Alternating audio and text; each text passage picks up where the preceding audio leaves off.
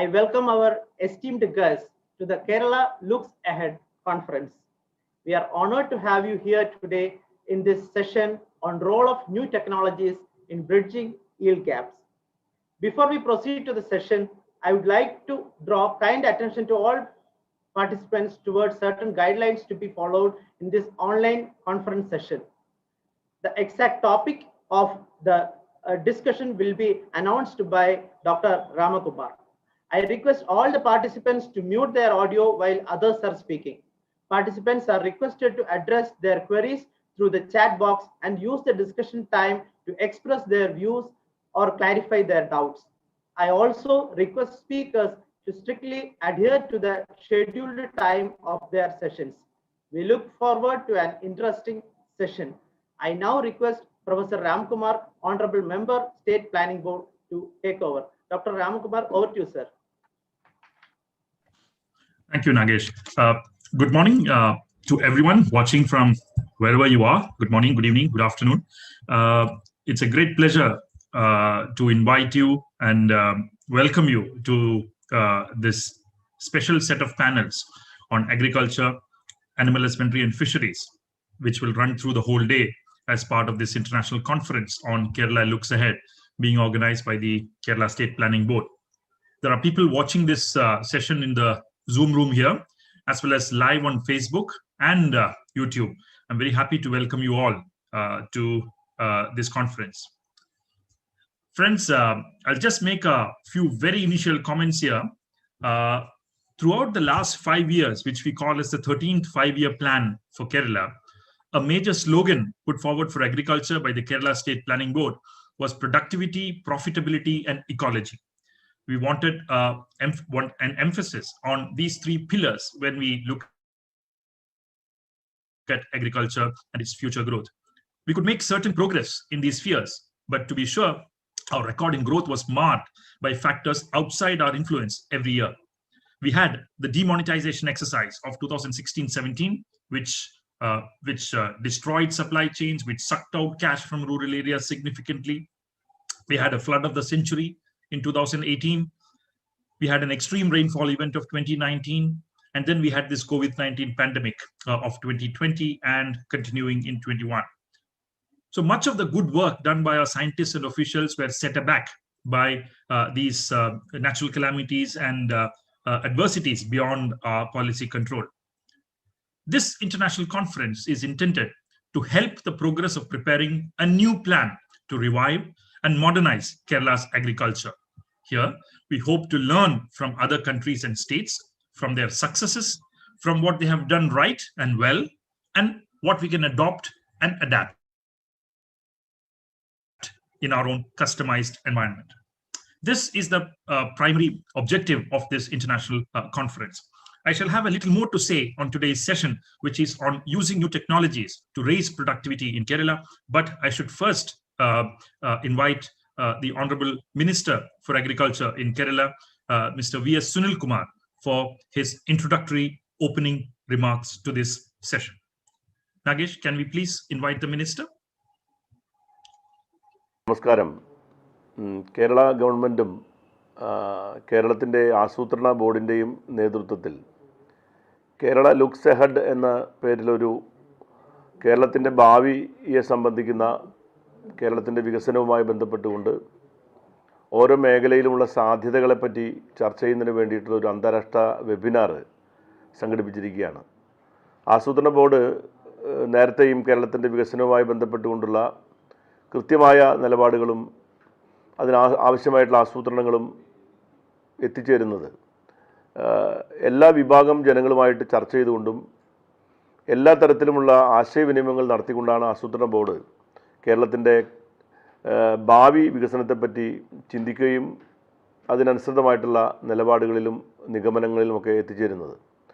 അതിൻ്റെ ഭാഗമായിട്ടാണ് ഈ ഒരു വെബിനാർ ആസൂത്രണ ബോർഡിൻ്റെ നേതൃത്വത്തിൽ നടക്കുന്നത്. ഈ വെബിനാറിന് ഞാൻ എൻ്റെ കൃഷി വകുപ്പ് മന്ത്രി എന്ന നിലയിൽ എല്ലാവിധ ആശംസകളും നേരുകയാണ്. ഈ വെബിനാറിൽ കാർഷിക മേഖലയുമായി ബന്ധപ്പെട്ടുകൊണ്ട് കേരളത്തിൻ്റെ ഭാവിയിൽ കാർഷിക മേഖലയുടെ പങ്ക് വളരെ പ്രാധാന്യത്തോടു കൂടി ചർച്ച ചെയ്യുന്നു എന്നുള്ളതും വളരെ പ്രധാനപ്പെട്ട ഒരു കാര്യമായിട്ടാണ് ഞാൻ കാണുന്നത്. കേരളത്തിൻ്റെ കാർഷിക മേഖലയെ ഈ കേരളത്തിൻ്റെ ഭാവി വികസനത്തിൻ്റെ പ്രധാനപ്പെട്ട ചാലകശക്തിയാക്കി മാറ്റുക എന്നുള്ളതായിരിക്കണം നമ്മുടെ ഭാവി കേരളത്തെ സംബന്ധിച്ച് മുന്നോട്ട് വയ്ക്കുന്ന ആശയങ്ങളിൽ പ്രധാനമായിട്ടുണ്ടാകേണ്ടത്. കേരളം ഒരു കൺസ്യൂമർ സ്റ്റേറ്റ് എന്ന പദവിയിൽ നിന്നും മാറി കേരളത്തെ ഒരു ഉൽപ്പാദക സംസ്ഥാനമാക്കി മാറ്റുക എന്നുള്ളതാണ് ഭാവി കേരളത്തിൻ്റെ പ്രധാനപ്പെട്ട നമ്മുടെ ലക്ഷ്യങ്ങളൊന്നായിട്ട് മാറേണ്ടത്. കഴിഞ്ഞ 5 കൊല്ലമായിട്ട് കേരളത്തിലെ ഇടതുപക്ഷ ജനാധിപത്യ മുന്നണി ഗവൺമെൻറ്റിൻ്റെ നേതൃത്വത്തിൽ നടന്നിട്ടുള്ള ഇടപെടലിനെ തുടർന്ന് കൃഷി ഒരു പ്രധാനപ്പെട്ട അജണ്ടയായിട്ടെന്ന് ജനങ്ങൾക്കിടയിലേക്ക് ഉയർത്തിക്കൊണ്ടുവരാൻ നമുക്ക് സാധിച്ചിട്ടുണ്ട്. ഈ ഉൽപ്പാദന മേഖലയുമായി ബന്ധപ്പെടുത്തിക്കൊണ്ട് നമുക്കുള്ള ഏറ്റവും വലിയ ഡ്രോബാക്കുകൾ ഒന്ന്, നമ്മുടെ കാർഷിക വിഭവങ്ങൾ അടിസ്ഥാനപ്പെടുത്തിക്കൊണ്ടുള്ള മൂല്യവർദ്ധിത ഉൽപ്പാദക സംരംഭങ്ങൾ തുലവും വളരെ കുറവാണെന്നുള്ളതാണ്. നമ്മുടെ കേരളത്തിൻ്റെ കാർഷിക മേഖലയിലുള്ള പ്രധാനപ്പെട്ട ഒരു വളർച്ചയ്ക്ക് വിഘാതമായി നിൽക്കുന്ന ഒരു ഘടകം കാർഷിക അധിഷ്ഠിത വ്യവസായ സംരംഭങ്ങൾ കേരളത്തിൽ ഉണ്ടാവുന്നില്ല എന്നുള്ളതാണ്.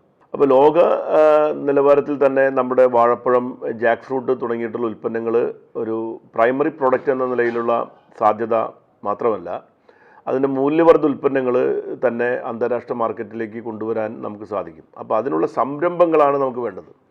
ഹൈലി ക്വാളിഫൈഡ് ആയിട്ടുള്ള ടെക്നോളജിയും അതുപോലെ തന്നെ അത് നടപ്പാക്കാൻ കഴിയുന്ന സംരംഭകരും നമുക്ക് ആവശ്യമാണ്. അതിനുതകുന്ന തരത്തിലുള്ള സംരംഭകത്വ സാധ്യതകളാണ് ഇതിവിടെ കേരള ഗവൺമെൻറ് ആവിഷ്കരിച്ചിരിക്കുന്ന FA പോളിസി തന്നെ. ഈ ദിശയിൽ നമ്മളെ സഹായിക്കാൻ വേണ്ടിയുള്ള ഒരു FA പോളിസി തന്നെ സംസ്ഥാന LDF ഗവൺമെൻറ് പിന്നെ പുറത്തിറക്കിയിട്ടുണ്ട്. അപ്പോൾ ഇവിടുത്തെ സഹകരണ സ്ഥാപനങ്ങൾ, നമ്മുടെ ഇപ്പോൾ പ്രൈമറി അഗ്രികൾച്ചർ കോപ്പറേറ്റീവ് സൊസൈറ്റികൾ എന്ന് പറയുന്ന സൊസൈറ്റി, അവരുടെ ഒരു മാൻഡേറ്റ് തന്നെ കൃഷിയുമായി ബന്ധപ്പെട്ട മേഖലയിലാണ്. ഈ മേഖലയിലേക്ക് അവരുടെ അല്ലെങ്കിൽ ഈ മൂല്യവർദ്ധിത മേഖലയിലേക്ക് അവർക്ക് എങ്ങനെ വരാൻ പറ്റും? അതുപോലെ തന്നെ നമ്മുടെ പിന്നെ സംഭരണ വിതരണ മേഖല, അതായത് ഇതിൻ്റെ നമ്മുടെ ഉൽപ്പന്നങ്ങൾ സംഭരിക്കാനുള്ള കൂൾ ചേമ്പർ സിസ്റ്റം അടക്കമുള്ള ലോജിസ്റ്റിക്സ് സംവിധാനങ്ങൾ, ഇതിൻ്റെ മാർക്കറ്റിംഗ് മേഖലയിലൊക്കെ തന്നെ സഹകരണ സ്ഥാപനങ്ങളുടെ പ്രവർത്തനങ്ങളെ നമുക്ക് ആ നിലയിലേക്ക് ഉയർത്തിക്കൊണ്ടുവരാൻ കഴിഞ്ഞാൽ ഇന്ന് കേരളത്തിൻ്റെ സഹകരണ മേഖല നേരിടുന്ന പ്രശ്നങ്ങൾക്ക് പരിഹാരം ഉണ്ടാക്കുമെന്ന് മാത്രമല്ല, കാർഷിക രംഗത്തേക്ക് സഹകരണ സ്ഥാപനങ്ങളുടെ ഒരു ഇൻവെസ്റ്റ്മെൻറ്റ് നമുക്ക് വർദ്ധിപ്പിക്കാൻ കഴിയണം എന്നുള്ളതാണ്. അങ്ങനെ വരുന്നതോടുകൂടി കേരളത്തിൻ്റെ മുഖച്ഛായ തന്നെ മാറുന്ന സാഹചര്യം ഉണ്ടാകും. മറ്റൊന്ന്, നമ്മുടെ പ്ലാന്റേഷൻ പോളിസിയിൽ വരുത്തേണ്ട മാറ്റമാണ്. ഇപ്പോൾ നേരത്തെ തന്നെ പ്ലാന്റേഷൻ പോളിസിയിൽ മാറ്റം വരുത്തിക്കൊണ്ട് ഗവൺമെൻറ് തീരുമാനമെടുത്തിരിക്കുകയാണ്. നമ്മുടെ പ്ലാന്റേഷൻ നിയമം അല്ലെങ്കിൽ നമ്മുടെ ഭൂപരിഷ്കരണ നിയമത്തിൻ്റെ അന്തസത്തയ്ക്ക് ഭംഗം വരാതെ, പ്ലാന്റേഷൻ്റെ ഏരിയയിൽ ഒരിക്കലും ഒരു റിഡക്ഷൻ വരാതെ പ്ലാന്റേഷനായി തന്നെ നിലനിർത്തിക്കൊണ്ട് നമ്മൾ ഇന്ന് പ്ലാന്റേഷൻ്റെ ഭാഗമായിട്ട് വരുന്ന ക്രോപ്പുകൾക്ക് പുറമെ നമുക്ക് ഈ പ്ലാന്റേഷൻ മേഖലയിൽ നമുക്കൊരു നിശ്ചിത അളവിലെങ്കിലും ഫ്രൂട്ട് ക്രോപ്പുകൾ, അതായത് ഇപ്പം അവക്കാഡോ, മാംഗുസ്റ്റിൻ, റംബുട്ടാൻ പോലെയുള്ള നമ്മുടെ കേരളത്തിൻ്റെ കാലാവസ്ഥയ്ക്ക് അനുയോജ്യമായതും വൻതോതിൽ ഉൽപ്പാദിപ്പിക്കാൻ കഴിയുന്ന, കമേഴ്ഷ്യലായി തന്നെ ഉൽപ്പാദനം ഉണ്ടാക്കാൻ കഴിയുകയും ചെയ്യുന്ന തരത്തിലുള്ള ക്രോപ്പുകളുണ്ട്. പ്രീമിയം വില ലഭിക്കുന്ന പിന്നെ ഇത്തരത്തിലുള്ള പഴവർഗ്ഗങ്ങളുടെ ഒരു ഉൽപ്പാദനം വർദ്ധിപ്പിക്കാൻ ഒരു 5 കൊല്ലം കൊണ്ട് നമുക്ക് സാധിക്കും, ഈ നയം നമ്മൾ നടപ്പാക്കുകയാണെങ്കിൽ. അപ്പോൾ ഇന്ന് നമ്മുടെ പ്ലാന്റേഷൻ മേഖലയിലുള്ള കാപ്പി, തേയില, റബ്ബർ, പിന്നെ ഏലം, കശുമാവ് തുടങ്ങിയിട്ടുള്ള ക്രോപ്പുകൾക്ക് പുറമെ ഈ പറയുന്ന എക്സോട്ടിക് ഫ്രൂട്ട്സിനെ കൂടി അതിനകത്ത് ഉൾപ്പെടുത്തി കഴിഞ്ഞാൽ ഉണ്ടാകുന്ന ഒരു വലിയ നേട്ടം എന്ന് പറയുന്നത്, അത് നമുക്ക് നമ്മുടെ കേരളത്തിൻ്റെ കാർഷിക ഉൽപ്പാദന രംഗത്ത് ഒരു 20-25 കോടി രൂപയുടെ ഫ്രൂട്ട്സ് ഉൽപ്പാദനം തന്നെ ഉണ്ടാകാനും അതിനെ അടിസ്ഥാനപ്പെടുത്തിക്കൊണ്ടുള്ള എക്സ്പോർട്ടിങ്, അതുപോലെ തന്നെ അതിൻ്റെ മാർക്കറ്റിങ്, അതിൻ്റെ ഈ പറയുന്ന തരത്തിലുള്ള മൂല്യവർദ്ധിത സാധ്യതകളെല്ലാം നമുക്ക് കൊണ്ടുവരാൻ ഈ ഒരു പുതിയ പോളിസിയുടെ ഭാഗമായിട്ട് നമുക്ക് സാധിക്കും. അപ്പോൾ കൃഷി എന്ന് പറയുന്ന പ്ലാന്റേഷൻ, സ്പൈസസ്, പിന്നെ ഞാൻ നേരത്തെ പറഞ്ഞ പോലെയുള്ള മറ്റ് മേഖലകളിലുള്ള പിന്നെ വിളകളെല്ലാം അടിസ്ഥാനപ്പെടുത്തിക്കൊണ്ട് സംരംഭങ്ങൾ എല്ലാം നമ്മുടെ കേരളത്തിൽ ഉയർന്നു വരികയാണെങ്കിൽ തീർച്ചയായിട്ടും നമ്മുടെ കാലാവസ്ഥയും നമ്മുടെ പ്രകൃതി വൈവിധ്യങ്ങൾ, ഇപ്പം തന്നെ നമ്മൾ കേരളത്തിൻ്റെ ജൈവ വൈവിധ്യം എന്ന് പറയുന്നത് നമ്മുടെ ഒരു വലിയ അസറ്റാണ്. നമ്മുടെ ടൂറിസം പ്രൊമോഷൻ ഏറ്റവും പ്രധാനപ്പെട്ട ഒരു കാര്യം നമ്മുടെ ജൈവ വൈവിധ്യമാണ്. ഫാം ടൂറിസം പോലെയുള്ള ടൂറിസത്തിൻ്റെ സാധ്യതകൾ നമ്മുടെ മലയോര മേഖലകളിൽ ഉള്ള നമ്മുടെ ഇന്നത്തെ ഭൂമിയുടെ ഉപയോഗക്രമത്തിൽ മാറ്റം വരുത്താതെ നമുക്ക് അതിൻ്റെ മണ്ണിൻ്റെ അഗ്രോ ഇക്കോളജിക്കൽ സോൺസിനെ അടിസ്ഥാനപ്പെടുത്തിക്കൊണ്ട് തന്നെ കൃഷി ക്രമീകരിക്കാനുള്ള നയപരിപാടികളും സംസ്ഥാന ഗവൺമെൻറ് ഇപ്പോൾ ആവിഷ്കരിച്ചിട്ടുണ്ട്. കാർഷിക അധിഷ്ഠിതമായിട്ടുള്ള സംരംഭകത്വത്തിലൂടെ നിരവധി ചെറുപ്പക്കാർക്ക് സംരംഭകർക്ക് നമ്മുടെ കേരളത്തിൽ ഇൻവെസ്റ്റ് ചെയ്യാനുള്ള സാധ്യത കാർഷിക രംഗത്ത് തുറന്നു കിട്ടുന്ന ഒരു അവസരമാണ് നമുക്ക് വരാൻ പോകുന്നത്. നമ്മൾ ഒരിക്കലും ടാപ്പ് ചെയ്യാത്തൊരു വിഷയമാണ് പിന്നെ ഫ്ലോറിക്കൾച്ചർ. ഇന്ന് നമ്മുടെ ലോകത്തിൻ്റെ പൂക്കൃഷി മാർക്കറ്റിൽ പ്രധാനപ്പെട്ടിട്ടുള്ള പിന്നെ പല പ്രത്യേകിച്ച് ഇപ്പോൾ എല്ലാ അലങ്കാര ഇലച്ചെടികളുടെ മാർക്കറ്റിൽ നമ്മുടെ കാലാവസ്ഥയാണ് അലങ്കാര ഇലച്ചെടികൾ ഉൽപ്പാദിപ്പിക്കാൻ ഏറ്റവും ബെസ്റ്റ് പിന്നെ കാലാവസ്ഥ നമ്മുടെയാണ്. പ്രധാനപ്പെട്ട പല ഹെലിക്കോണി അടക്കമുള്ള പ്രധാനപ്പെട്ട പുഷ്പങ്ങൾ ഉൽപ്പാദിപ്പിക്കാൻ കഴിയുന്ന കാലാവസ്ഥ നമുക്കുണ്ട്. ഇവിടെയെല്ലാം തന്നെ ഫ്ലോറിക്കൾച്ചറുമായി ബന്ധപ്പെട്ടുകൊണ്ടുള്ള ഒരു വലിയ മുന്നേറ്റം ഉണ്ടാക്കാൻ നമുക്ക് സാധിക്കും. ഇത് ഇപ്പോൾ നമ്മുടെ ഇപ്പോൾ ഈ ഇന്നത്തെ കേരളത്തിലെ കാലാവസ്ഥയുടെ ഒരു പ്രത്യേകത വെച്ചുകൊണ്ട് തന്നെ അലങ്കാര ഇലച്ചെടികൾ യൂറോപ്യൻ മാർക്കറ്റ് അടക്കമുള്ള സ്ഥലങ്ങളിലേക്ക് പോകുന്ന ശ്രീലങ്ക പോലെയുള്ള രാജ്യങ്ങളെക്കാൾ കൂടുതലായിട്ട് അത് ഉൽപ്പാദിപ്പിക്കാൻ കഴിയുന്ന സ്റ്റേറ്റ് നമ്മുടെ കേരളമാണ്. അത് നമുക്കെങ്ങനെ അതിൻ്റെ സാധ്യത നമുക്ക് പ്രയോജനപ്പെടുത്തി കഴിഞ്ഞാൽ ആ രംഗത്ത് നമുക്ക് ഒരുപാട് മാറ്റങ്ങൾ ഉണ്ടാക്കാൻ കഴിയും. മറ്റൊരു മേഖല എന്ന് പറയുന്നത് ഹണി പ്രൊഡക്ഷനാണ്.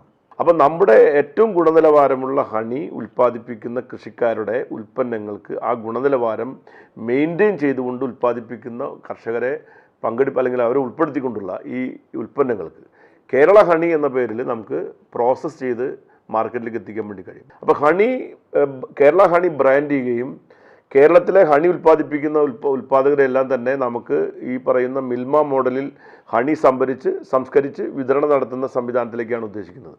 കൃഷി അധിഷ്ഠിതമായിട്ടുള്ള സംരംഭങ്ങളും ചെറുകിട വ്യവസായങ്ങളും ആണ് മറ്റേതിനേക്കാളും കൂടുതലായിട്ട് കേരളത്തിൽ ഇനി സാധ്യതയുള്ള ഒരു മേഖല എന്ന് പറയുന്നത്. സ്വാഭാവികമായിട്ടും ഇങ്ങനെ വളർന്നു വരുന്ന മേഖല മറ്റ് വ്യവസായങ്ങളെ പരിപോഷിക്കാൻ കഴിയുന്നതാണ്. ഇപ്പോൾ ടൂറിസം ആണെങ്കിലും ഇൻഡസ്ട്രി ആണെങ്കിലും അതിനെ പരിപോഷിപ്പിക്കുന്നതായിരിക്കും ഈ ഒരു വ്യവസായ മേഖല എന്നുള്ളതുകൊണ്ട് ഭാവി കേരളത്തെപ്പറ്റി ചിന്തിക്കുമ്പോൾ ഏറ്റവും അധികം ഊന്നൽ നൽകേണ്ട ഒരു മേഖല കാർഷിക മേഖലയാണ്. കാർഷികാധിഷ്ഠിതമായിട്ടുള്ള മുന്നേറ്റത്തിലൂടെ മാത്രമേ കേരളത്തിൻ്റെ സുസ്ഥിരമായ ഭാവി നമുക്ക് നിലനിർത്തി മുന്നോട്ട് കൊണ്ടുപോകാൻ കഴിയുകയുള്ളൂ എന്ന ആശയം പങ്കുവെച്ചുകൊണ്ട് ഞാൻ എൻ്റെ വാക്കുകൾ ഉപസംഹരിക്കുന്നു. നമസ്കാരം.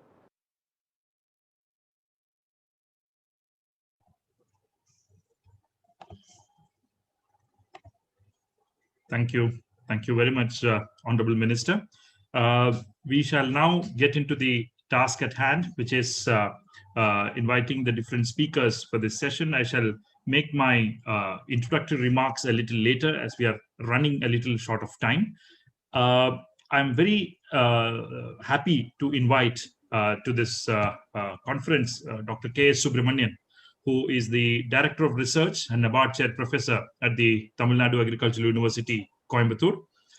Dr. Subramanian did his PhD at the University of Ottawa in Canada. He has more than 32 years of research and teaching experience in the Tamil Nadu Agricultural University and expertise in the field of nanotechnology in agriculture and soil biology.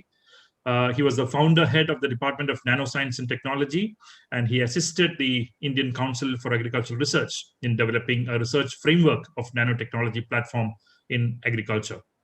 He has significantly contributed to the development of nanotechnologies for fruit preservation, design and fabrication of nano-agri inputs, nano-based on-site detection tests, and so on. I'm very happy to welcome Dr. Subramanian, a good personal friend of mine and a fellow NABARD Chair Professor, to this conference. Dr. Subramanian, you have 15 minutes to make your presentation. The stage is yours. Thank you. Good morning. Thanks, Ram Kumar, for a nice introduction. And Honorable Minister for Agriculture, Secretary Dare, and the Director General of ICR, the Vice Chancellor of Kerala Agriculture University, the participant in the webinar. In fact, it is very interesting to note that Kerala is organizing such an international event to take lessons from the innovative technologies and move forward from here. I'm very happy to present in Kerala, in this forum on nanotechnology, how it is useful in agriculture. The Minister for Agriculture nicely presented the status in which what exactly Kerala prefer to do it, and I think I have an answer for this. The nanotechnology is an emerging field of science, and this is one of the areas which the Indian agriculture, particularly Kerala, has to consider. Kerala is known for its wide array of fruits the spices production. Certainly the minister set a nice stage in which I have answers how exactly the innovative technology would help. The nano is very innovative, and the Tamil Nadu Agriculture University started as early as 2010. And as a founder head, I built the facility, and we have a lot to share for Kerala. So this is the view of the Tamil Nadu Agriculture University, those who are not familiar with. And we are celebrating 50th year in July of this year, 2021. And nano, because it's a general population watching this particular presentation, I should explain what is nano mean. Nano is 1/1000th of a meter. Dr. Subramaniam, are you sharing a screen? Dr. Subramaniam, are you sharing a screen at this point? Because we can't see it. You're not seeing the screen? Yeah. We can see you, but we can't see the screen. I think you have not shared the screen.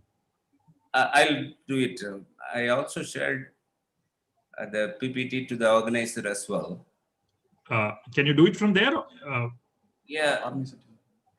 Can organizer share it, because I already shared the slides to them. Okay. Nutrient deficiency, as a person from soil science, the Nutri capsule is a very important technology which is tested for maize and pulses, and not for a horticulture crop. Certainly, we'll work on that. Dr. Subramaniam, could you please post some of the links that you want to share with the audience in the chat box here, so that they can click and go and see it, whatever they find it interesting. Okay, my work is quite known. If you, I know, but just for the sake, we have hundreds of people watching from across Kerala. Not all are scientists, so if you could post some links for the publications or some sites they can go to and look at your products, that would be lovely. Yeah, right now my assistant is doing it right now, and sure. That will connect you. Those who do not have the correct link, you put my name, you end up there. Thank you very much. Please stay on. We'll have more questions for you after the other speakers complete their presentations. Thank you very much, Dr. Subramaniam, for your presentation. Much appreciated. Friends, it's now time to invite our next speaker, Professor Kathleen Heffron. Professor Kathleen Heffron received her PhD from the Department of Medical Biophysics, University of Toronto, and currently teaches microbiology at the Cornell University. Professor Heffron has published multiple research papers, chapters, reviews, and has written 3 books. She is the Fulbright Canada Research Chair of Global Food Security and has been a visiting professor at the University of Toronto over the last 1 year. Her research interests include the use of biotechnology to promote global health. And it's my great pleasure to invite and welcome Dr. Kathleen Heffron to speak now. She will be speaking on the question of use of CRISPR and gene editing in increasing agricultural productivity and food security. Professor Heffron, over to you. You can take 15 minutes. Yes, thank you. Can you hear me? We can hear you very well. Please go on. Okay. Oops. It looks like my screen sharing is disabled. Do you have to do something? Can you please make Professor Heffron a co-host, Nagesh, quickly? Yeah, control room. Okay.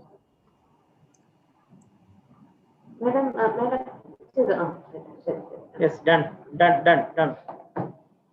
Yes, Kathleen, you can speak now. Okay.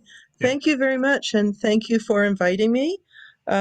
Yes, I'm going to talk about using CRISPR to increase crop yield. So I thought I'd start just by talking about population increases and agricultural productivity, trying to keep up. And here on the left, I'm showing you a graph of increase in population across the world all the way up to 2050. And you can see that the light green are developing countries and the dark green are developed countries or industrialized countries. So not much increase in industrialized countries, but an enormous number of people will be, born in the next few years. So it's really increasing, and we have to find a way to increase our agricultural productivity as well.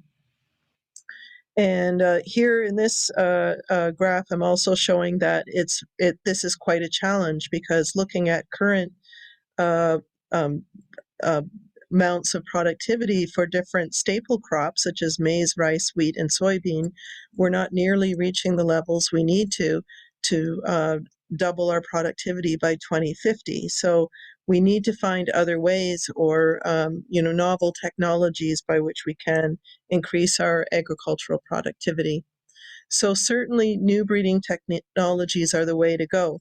And the three main ones that I'm thinking about are molecular plant breeding, genetically modified foods, and genome edited crops. So first, very quickly, molecular plant breeding, it has been around for a while. It's very extremely useful. It's a good product of our great sequencing technologies and our ability to find markers and be able to figure out how to breed more quickly and readily and select for the crops with the traits we want. Genetically modified crops, I'm sure you're aware of BT cotton, which I used as an example here. On the top, I'm showing the adaptation of Indian farmers for insect-resistant cotton, or BT cotton, and that's in the dark blue, and the light blue is the conventional cotton. And so certainly it has been widely adopted over the continent. Here's how BT cotton is made. We start at the top left here. I'll see if my mouse works. Yeah, at the top left here with a bacterial gene that is then inserted into the genome of cotton cells. And then we grow a cotton plant from this. And the bacterial gene actually produces a cotton, or a toxin that harms cotton bollworms. So it causes the cotton to be insect resistant. And this table here just shows you how incredibly effective this is. I think, on my screen, I'm having trouble seeing the last column, but basically I've put in India here in red, and you can see that for India using BT cotton, or insect-resistant cotton, and on my graph, it's or on my slide, it's blanked out by the Zoom photos, but there's an enormous, a huge amount of pesticide reduction. So I hope that makes it's clear to you. It's the EIQ is the environmental impact quotient, the impact of pesticide per hectare. And you can see that for India, it made a world of difference for Indian farmers using BT cotton and reducing their reliance and dependency on pesticides. So it's been extremely helpful. So now I'll talk a little bit about genome editing, which I think is up and coming and widely used certainly in research labs, and it's a very handy tool indeed. So there's several types of ways to perform genome editing. We have the meganucleases, the zinc fingers, the talons, and CRISPR. So CRISPR seems to be the most popular right now, but I wouldn't forget about the others, because they're always being developed and there's lots coming along. CRISPR is nice because we just make a double-stranded break in a DNA strand, and then we can insert or delete a nucleotide from DNA and therefore change the DNA the way we see fit. So it really is just editing us in a target region of DNA. I'm putting up here a figure which I think is really interesting, but it's genome editing to cure sickle cell anemia. This has just come out recently in the US, where we have here a patient who might have sickle cell anemia. We can take the hematopoietic stem cells, progenitor stem cells, and then perform genome editing on these cells, and then transplant them back into the patient. And here you can see on the bottom left, these are unedited sickle cell anemia patient blood with these characteristic sickle cell shapes where all the arrows are. And on the right-hand side, this is after genome editing. So most of those shapes are gone. And this person is actually having a perfectly normal life and has lost all the symptoms of sickle cell anemia. This is this person here. So she's been pain-free and symptom-free for over a month now. And similarly, there are trials underway right now in the U.S.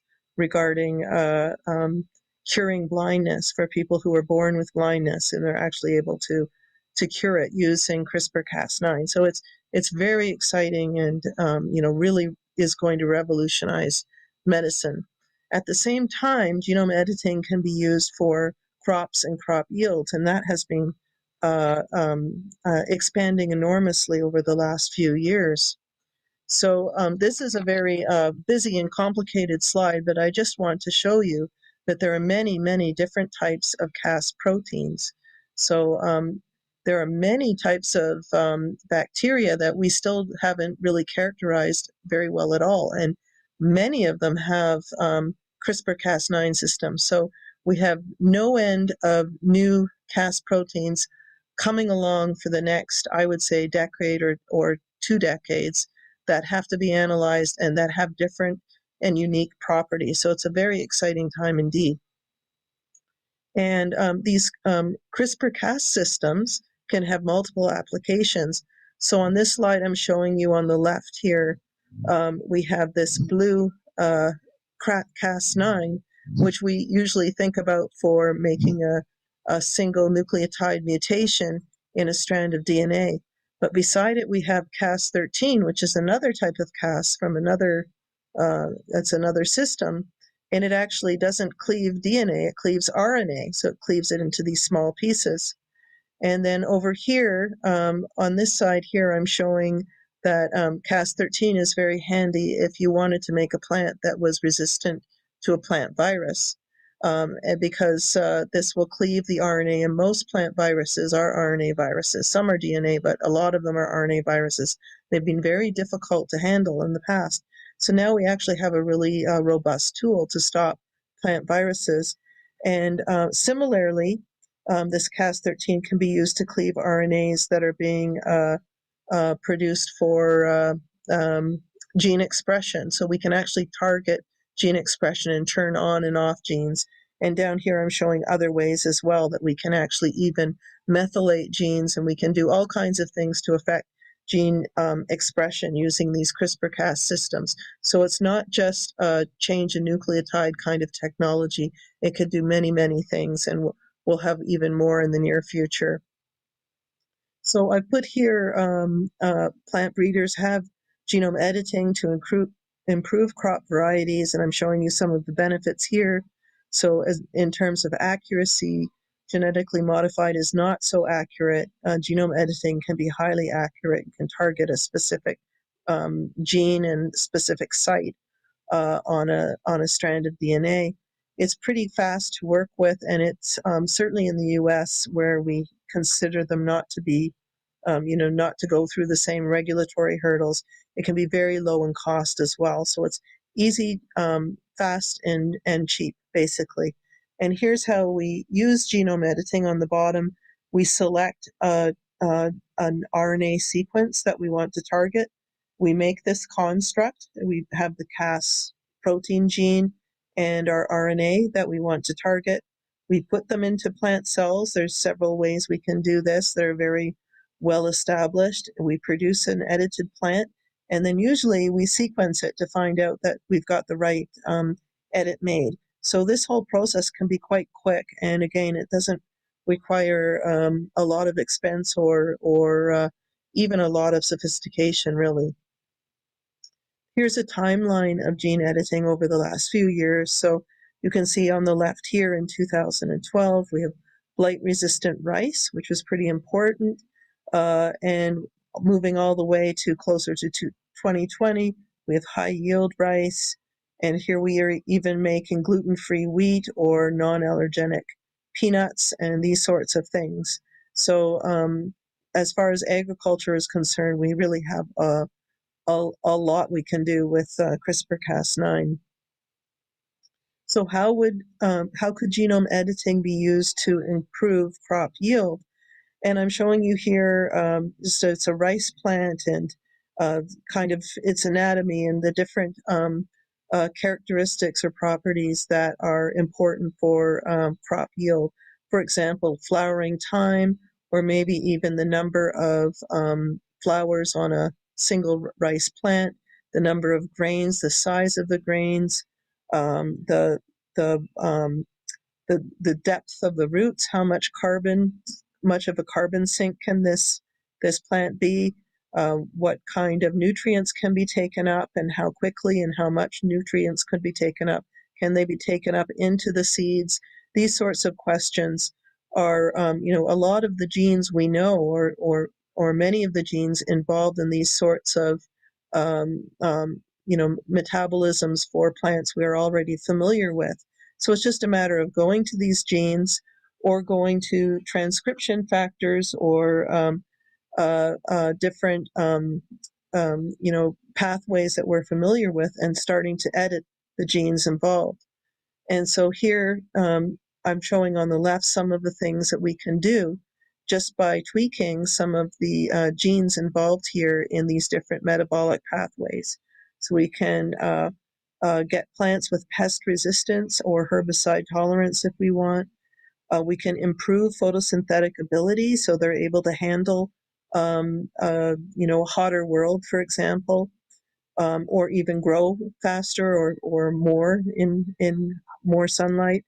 We can have resistance to temperature stress like heat shock or even cold shock, drought resistance, tolerance to flooding or salinity, or even using nitrogen. So perhaps we could use less fertilizer because we're making the plant uptake nitrogen in a better manner.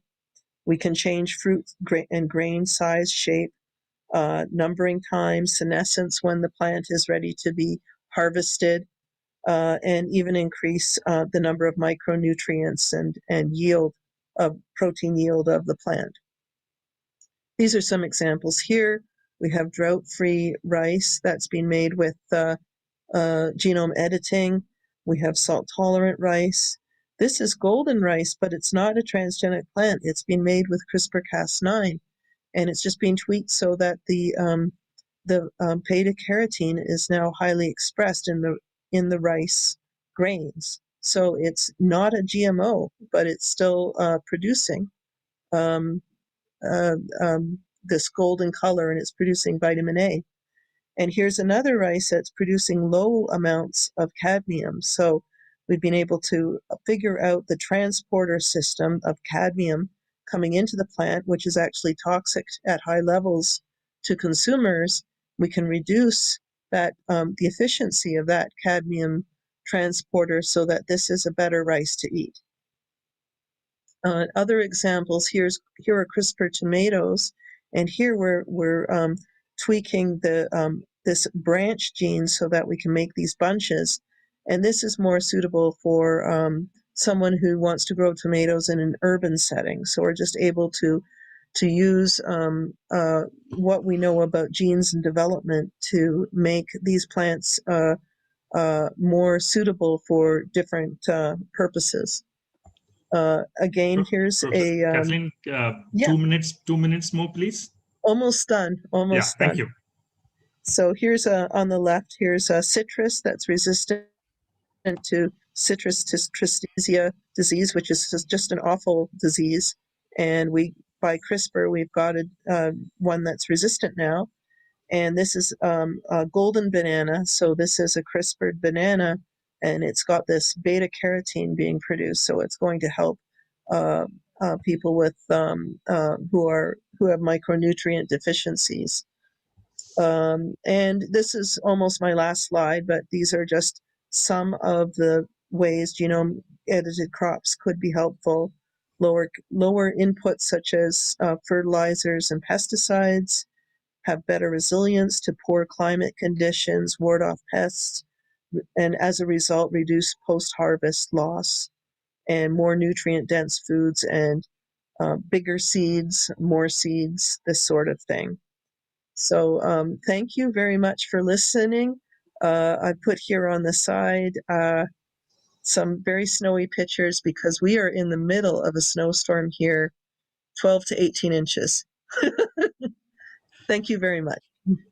Thank you, Catherine. Stay safe. Maybe a quick question to you before we move on to the next speaker. Dr. Mani Chellappan asked this question. He would like to know more on pest resistance that can be inculcated through CRISPR technologies. Can you provide some examples if you... Pest resistance, yes. So I think that the virus resistance I think is really interesting to me because I'm a plant virologist by trade. But certainly, if you can find how, for example, a bacteria enters a plant that is a pathogenic bacteria, for example. The upgradation of the high-educated system so that these technologies these are the three this effort is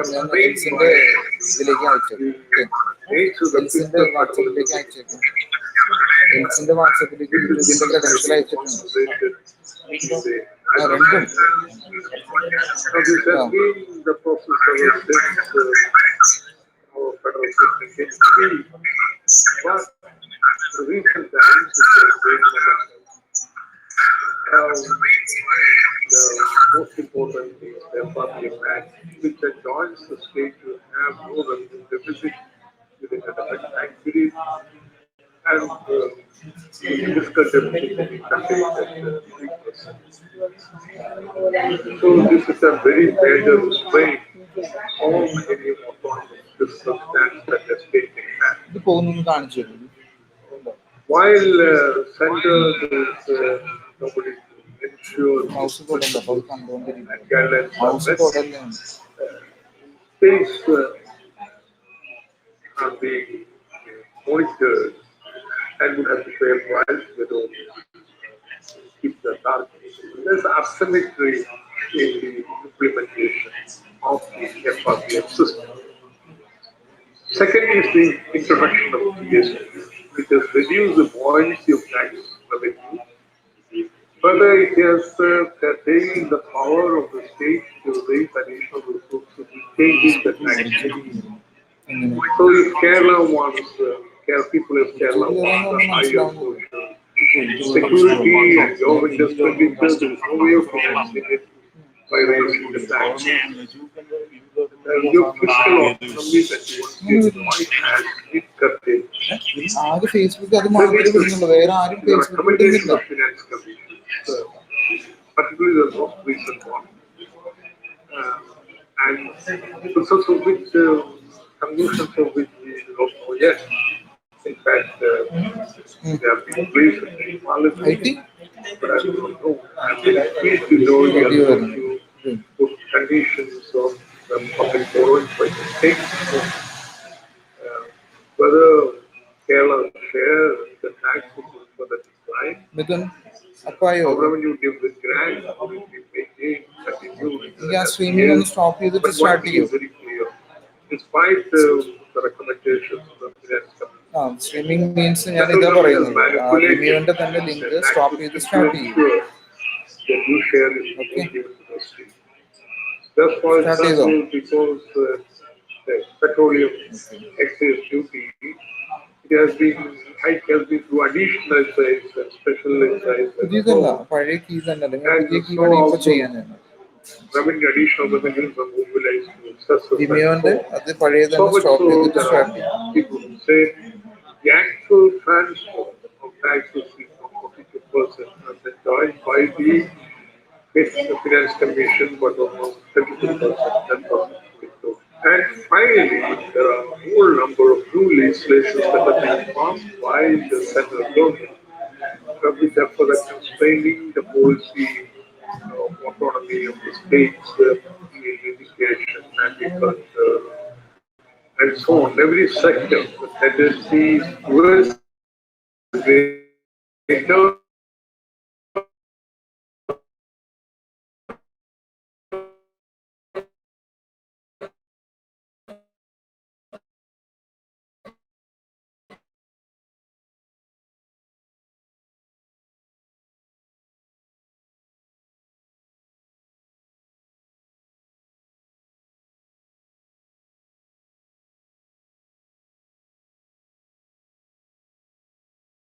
situation, we have plenty of food grains today, and we are exporting.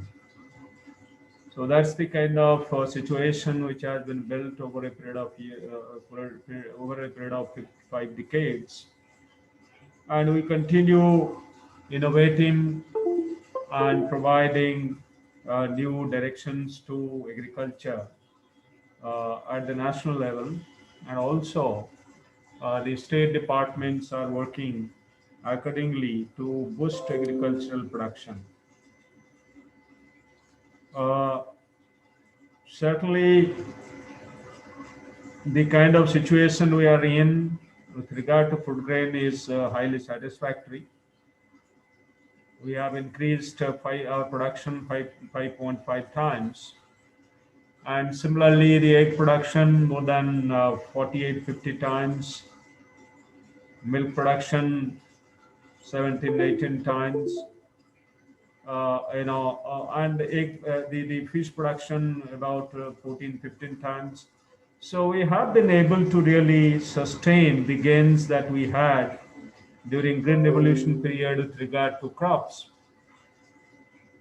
But the kind of challenges that we have today, we need to really reinvent and deploy technologies which are more disruptive in nature.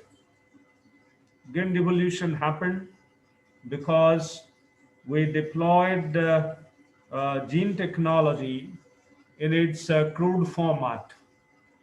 And that gene technology was a semi-dwarfing genetic technology that brought in, along with semi-dwarfing traits, fertilizer responsiveness and responsiveness to water, irrigation, and other management practices. So obviously, the management of pests and diseases was a very important component of the Green Revolution. So the Green Revolution technology, while enhancing productivity, brought along with a host of management practices which were not followed as per the recommendation over a period of time.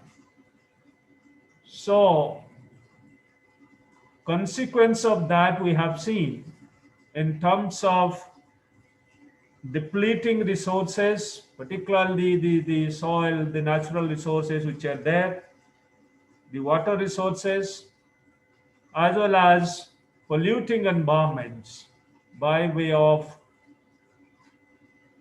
unmindful use of pesticides and also at times fertilizers.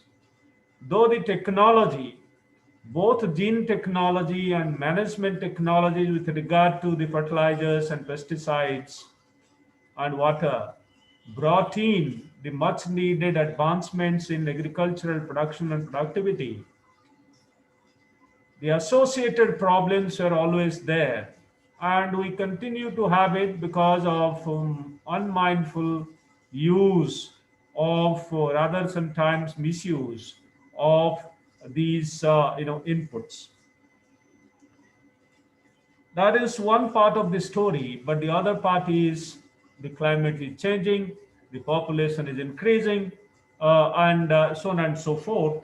And the food needs are getting diversified over years. The situation also is demanding, that we have to enhance the income of the farmers. Otherwise, there would not be anybody to do farming. So while taking all this into account, what do we need to really do, whether at the national level or at the state level? The need of the hour is, number one, enhance productivity further, reduce the costs involved in production, and reduce the wastage which is happening, and have sustainable production systems in place. When I say sustainable production systems, it amounts to use of technology and maybe disruptive ones, where the input use is reduced, the environmental footprints are reduced, and the impacts of climate change are also addressed. And the produce is of such quality that it's acceptable by consumer. It creates markets nationally and globally so that agriculture is more remunerative than what it is today, and consumer gets the value of whatever he pays, and in the process it's a healthier planet, healthy human beings, healthy animals, and a healthy environment, and so on and so forth. So when we say that the population is growing, the demands are getting diversified. Of course, by 2050, we will cross 9 billion mark, maybe close to 10 billion. And India would be the most populous country in the world. And obviously, this is going to be a very big challenge. And I don't have time to really elaborate on what I would be actually touching upon. So one of the focused efforts has to be on enhancing yield per se and breaking the yield barriers. Mention was made about use of few of the technology in the previous lecture. I will go beyond that so that I have some additional points to be deliberated upon subsequently. When I say that yield gaps are there, obviously per se yield improvement is important. Whether you enhance the fruit number in terms of zinc size and number, so the fruit number and fruit size, as the example was shown with regard to CRISPR manipulated fruit number in tomato by the previous speaker.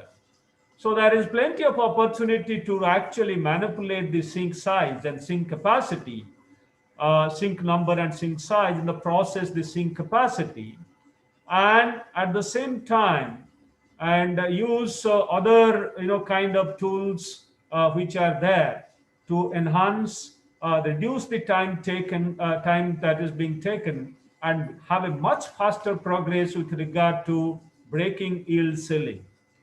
So that is one approach which is for being followed globally. And in India, we have also initiated, particularly targeting those genes which are responsible for abiotic stress tolerance, particularly the master regulators which are there in the pathways of biosynthesis of those kind of compounds which are required for regulating the pathways, and particularly the stress tolerance pathways. It could be the transcription factors which are involved in, for instance, the ABA biosynthetic pathway. And similarly, there are a host of other genes which are targeting and to enhance productivity, rather have stability of production under varying climatic conditions, say in case of limited water availability, or identifying genes in the germplasm resource, which is a huge resource, and Kerala itself has thousands of rice germplasm, for instance. And using the germplasm resource, Kerala, the line has been utilized to identify genes, for instance, salt tolerance, and a host of other genes. So deploying those germplasm lines and transferring genes to backgrounds which are agronomically superior to have stress tolerance. And this is routinely happening in the country through genomics assisted breeding. And that is one area where Kerala can take maximum advantage. They have the trained human resource, they have the germplasm available. The country has also additional germplasm available. And I believe we should take full advantage of the technology which is available and trained human resource and expertise available, so that the germplasm is utilized they are deployed, and we have higher productivity and stress tolerance in the background of agronomically superior lines which are available today. So we've developed tomorrow's multi-stress tolerant, highly productive, nutritionally enriched lines. India has developed more than 70 biofortified crop varieties. And why not, Kerala? I believe Kerala should be able to deploy some of those which are already developed and high-yielding backgrounds. And Kerala can also develop its own, biofortified crop varieties with a higher yield, with stress tolerance, so that we actually meet all the requirements of the state. And new value chains can be built around such varieties which are productive, nutritious, and at the same time climate resilient. So this could be one, focused, effort that can be, actually planned out strategically and then implemented for Kerala.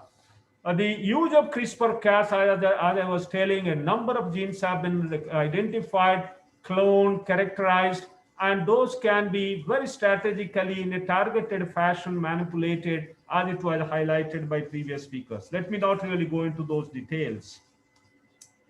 But while I was talking about genetically manipulating for higher productivity, but what we see in this country, it is not just per se productivity, but the yield gaps are because of management. The use of technology to bridge the management gaps is very, very essential to have higher productivity, per unit area, per unit time. And how do we really do this? Unless we again deploy technologies which have been already validated, we'll not be able to really address these issues. Number one, that can we really opt for nano-based solutions in management? Nano-based technologies are there, plenty of them are there. One question was raised with regard to pesticides and fertilizers. And in recent years, IFCO has introduced nano nitrogen in this country. And you know that nitrogen use efficiency in this country is less than 30-35%, 40% maximum.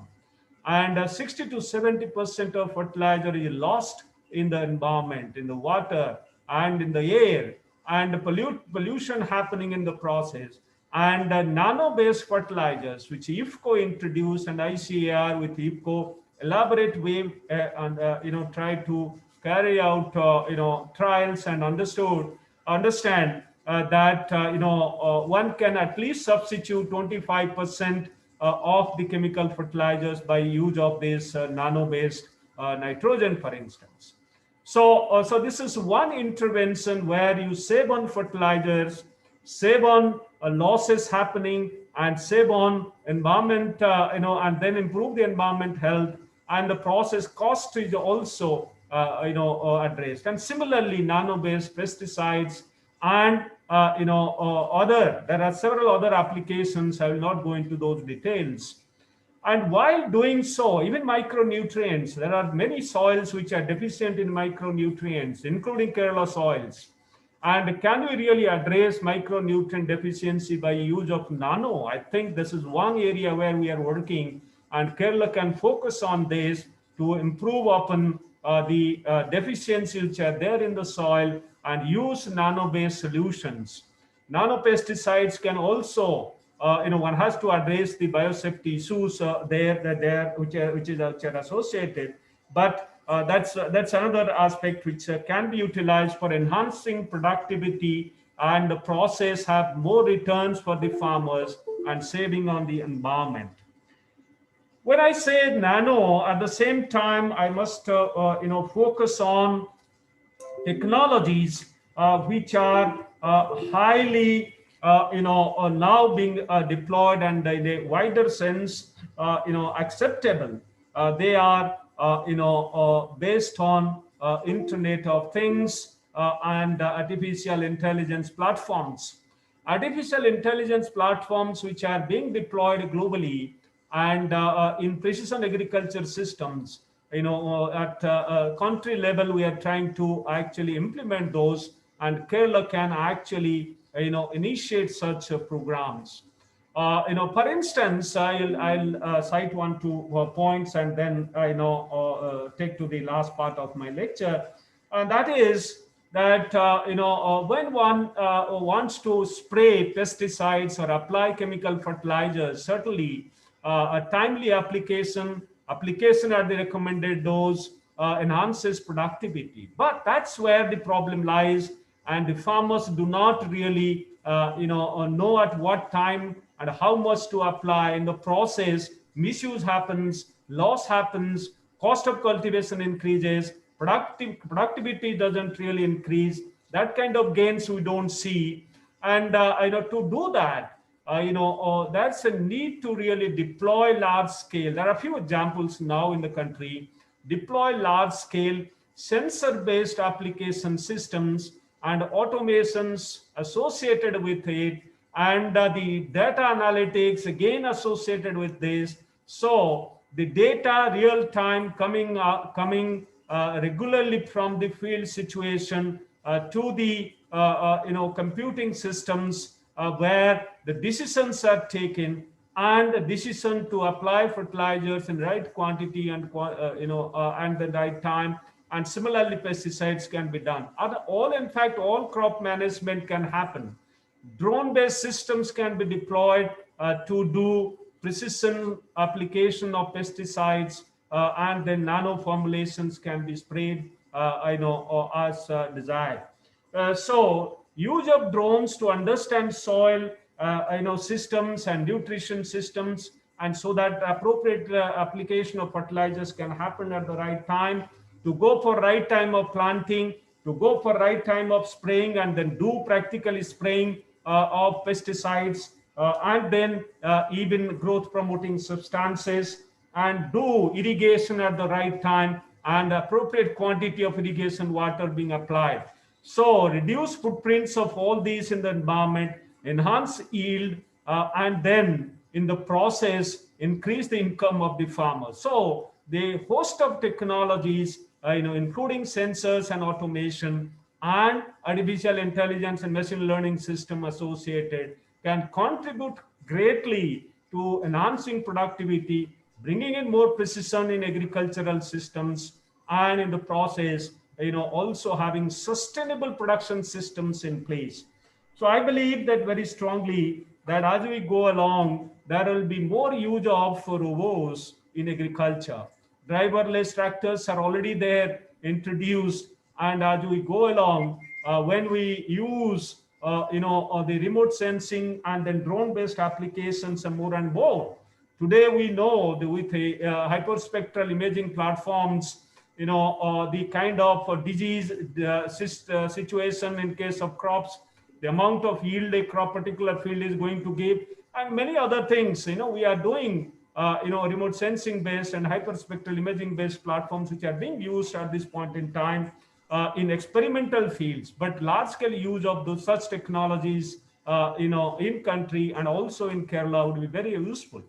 Recently, we have developed a technology which is a drone based, and for harvesting of coconut, the kind of imaging platforms which it uses and then identifies which coconut to be harvested, and again the robotic arms and the way it goes and picks the coconut and then cuts it out and then brings it from the tall trees.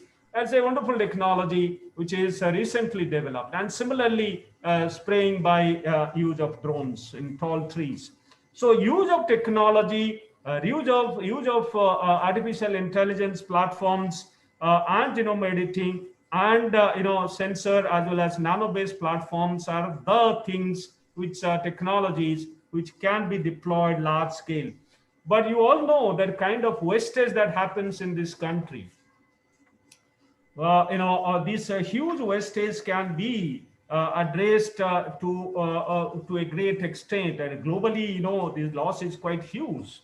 Annually to the tune of $1 trillion US. So when we say that this kind of loss is happening, and so also in India, and processing happens very little, less than 5-6% of produce getting processed. So there's a plenty of scope for actually occupying that particular space by use of technology. We have not been able to actually deploy technology in that particular space, and including Kerala, where I visit very frequently the Kerala state and then see how things are happening there. Obviously the post-harvest processing, value addition, and along with market linkage, has tremendous scope, and Kerala's agriculture can get a boost. My time is over, so I'll not to want to really prolong my lecture. But there is scope for use of blockchain technology. Blockchain technology has been used very successfully in cryptocurrency systems. And today, blockchain technologies are being promoted in management of post-harvest losses and establishing market linkages from production site to the marketplace and to the consumers, and establishing whole chain. And in the process, eliminating the inefficiencies, so saving the produce and adding value, and linking with the traceability platform, and then providing consumer the best kind of nutritious food as per his or her demand is very, very essential in today's context. And as we go along, and this should be required, far more than what we are needing today, because the consumer is becoming more and more conscious, with regard to nutrition requirements. So this should be another area to focus on. And today we have not really been able to deploy this large scale. And so certainly, sensors should be can be combined with those, and then it can be very precisely used. A combination of tools and technologies. When I say that agriculture today and agriculture tomorrow, obviously, today still large part of the country is practicing, agriculture, old format of agriculture. When you say old format, certainly the traditional practices have been important.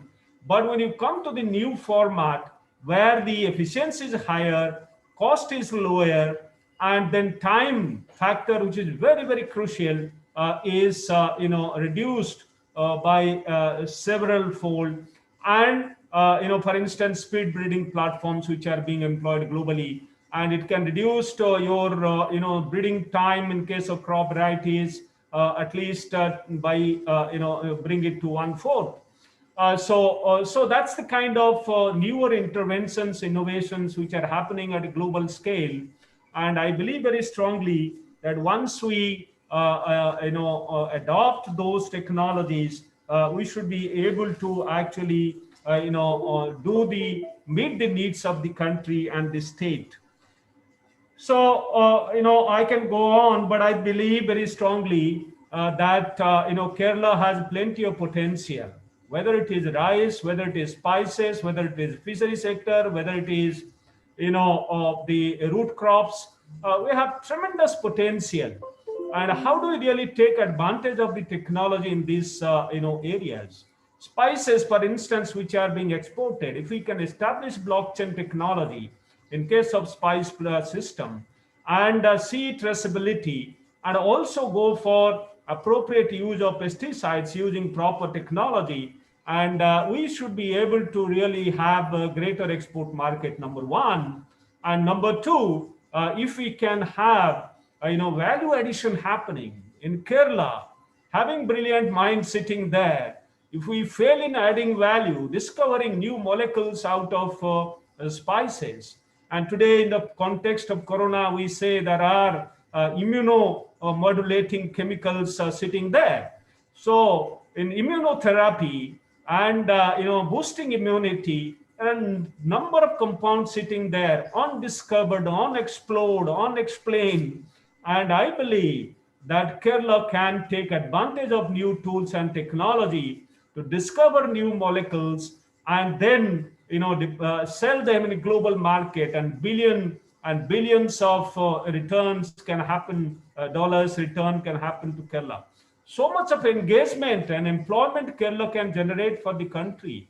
And Kerala people, getting engaged elsewhere. In fact, Kerala can attract engagement and employment from abroad. It's on its own soil and in God's own country. I believe there's plenty of opportunities. So also in fishery sector, the export of fishes happening from some other state, and Kerala having so much of potential in terms of water availability and in terms of technology which is there, the seaweed cultivation and the kind of chemicals one can harvest from seaweeds, again immunoboosters and various other properties, whether the anti-diabetic, anti-cholesterolic, you name a thing, they're all there, and there are plenty of things which are yet undiscovered. We have not been able to really fully discover them and add value further. One can modify those compounds further and then have industrial application in addition to application in health sector. So I can go on, but I believe there's plenty of opportunities. Coconut oil, for instance, what we have done out of coconut oil? Nothing. So much of potential to use coconut oil and value addition further. And then have again a $1 billion industry built around coconut oil. We haven't not been able to really do that. So sky is the limit for Kerala. You have the human resource, you have the tremendous genetic resource, and you have tremendous policy support happening there, and a lot of other things can be worked out very well, and then strategies can be planned out, and we can really build Kerala for tomorrow in the field of agriculture.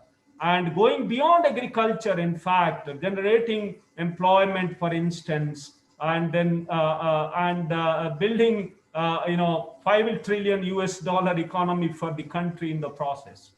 So I can go on, so I don't want to. Thank you very much. So giving me extra time, and we can deliberate some other time. So thank you, all the best. Thank you. Thank you very much, Dr. Mohapatra, for that extremely important and enlightening presentation on the role of science in improving productivity, and with the special focus that you had on Kerala as well. I think I should invite a quick and brief question to you from the Vice Chancellor of the Kerala Agricultural University, Dr. Chandrababu. Dr. Chandrababu. Honorable DG sir, thank you very much for your valuable time and also your vision. Thank you. And also highlighting the potential that Kerala and Honorable DG rightly said that we have vast gem blossom and also a great human potential. Both can be harnessed for the benefit of the state of Kerala. Especially the value chain, the Honorable DG highlighted that the processing value chain, value addition happening only in a very small percentage, 3 to 5%. So there is a great scope, and it's a great scope to market both inside as well as outside the country. So in terms of export preparedness, I would like to know from the Honorable DG, what is your vision and guidance for the state of Kerala?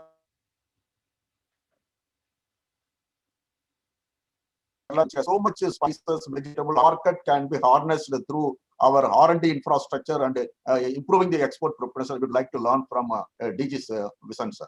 Oh, see, I lost a few of your statements in between, but see, Dr. Chandrababu, the point is that scientists and scientific organizations alone cannot solve the problem. It goes beyond, the scientific domains. And I believe that the earlier I had a discussion with Honorable Agriculture Minister Kerala, and regarding this, how do we really build Kerala, tomorrow's Kerala? And it needs quite a bit of discussion and deliberation. And I believe if you organize a special program on this, only on post-harvest processing and value addition, and how there was an expo also on this in Kerala. So to be very brief, let's have a discussion on this. What all medicinal plants, and then whether it is coconut or spices or fishes. Fish also offers plenty of opportunity, or seaweeds. So let's focus on this and then see what all would be needing from the government to support this program. What all schemes, infrastructure funds available at the central level can be capitalized on, and what university can offer in terms of its own expertise and available manpower, and what we at the central level can offer to Kerala in terms of technical backstopping and strategy formulations. So let's build this program and see Kerala. If we out of all these conferences, if we can build one particular program and take it up, that would be very, very useful. So I'll not go into the details and what can be done. So that's what I will suggest. Thank you. Thank you, Dr. Mohapatra. Thank you. It's a pity that we don't have more time to extend this discussion, but Professor Heffron, there is one question to you. Are the plant characters edited by the modern genome editing tools heritable? That's a question from Ms. Gayatri that has come. Maybe you could have a very quick answer to that. Thank you. Yes, they are heritable, sure. So once you make those changes, well, you have to make the change in you're growing a plant from single cell, so it should be fine. I hope that helps. Thank you, Kathleen. I will go back to Dr. Subramaniam to answer the questions that we had posed to him earlier. Dr. Subramaniam, I'm very sorry, we have got only 2 minutes more for your responses. So I'm sure we can continue it outside the room. Your email is here and things are here. So please be brief. Thank you. There are 3 questions posted to me. One is herbicide, nano-herbicide. And TNAU is working on nano-herbicide for the past 10 years. And we have agronomists working on that. And his interest is to develop nano-herbicide against Cyperus rotundus, which is a very notorious weed. And we have the technology for that. And we also work on Striger, which is a parasitic weed. We have developed a sequential technology, which both herbicides are in the development stage. It is not at the commercial scale. Number 2, the question is whether nanotechnology would help in improving the vegetable production. Yes, certainly possible. We can modulate some of the products which I referred to agriculture crops that can be suited to vegetables. My last the question which you raised was cost of the nanotechnology. I was mentioning wherever I showed the product, I mentioned it cost 2 rupees. It is affordable. It is affordable, very much affordable. About the IFCO nanofertilizer, the cost is not worked out yet. It is at free of cost. It is given, and once it is introduced, as our Honorable DG was mentioning, you can save about 25% of the fertilizer nitrogen, which would be very economical. 500 ml for 25 kg nitrogen. It is going to be a huge cost benefit. All the 3 questions have been answered. Further question you can post to me by email. Thank you, Dr. Subramaniam. There are a few more questions, but I'm very sorry that I'm unable to put it to you because of lack of time. There are some more questions to all the speakers, but I'm very sorry that we have a long day ahead till about 7 o'clock in the evening. So we need to be sharp on time, and I have to close this session now. A lot of questions are there, a lot of comments are there with respect to encouraging the KAU and the department to start more demonstration plots and research projects on nanotechnology. I think nanotechnology has really has been a hit from this session. Thanks to Dr. Subramaniam. Also, there are a lot of comments which request the KAU to start new research centers on gene editing, CRISPR, and so on. That's from Professor Heffron's presentation. And there are a lot of questions also related to what can we learn from Green Revolution and so on. But those are broad questions that I'm sorry, we need to postpone them to another session, another time. Thank you for all those questions. Thank you for your participation. I should now request SS Nagesh, Chief of Agriculture at the Planning Board, to offer the vote of thanks. I'm sorry, Nagesh, your time is also just 1 minute. Thank you. Yeah. Thank you, Dr. Ramakumar. I thank Advocate B.S. Sunil Kumar, the Minister for Agriculture, Government of Kerala, for offering his opening remarks. Dr. K. Subramanian, Professor Kathleen Heffron, and Dr. Trilochan Mahapatra. We are fortunate to have you in this session, sir. Madam Kathleen. Thank you so much. Thank you very much on that.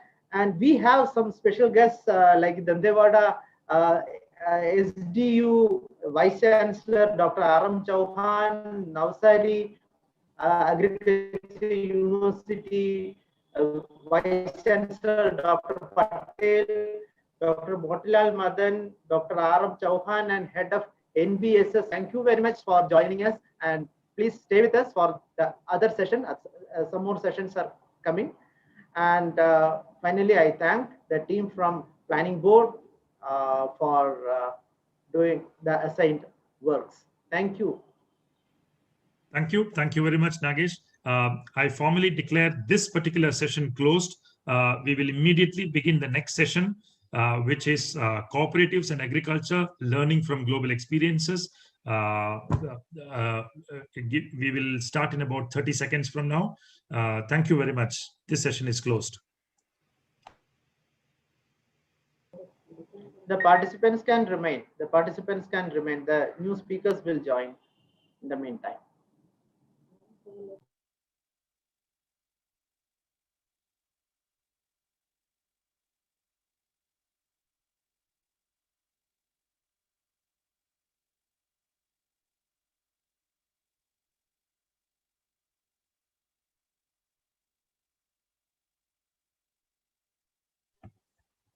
Okay, thank you everyone. We will start the next session now. This session is titled Cooperatives and Agriculture, Learning from Global Experiences. Basically here we are looking at different experiences from across the world as to how collective action can be harnessed to increase agricultural growth and productivity. Kerala is a state, as you all know, which has a rich history of cooperatives. The unfortunate part, however, is that while we have used cooperatives in the field of credit provision and marketing, at some areas of marketing quite intensively, we have been unable to use cooperatives adequately or any form of collective action adequately in the sphere of production. And that is something that we are very interested today. There is a lot of emphasis that national policy places on farm producer organizations, including farmer producer companies, cooperatives, etc. But we have not been able to use that adequately in the state, in the sphere of production. Can we do that? Second is the COVID-19 pandemic has taught us that supply chains and networks of marketing which are resilient to shocks are extremely important to ensure that economic activities are not affected adversely in the future. This focus on resilience in supply chains has also meant discussions on how Kerala or states like Kerala can use different forms of collective action to ensure that we have resilient marketing systems in the state. These are some of the issues that we are very interested in learning from other countries, other economies, etc. And we have two brilliant speakers on this, and I'm very happy to welcome Dr. Sukhpal Singh and Dr. Bols Strasser to this discussion. Professor Sukhpal Singh, I'm a bit constrained by this role that is bestowed upon me because both Professor Sukhpal Singh and Dr. Bols Strasser are very close personal friends of mine, and I have to switch my role into a formal role to welcome them to this conference. Dr. Sukhpal Singh, one of the most distinguished agricultural economists of India, is professor and former chairperson at the Center for Management in Agriculture, IIM, Indian Institute of Management, Ahmedabad. He was formerly Director General of the Center for Research in Rural and Industrial Development, Chandigarh. He has also been involved in the Agricultural Economic Research Unit in the Institute of Economic Growth in New Delhi earlier. He has been conferred the title of the Fellow of the Indian Society of Agricultural Economics for his contributions to the discipline and the society in 2018. He is the founding co-editor of the Millennial Asian International Journal of Asian Studies, published by Sage Books. Author of many publications, many many books on the question of agriculture, agricultural marketing, contract farming, and so on. Dr. Sukhpal Singh will today speak on how a country like Thailand has used methods of collective farming as well as farmer producer companies to focus on agricultural production and growth.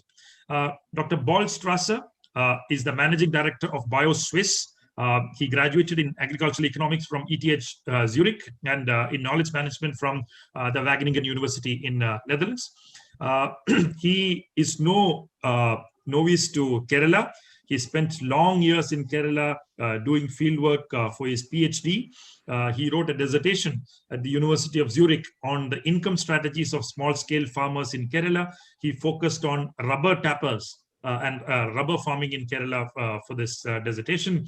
And between 2006 and 2008, Balz worked as a program coordinator for Helvetas in Zurich. During this time, he founded what is called as Pakka AG, which is a very interesting company which specializes in developing sustainable food value chains from developing countries. Walk into a bar or a pub in Switzerland and ask for something spicy, and you will get Pakka AG cashews from the counter. That's Balz's company. Thank you very much, Balz, for joining us today. And he has been with the managing director of BioSwiss from 2017. BioSwiss is a federation of Swiss organic farmers, and it also owns the well-known organic label called Bud. So I'm very happy to welcome both Dr. Sukhpal Singh and Balstrasser to this panel. I now invite Dr. Sukhpal Singh to make his presentation. Professor Sukhpal, 15 minutes to you, please. Oh, thank you. That is great to know. I thought I have only 10 minutes. Okay, thank you. Thank you very much, Professor Ramkumar. I think what I'm going to talk about is extremely relevant, as the organizers found it fit to ask me to speak on that we are now grappling with this new set of acts, one of which is about contract farming. And we are also on the policy front, looking at role of FPOs, farmer producer organizations, to move forward on agricultural front. Professor Sukhpal, can you please put it on slideshow mode? Yeah, it's too small. Yes, it's correct now. Yeah. So what I would do is I would share with you some sort of experience from Thailand of how they leveraged contract farming for agriculture development years back, maybe 25 to 30 years back, and how we also need to look at the role of farmer producer companies, which are you can call new generation cooperatives. And what do we make of the policy and of the practices? So I would not really spend too much time on the slide, but I just wanted to tell you that it's important to discuss Thailand, which is closer home. Of course, its farmers are not as small as ours on an average, but it has the most extensive experience of contract farming since the early 70s. Yeah. Since we are also looking at this, the role of private sector in this country now in agricultural sector, Thailand is known for giving a very big role to the private sector for bringing about agricultural development. But the difference there is that the state played a big role and mediated the very happening of the contract farming in terms of its interface with the farmers. I want to highlight this because when we are talking about contract farming in India, we are only talking about some regulation or some promotion and some facilitation by law, nothing more, nothing less. Yeah, until now it was at the state levels, different states doing their different things. Now there's one act, one size fit all, given to everybody. The importance of looking at Thailand is that Thailand used contract farming as a mechanism or strategy in their rural development planning. They wrote the role of contract farming in their 5-year plans for 10 years, that Thailand would use contract farming to bring about agricultural development. So it's very different and focused approach compared to what we are doing. And today Thailand is known as the kitchen of Japan. And you name any crop, it's contract farmed in Thailand. And some crops, 100% production is through contract farming. And in India, we need to look at it because as of now, and even going into the future, we can't look at corporate farming option at all. That's what I sincerely believe. So if we think that there need to be new channels for farmers, and contract farming one more important channel other than the APMCs and other channels of direct purchase and so on, then how do we really examine this? It's not that everything succeeded in contract farming in Thailand. There were half a dozen crops where contract farming failed, but there are also dozens and dozens of crops where it had a vibrant success. So I'm just listing those crops here, not going to details. Yeah, look at anything, even rice. Yeah, all kinds of rice also being contract farmed. The important thing is this figure. I just spent a couple of minutes on this, that this is how they planned a strategy around contract farming, which was called 4-sector cooperation plan. That the contract farmers, contracting companies, the government extension department, and the Bank for Agriculture and Agriculture Cooperative called BAC, they came together saying we would work together to use this for everybody's sort of betterment or win-win for all. But the departure there, as against what we are trying to do in India in terms of taking contract farming to farmers, was that they prioritized group contracts. Given that the farmers are generally small, they said we would encourage, state would encourage group contracts, not individual contracts. And that made all the difference in terms of farmers benefiting from contract farming. Yeah. And the important thing is the state just didn't watch from outside. State came in with extension support to the contract farmers, including training farmers in contract farming. And also state came in with the banking support in terms of credit, lower cost credit for contract growers. Yeah. Here we are not talking about anything like that. We are only talking about giving freedom to companies to do contract farming. And that too with some act which is more about facilitation and promotion rather than regulation of the mechanism. So I think that's what needs to be understood, that contract farming as a mechanism is neither good nor bad. It depends how you leverage it, how you plan into your strategy and actions on the ground to make it deliver for smallholder development. So that smallholders are not excluded. Right now in India, I keep saying this, most of the time, contract farming does not include smallholders. So 85% of the farming community in India is not touched by not only contract farming, even direct purchase by supermarkets. So if we want to make it inclusive agriculture development, then you need to do more than just letting contract farming happen in the country. So what did Thailand do? A couple of things. They did this standard model contract farming agreement. They came out with the state came out saying this is how you should do contract farming. This should be the agreement between farmers and the companies. We did this in 2003 with the model APMC Act. There was a model contract farming agreement, but over time we have been moving away from that, right? And I talked about the other aspects of it, how state came in, invested in contract farming to make it deliver aspects of agriculture development.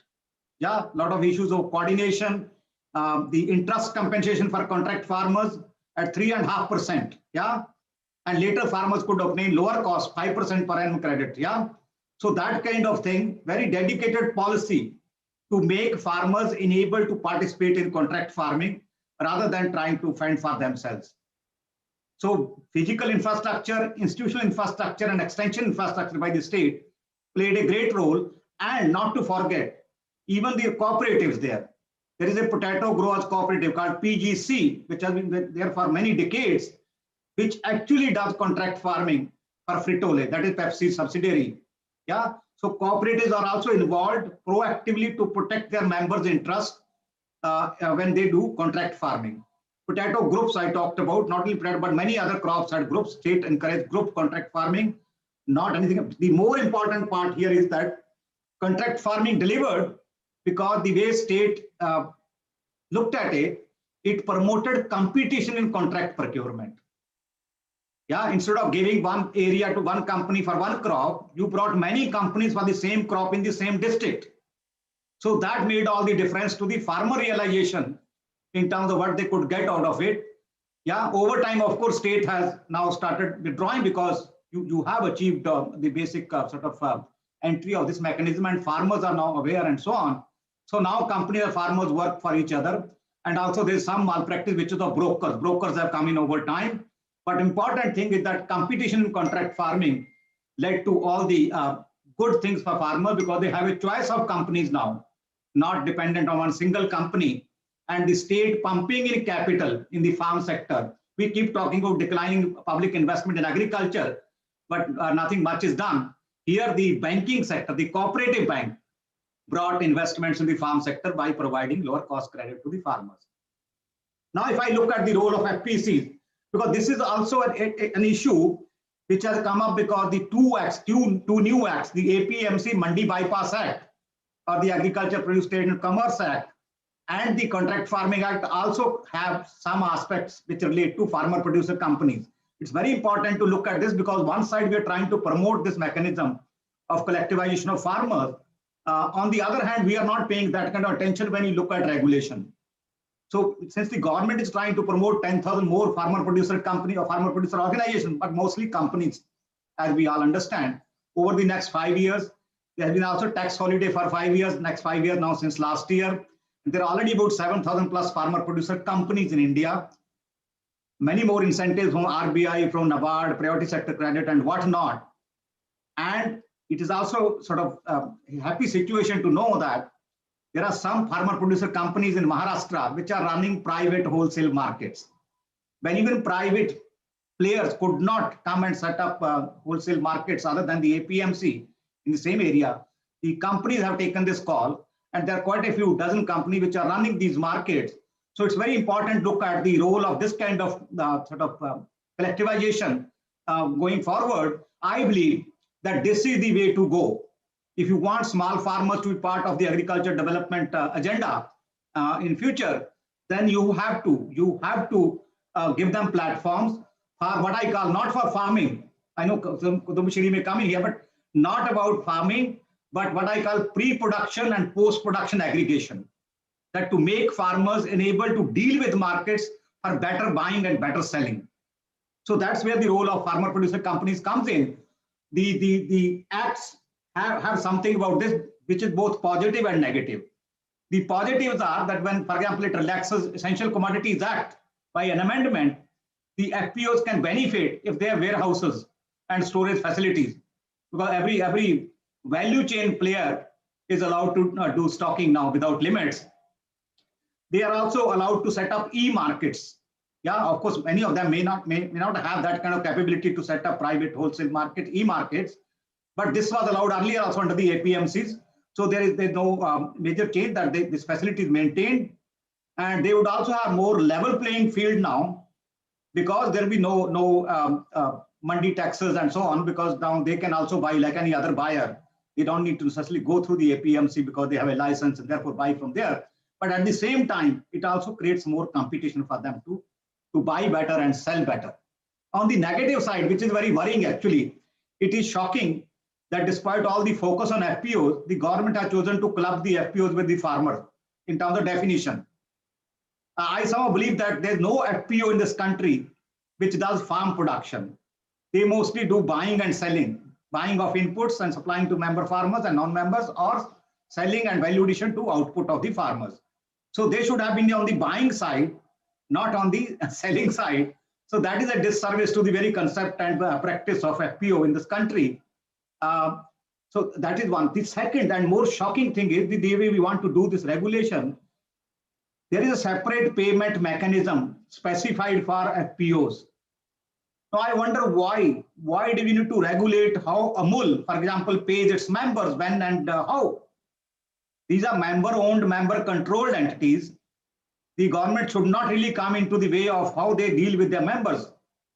The member themselves own the entity. So even that has been done. Separate payment rules have been framed under these acts for the FPOs, which is completely unnecessary and undesirable action. So this is what I would like to say. I would say that there is a great potential with the FPO or rather the FPC route in terms of taking the small and marginal farmers along. Only thing we need to put our policy and practice in place. Thank you very much. Thank you very much, Professor Sukhpal Singh, for that very crisp presentation on how Thailand used the farmer producer company model to increase its production productivity. And there are ways other than keeping doors open for private corporates to come into this sector. This is something that the whole country is discussing at this point of time. Thank you very much for that. I think we'll post some questions to you very soon, but let's invite Dr. Balz Strasser for his presentation on the learnings from the Swiss experiences with cooperatives in agriculture. Balz, over to you, 15 minutes. Thank you very much, Ramakumar. Can you hear me? Yes, we can hear you. Okay, and you also see my screen now, eh? We can see your screen, but could you please put it on a slideshow mode? Yes, that's fine. Thank you. Okay, great. So first of all, thank you very much for inviting me to share some of the Swiss experiences in this very exciting two-day conference. I would like to congratulate really the State Planning Board, the Kerala State Planning Board, for organizing this. I think it's really important also, if you are in the beginning of a transformation like the one you're planning to really also, you know, get experiences from across the world, despite the fact that, of course, situations can be quite different. So really a big pleasure to be here. Thank you very much for the invitation.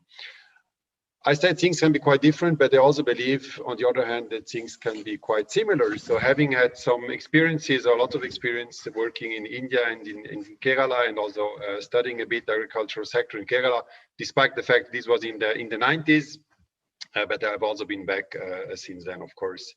I would like to share now some experiences from Switzerland. I would like to speak about some of our, or make an example of our biggest cooperative here. But before I start, I would like to set the scene a bit. Of course, how could I not show a picture of beautiful Switzerland? But this beautiful Switzerland is also Switzerland which costs a lot of money to the taxpayers to be maintained. I think this is really important to understand. So while in the 20, 30 years ago, Swiss agriculture was still heavily subsidized in terms of a product price. So basically when farmers produced, let's take our biggest commodity, milk, produced milk, they were paid a big subsidy per liter of milk or kg of milk they were producing, which made, of course, farmers produce even more milk, because the more you produce, the more you get subsidies. So this regime stopped around 20 years back, when the Swiss government realized that milk production is always growing, and that there was too much milk. They decided to stop this and change it. Also, of course, because of some pressure by WTO and others, they changed to a policy system where they introduced the direct payments as a compensation for communal and environmental services provided by the farmers. So basically, you're not getting paid because you produce, but you're getting paid because you maintain the landscape. So sometimes we say that, you know, we don't have farmers, but we have kind of gardeners in Switzerland, which are being paid by the government, which of course farmers don't like, because they still see themselves as being producing, and they are proud of course producing. So we have at the moment now a good situation where there is still some pressure on one side to produce, you know, a good product that you can sell in the market, because borders are more open, not completely open, they are more open also, for example, for products from the European Union to come into Switzerland, and also of course consumers can go you know, just across the border to buy those products, and to a very cheap price. So basically, if the Swiss farmers want to produce something which is requested by the local consumers, you have to produce something very special. You have to produce something which is produced locally, which is ecologically, which has maybe kind of a geographical denomination, and just work on value addition. So make your milk into a special cheese with a special local taste, maybe with some local herbs, and then transform this into something that the consumer would buy. So I'll share some of these thoughts at the end as well, because I also see there are some similarities for a potential development of Kerala in the future. But I think it's important for you to understand this setting with a very protected Swiss agriculture, and of course it's still also protected by strong customs regulation. because that will be the scene when you want to learn from agricultural cooperatives as well. So I would like to make the example of FENACO. FENACO is the biggest Swiss agricultural cooperative. It's really a huge conglomerate of different companies, so that it's typically from their homepage. You see this picture in the middle, you see the farming family and the producers with their farms, and on the right side, excuse me, you see the different, or you see around the different sectors where FENACO is active with its companies. You have the energy business, or they're into fuel, of course. Everything around basically agriculture and food production is really also controlled and dominated by the companies belonging to FENACO. So they're into the energy business, they're into the agro business, into the agricultural input business, they are also into the food business, and at the end they also own retail shops at different level, retail shops for farmers, more specific for farmers, but also retail shops in villages, where you and I, all the consumers, would go and buy their eggs and milk and bread and whatever they need. So the most important objective of FENACO is, and has always been, to support Swiss farmers in their economic development, so the economic development of each and every farmer. There are around 80 companies belonging to FENACO at the moment. And you as a farmers can be a member of this FENACO. So that's the way it works. So basically we have around, the figures around 40,000, we have still left 60 to 70,000 farmers in Switzerland. It's diminishing each year, farmers are getting bigger and you have less and less farmers, and we still have around 70,000. 45,000 of those farmers are directly member of Elandi. Elandi is basically the local cooperative, the local shop, which is across Switzerland. So in each region, when you drive, each 10 to 15 to 20 minutes, you would find Elandi. Elandi is kind of basically a shop which buy products from farmers, but will also sell products to farmers, inputs, fertilizer, seeds, and so on. So basically farmers are member of this Landi. And then these Landis, of course, have their delegates, and which come together at the Swiss level and then vote for or choose the board of directors of FENACO, which then has its management. And then FENACO is basically, sitting in Bern in a big, I would say, palace, and they have then controlling, and that's maybe the next slide you see here below, these AGs, which are basically the companies which are belonging to FENACO. So FENACO has really around 80 of these companies. So that's just an example here. They have 80 of these companies. They are really strong. They have very strong brands. They are into the retail market. They have restaurant chains. They are delivering the hotel industry, catering industries, and so on. And they have also retail channels, as I said. They have a strong focus on Switzerland. So I would say one of the DNA of FENACO is really to be Swiss. So whenever they sell things in their shops, they try as much as possible to really buy products from Switzerland, from their own farmers, and sell these products again to their farmers and also to other consumers. Turnover in 2019 has been around 7 billion, so 7,000 million Swiss francs. It's more or less same as the USD, so 7 billion USD. Might not be a lot, but don't forget Switzerland is small. They have around 10,000 employees in total as a group, so it's one of the biggest employer in Switzerland. And as I said, they have these around 80 companies. So basically, what's the benefit, or what's the range for the Swiss farmers at the end if he is a member of this cooperative? So I would like to make a small critical analysis. So I think on one hand, it's very important for the farmers to kind of feel that is member of Elandi. It's where you meet also, fellow farmers. It's where you come together, where you basically buy your seeds, buy your things, and you know that you are a member of it. But does it make a difference in terms of price that you get, of other advantages? I would say probably not directly. So FENACO is really a player which is quite traditional in the way it operates. It's basically, at the end of the day, these 80 companies are companies, so they need to maximize their profit, but maybe with the difference that there is no pressure from single investors who only want to have a financial return, but of course the return of the benefits for each producing farmer as a member of the cooperative would be the most important, one of the most important goals. But the company still needs to survive in the very fierce competitive setting. But on the other hand, we also need to acknowledge, or maybe there can also be a critique, that more or less 1/3 of the business that FENACO has would still be very much affected if Switzerland would really open the borders towards the European Union. So I think that's important. Lots of the price of the margin which is made is because FENACO still operates also in the European Union, so buys a lot of fertilizers, for example, in the European Union, and to a very cheap price, of course, and can sell this to its own farmers to a higher price than the farmers would buy from the European Union if they would buy directly, which they cannot, of course, because you need to bring the volume together. So there is still a good margin at the end of the day, while the Landis and the FENACO group always earns more money each year. You see that the farm community finds it still difficult, to get a fair price for their own product. So we are still in this dilemma. We still have, this big discussion about margin for farmers and about fair prices and fair margins, which is still going on despite the fact, that farmers would also own the FENACO. Of course, each year you get your package, as a kind of a member, just also to keep those members happy, but that wouldn't make probably a big difference to you.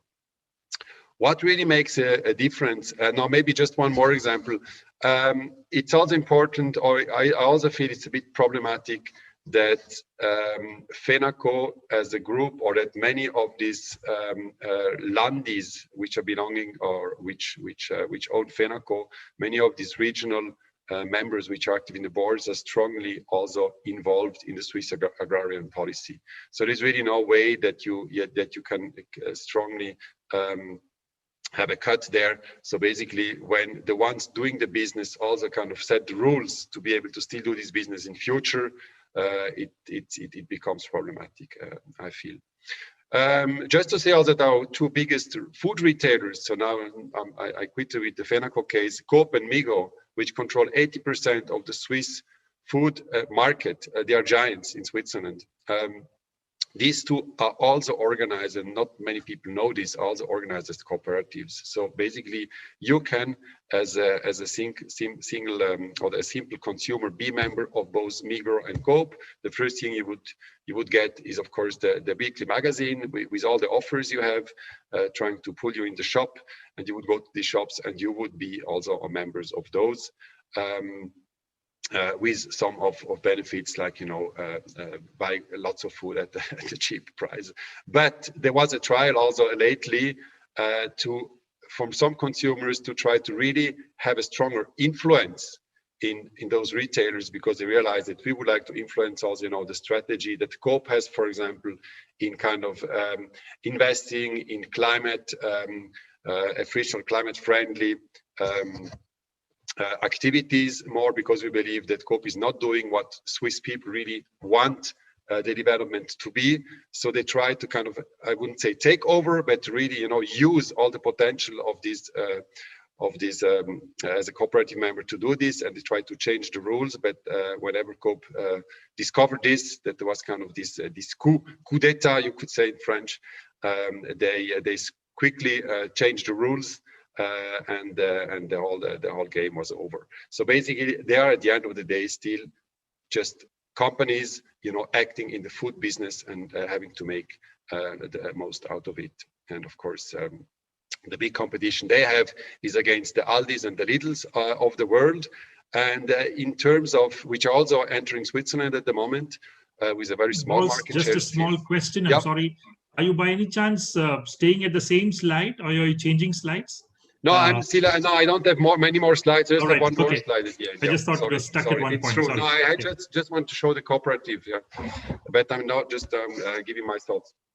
Okay, and you have to realize that against Aldi and Lidl, which are really belonging to single people in Germany, Coop and Migros have a lot of sympathy, so positive values associated to them because they are cooperative. So I think this is really a big advantage both of Fenaco, Coop and Migros and of some of the cooperative banks we have in Switzerland, that people know somehow that they are members of this. And that they have the feeling that because of that, it's more like, you know, there is not one single person getting then all the benefits, but the benefits are somehow shared into the society. And I think that's probably the biggest thing. Okay, I don't think I have lots of time left, but I just would like to give you some remarks on Kerala and Switzerland, because I see some similarities. So what I see is that we both, probably Kerala and Switzerland are similar in terms of highly developed, you know, I mean, I don't have to explain the Kerala case. You have a good, also probably middle income or a good developed middle class, and also probably well developed or upper class. And I think the quality of life you have still in the States and we in Switzerland is quite high. So I think what I find difficult is, or what we have realized in Switzerland, for example, is that when you try to compete against production conditions that you have in the European Union or in other places in the world, it becomes extremely difficult. So we are really not really doing any investments to try to subsidize things or try to, you know, become an export economy when it comes about agricultural goods. But the only thing we can do is really produce local foods that are demanded by the local population, because we have a very high price level in Switzerland, and only if the farmers produce something that the Swiss local consumers wants to get, you can survive with it. So we have beautiful examples, even of farmers who could, you know, probably survive without direct payments from the state, because they produce in an amazing way specialty cheese, specialty products. They transform, they value add, they go full into organic. Or they have a system of really collaborating locally with the consumers. Coop and Migros, the two big giants, want to buy more and more regional local products. They're forced to do it because the consumers in the shop, now in the retail shop, demand for regional products. So we have, despite a very small Switzerland is divided around in 5-6 big regions, because when you go to Coop in my region, there is kind of this label saying this is a regional product, and there is the limitation of kind of 80 kilometers around the shops from where the product needs to come. So this is really something which is working, and it has big market share and big market growth. So all the retailers are running for these regional local products, and then you don't have to compete against any, you know, EU price and EU product, and this really helps the farmers. So I think it's important to focus really on its own consumers, on your own consumers. Your own consumers know the Kerala product, know the Kerala taste, know that if an eco-friendly product is produced in Kerala, in the village nearby, that this maintains probably also the landscapes, this maintains also, you know, the cultural value of the product. And then you just need to make sure that you really also give a fair margin to those farmers. I think another thing is also, of course, that you need to make sure that the farmers, or that this new generation of farmers that we have also in Switzerland, sometimes also even coming from the urban areas, but who want really to, you know, take care of land, invest into farming, that these are able to do so. We have in some cases very strong, still all strong regulations in Switzerland, which for example, not allowing, you know, people from urban area to buy a farm in Switzerland, because the farm is just giving to the next generation, and the next generation may not be motivated. So that farm is then going to a bigger farm or bought up by a bigger farm, instead of being given, you know, by somebody from an urban area who really has the amazing potential to develop this farm into something great, producing exactly the product that these urban consumers want. So it's also about laws and regulation for the production base.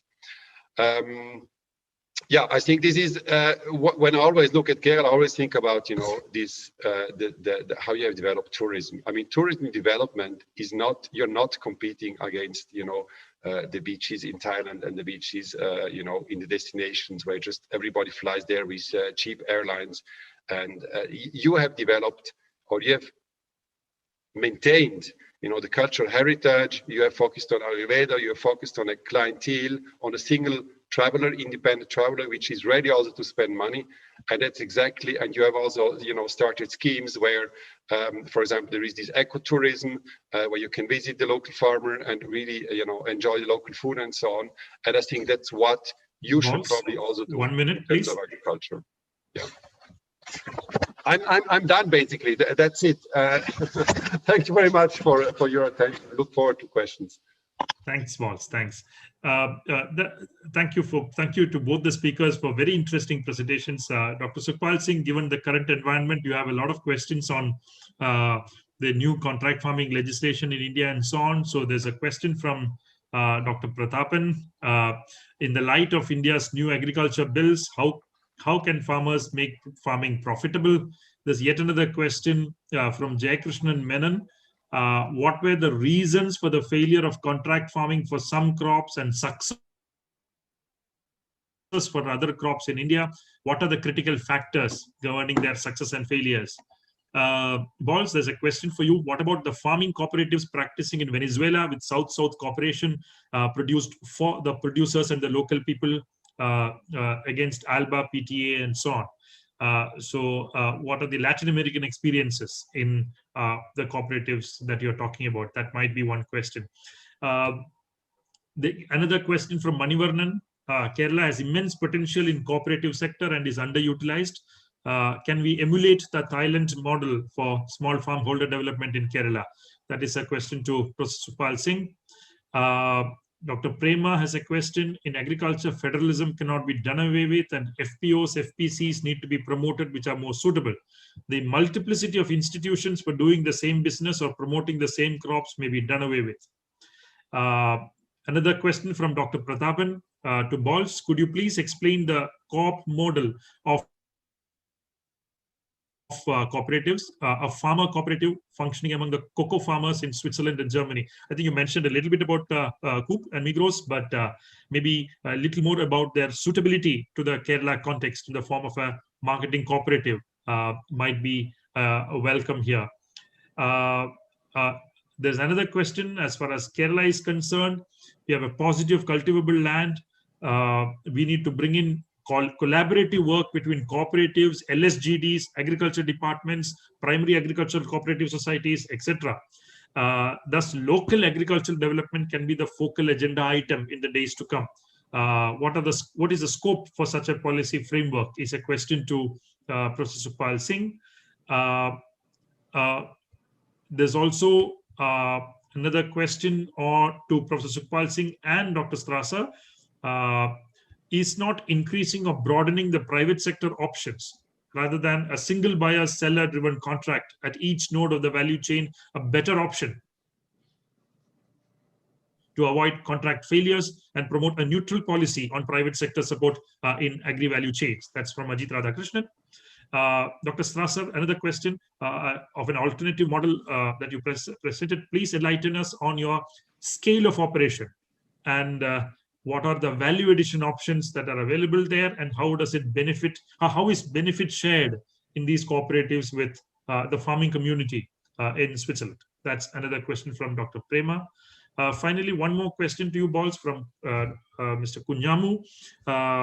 The prospects of cooperatives in procurement, preservation, and marketing of agricultural produce at local levels is a challenge in Kerala, given the heterogeneity of cropping pattern, proliferation of small marginal farmers, etc. So what is the take-home experience or take-home lesson for Kerala from your experience in Switzerland? These are the questions. We have about 3 to 4 minutes, not more than that, for each panelist to respond to these questions. May I invite Dr. Sukhpal Singh for his responses? Okay. Thank you, Ram. Yeah, I took note of some of the questions. Let me start with Dr. Prathapan's question first. How can new acts make farming more profitable? I think that is asking the wrong question.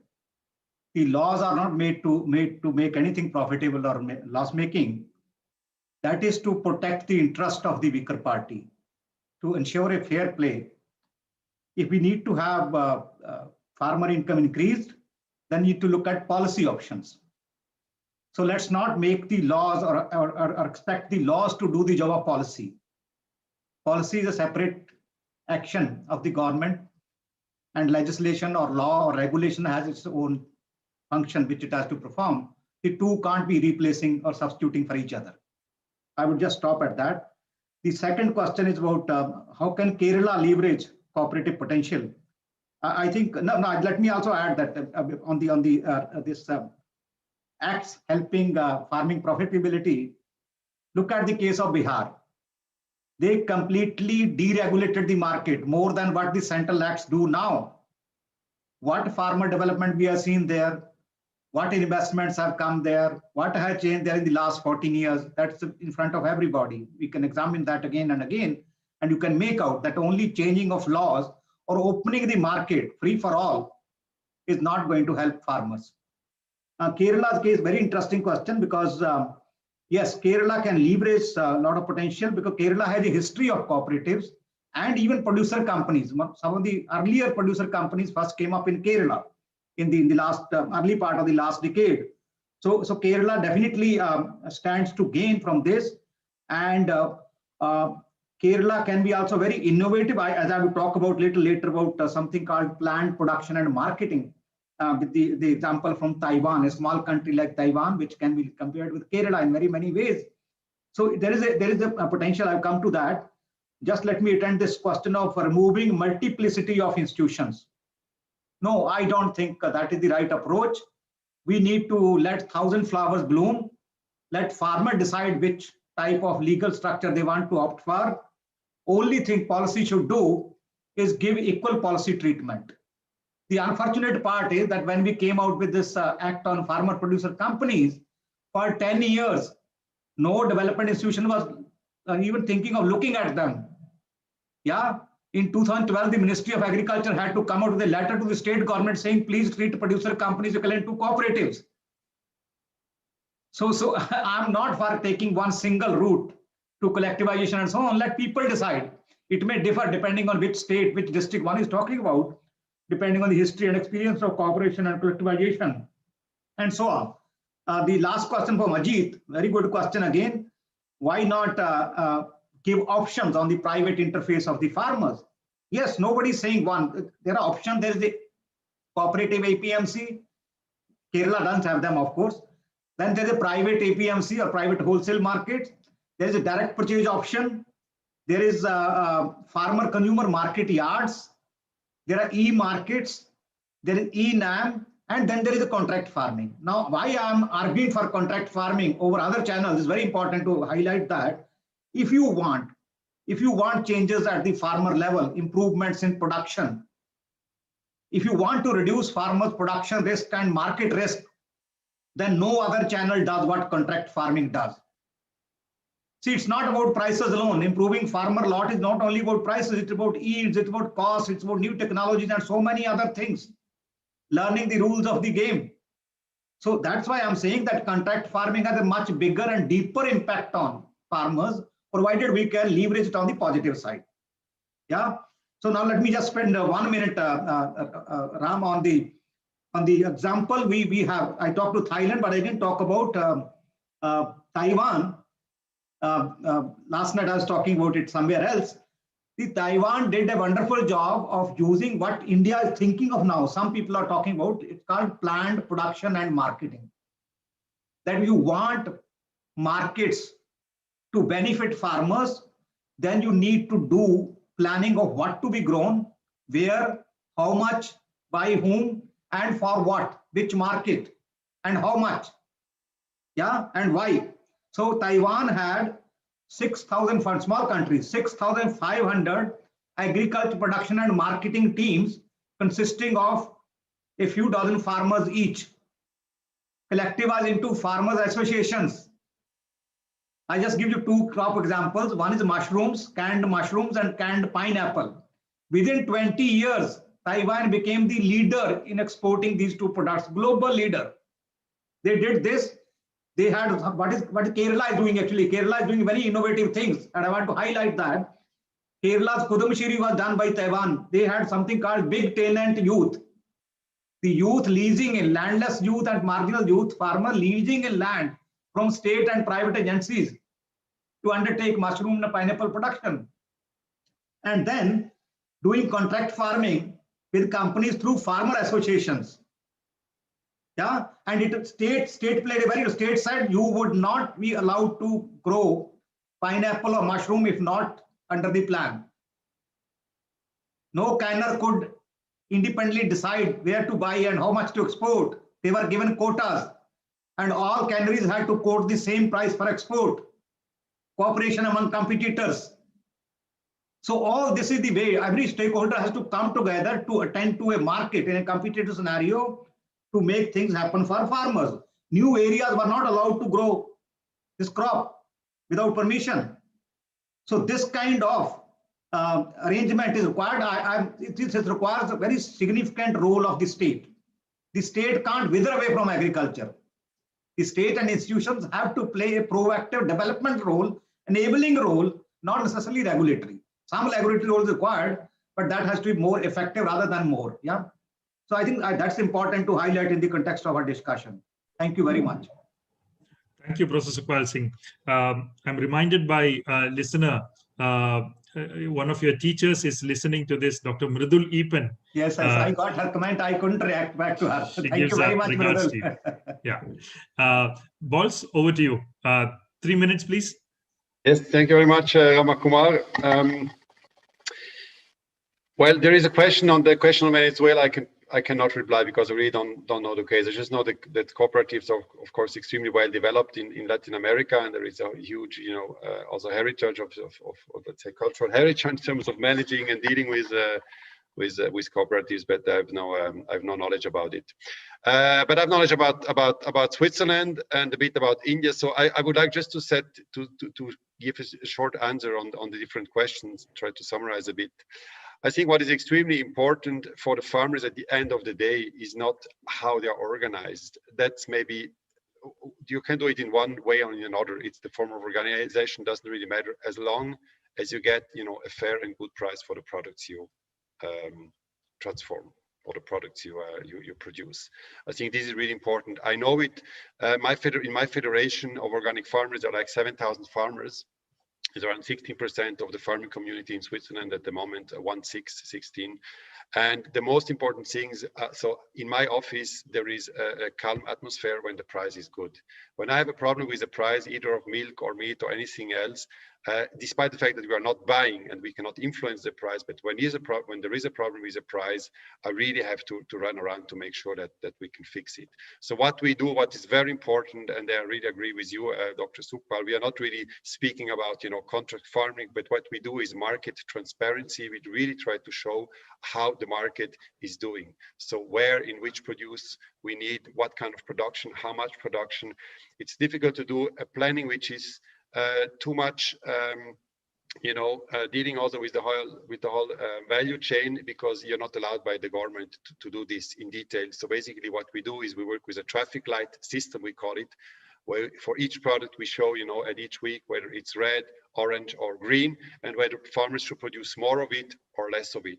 And of course, this is really important because it's one way of kind of managing the market to make sure that price stays good. What I believe is extremely important is that as an agricultural policy, you really support, initiatives which help the farmers to go into value addition. So the Swiss Federal Administration on agriculture has a scheme, for example, whenever you come up with a brilliant idea on how you can value add something in a specific region, you will get you can hand in an idea, and then the Swiss administration will give you half of the money to invest into it. So the Swiss Federal Administration really wants to promote good ideas, great ideas, also developed by the farmers together with maybe consumers or with the transforming industry, and to test whether that's an option for the future. We also, farmers themselves, by the way, when they sell products, so each liter of milk which is sold, you have to give certain amount of cents away for marketing campaigns. So there is a marketing campaign at the Swiss level being done on Swiss milk. So that if you travel by train, you will see these big ads where there is just an ad with milk, with Swiss milk on it, and the ad would say, hey, buy Swiss milk because it's your local milk. And then you can go on, and as a Federation of Organic Farmers, you can also make, of course, advertisements for the organic milk. You can make advertisements for the regional milk. So it's funny sometimes when you travel across Switzerland, you see all the different ads, all sponsored, paid by the farmers themselves, because they reduce, the amount of money they get for the products by a certain cents. But if you collect all the cents together, you have enough for making good advertisement. And you need to promote local products. You need to promote Swiss products. That's the only way. You need to speak about the quality of your products, because the people, the farmers which are around your villages. And I think that's really important. So really focus on this local value addition and set up schemes which promote this also at the regional, at the government level. The government should support these things instead of dumping, huge amount of money into infrastructure, trying to export products all across the world. I think that's not the solution. Just one last thing, Ramakumar. COVID has shown to us that so we are also in a lockdown. The lockdown means that people stay at home. When people stay at home, they're not eating out in the canteens and in the restaurants in the cities. So all these restaurants are closed down.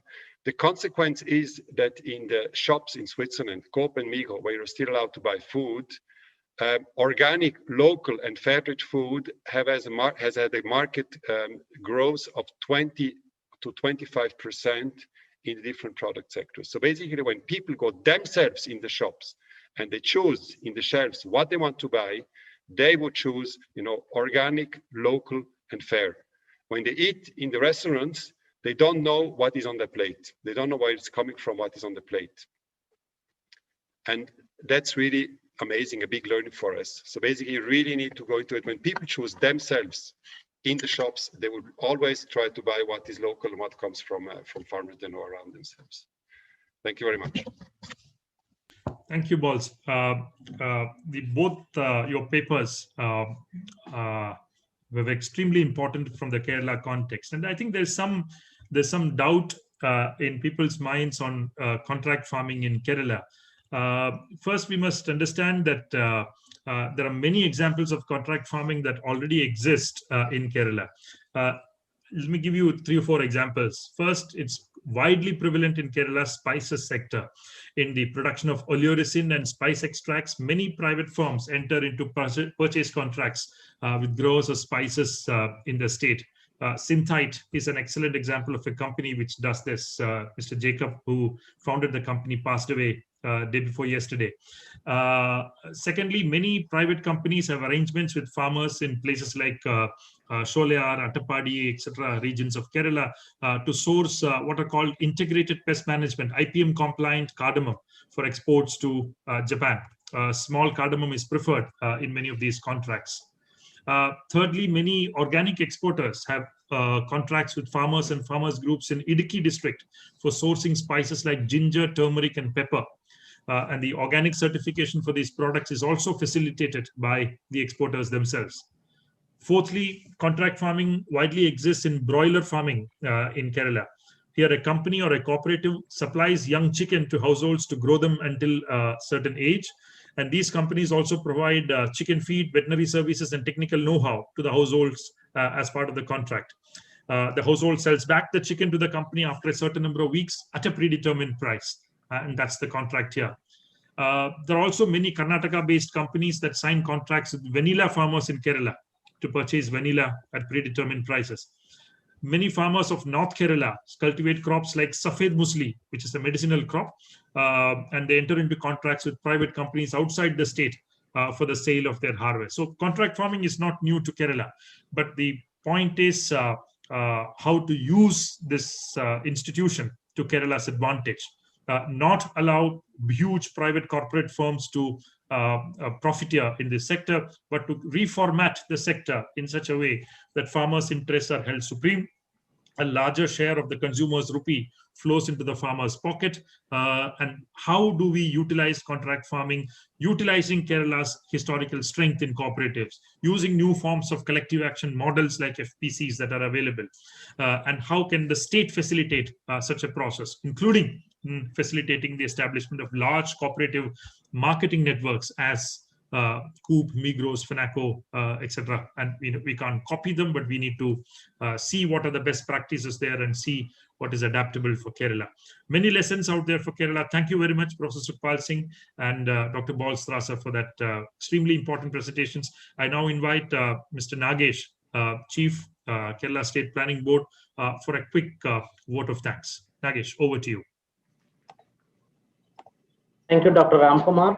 I thank Professor Sukhpal Singh and Dr. Balstrasser for delivering an extremely important and interesting talk, citing from various case studies and examples. The speakers have flagged the need for encouraging farmer collectives like farmer producer organizations and the advantages of collective and demand-based production for the state.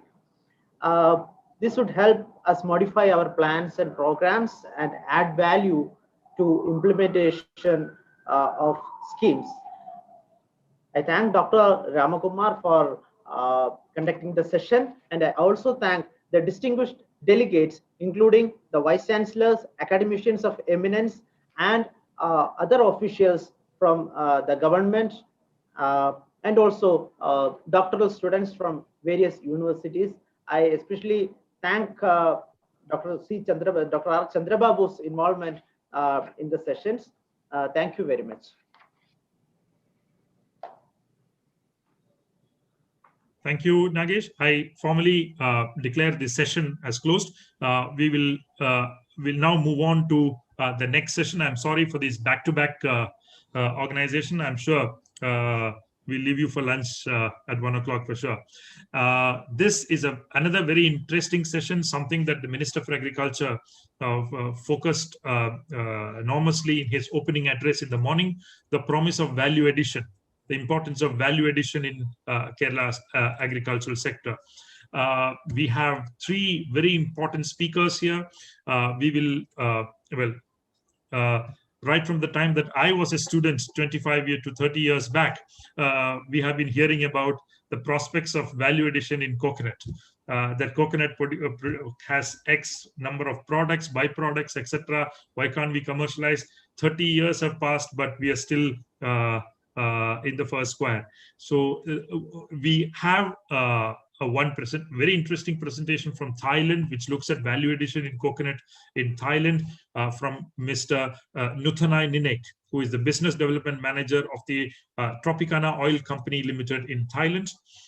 We have the second presentation in the session on rubber, which focuses on value addition, processing and marketing of rubber. Mr. John Jacob, the senior economist with the Association of Natural Rubber Producing Countries in Malaysia, joins us. And the third presentation is about coffee, where Kerala has begun a very ambitious program to reorganize coffee cultivation in the district of Wayanad, based on the models followed in Araku Valley and other examples that we have across the world. We have Mr. David Hogg, who is the Chief Agriculture Advisor of the Nandi Foundation, joining us to throw more light on what can be done in the coffee sector. Thank you very much, Mr. Ninek, Mr. Jacob, and Mr. Hogg for joining us. I now invite Mr. Nuthanai Ninek for his presentation. Each speaker gets about 15 minutes, not more than that. I'll sound a warning to you while you are on the 13th or 14th minute. I invite Mr. Ninek for his presentation on the value addition in coconut in Thailand. Mr. Ninek. Okay, thank you, Professor Ramakumar. Can you hear me? We can hear you, yes. Okay. First of all, I want to thank you, the host of the conference, and to give me an opportunity to share some experience about value addition of coconut in Thailand. And I realized the name of the Kerala is mean the land of coconut. So I think most of you are very used to in the coconut industry because there are so many coconut trees in Kerala. But if you know, like coconut have a lot of benefit in terms of food and cosmetic and pharmaceutical industry. So today I'm going to share you a little bit about how to develop the product from coconut oil in my point of view and my business experience. Okay, so I will share you the screen. Just a moment, please.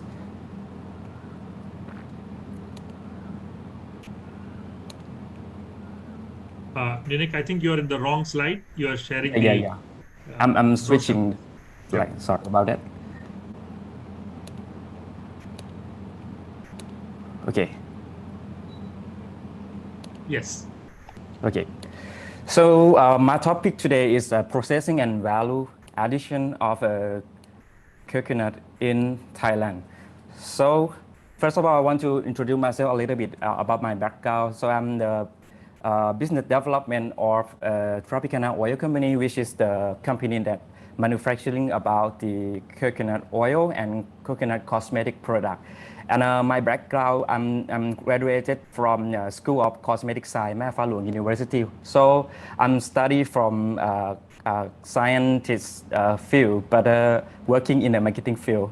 So in Thailand, there are also a lot of coconut farm as well, but is especially in southern Thailand, like India. In southern India, you have a lot of coconut tree, right? But the coconut in Thailand is not economic plant, but the economic plant in Thailand is rice and rubber and also the sugar cane. But the coconut in Thailand is not economic plant and the price is very, very low in like 10 years ago. So people not use the value addition of coconut at all. They just sell a normal coconut into the market, and in the market they have just reproducing as a coconut milk, the fresh coconut milk, and use in the local area.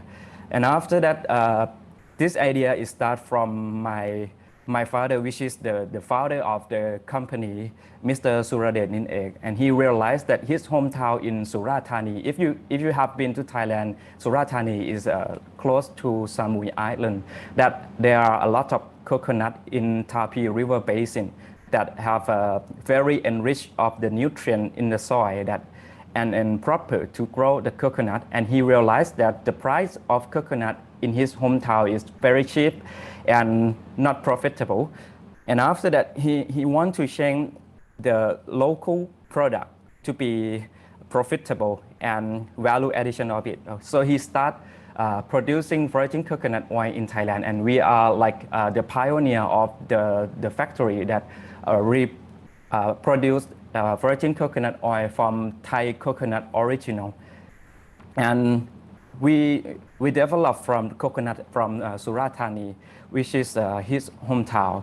So we make a brand story that this coconut have a lot of nutrient, and we set up very, very small factory because at that time we have no the budget for investment. So we start from very small entrepreneur and produce a normal coconut oil and sell to the local market and a healthy shop in Thailand. And people in Thailand at that time, they don't know even how to use coconut oil. We educate the customer how to use and the benefit of coconut oil to the customer. And after that, we expand the market to the tourist destination. And many foreigners, they get to know about coconut oil and they use it for a long time. So they use it for sunbathing before go to the beach in Phuket and in Pattaya. So the sale revenue become high and high from the small business. The main product of our company is organic virgin coconut oil, which have organic certification from international standard. But normally coconut in Thailand, they are originally organic origin because we don't have to use any chemical fertilizer, any pesticides to plant it. But many foreigner customer or foreigner standard, they don't believe that the coconut in Thailand or even in India, I trust that many farm has organic cultivation, but we have to pay for the international standard to make it international certification.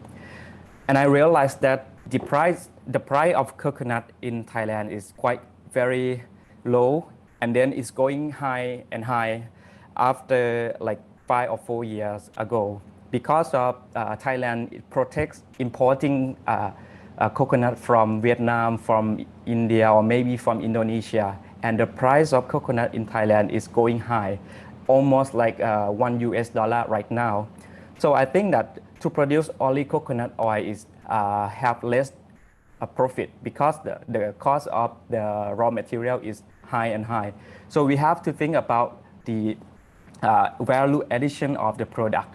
So in my father's generation, he is just the small entrepreneur, and he think that to value added the product, he has the traditional product development process. Like it starts from the owner need that what he want to sell, what he want to add the value to the product, and then he decide the product based on his taste or his favorite, and then he just launch the product in the market, and then the product is good, sell good, it's good, but some product is not sell good, but he create the new product more and more. And we found that we have a lot of SKU. And right now we have changed the process of product development to be the modernized product development process, because recently we have a lot of product from coconut oil, and we think that we have to focus on some product that sell good, or have to focus on the marketing that rather than only develop the new product more and more. So the modernized product development process is about human development and invest on R&D and marketing first, because the human resources is the more important resource in organization. And this is the one factor that you cannot control everything. You have a machine, you can control them. If they doesn't work, you can fix it. But the human is the thing that you cannot control, but you can develop them, you can train them to be a good brain for your company. And after you develop the human, you have to get the customer need and use the design thinking process about what they need, what they really need to develop the product. And after that, you have to test the mock-up product before you list the product in the market. And then before you sell the market, you have to set up the plan and the marketing and the sale plan to make it smooth when you launch the product. And then you launch the product in the market and follow up the feedback again and again to reorganize the product and adjust the product all the time that you running the business. But by follow up the feedback, we can use many tools in the marketing to analyze the data. For example, BCG metric or customer survey or segmentation, targeting and positioning, or STP or SWOT analysis, which is very simple things, or 5-force model to analyze the data. And I show you some example of my company that I do the BCG metric, because since I told you right now Tropicana have more than 100 SKU from coconut in cosmetic field, food product field, and dietary supplement from coconut. And I organized my product into 4 categories. Like for example, this one is the star product is the product that have a market growth good and a relative market share good. And then the cash cow product, for example, the coconut oil is make the money for the product. And then the coconut cooking oil is a dog product because it have low market share because of the price. And then you have to reorganize everything and make the development plan again. And this is another example for the development product. This is called segmentation map about coconut oil in Thailand among the other brands in Thailand, because in Thailand there are many competitors of coconut oil. Since we are the pioneer of production of coconut oil in Thailand, but the processing of coconut is very easy about producing coconut oil.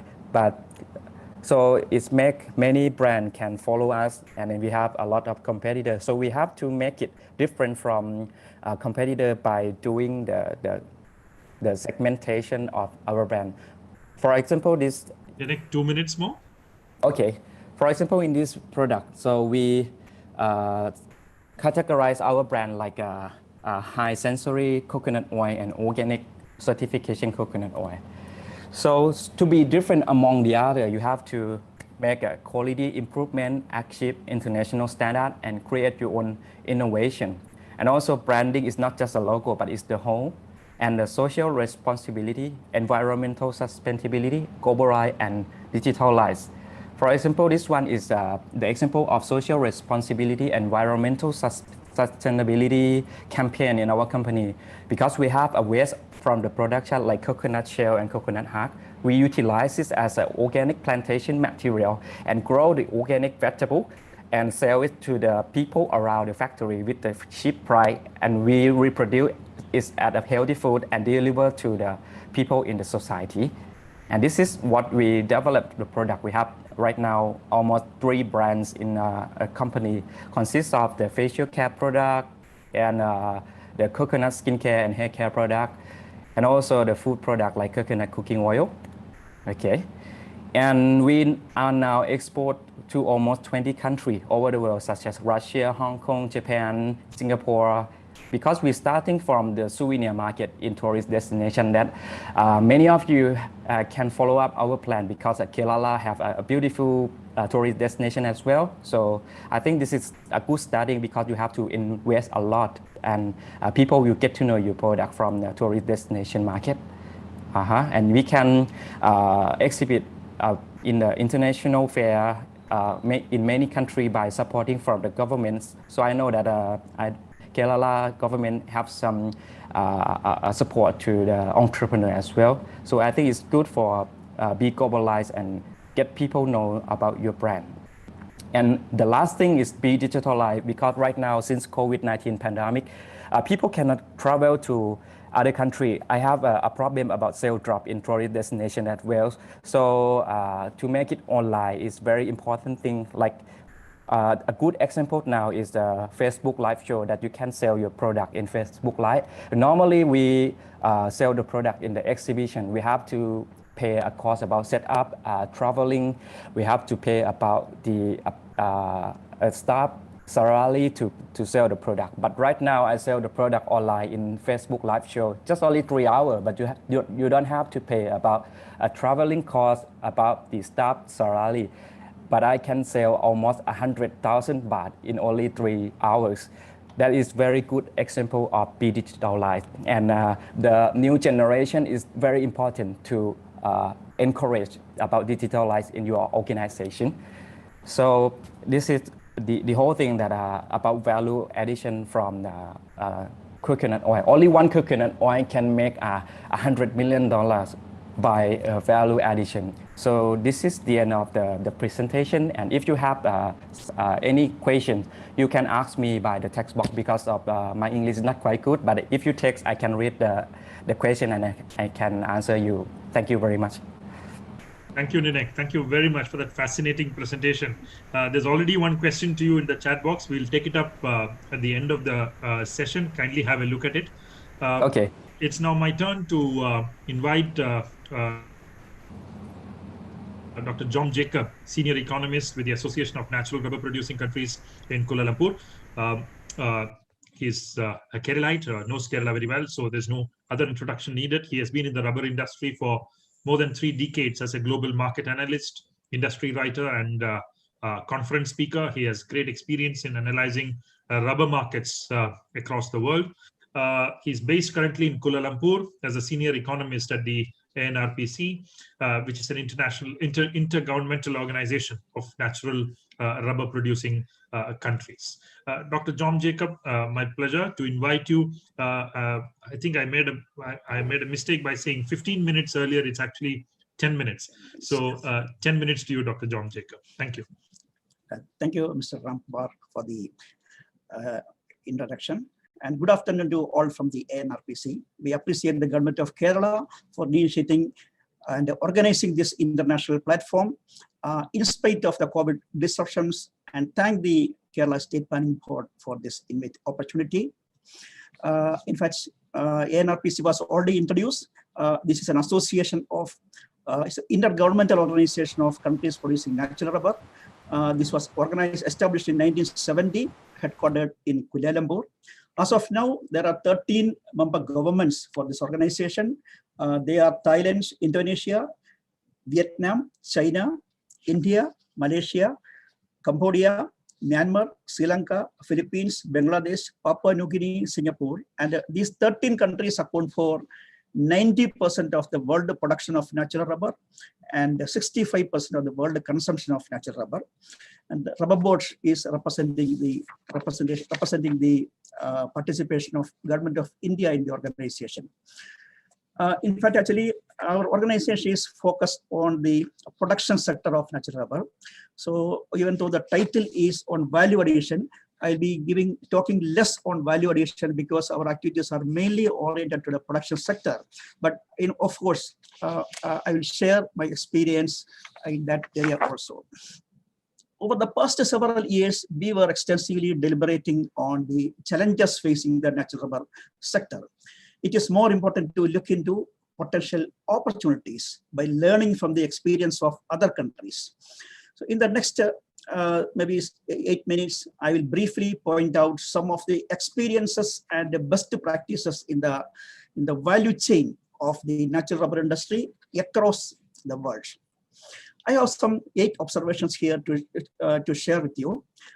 First, number one, actually one of the major issues confronting the sector is the non-availability of labor, and the COVID situation actually aggravated the situation. And we have seen Thailand and Malaysia facing the problem of severe shortage of laborers because these countries are depending extensively on the migrant laborers from neighboring countries like Myanmar, Bangladesh, Cambodia, and all.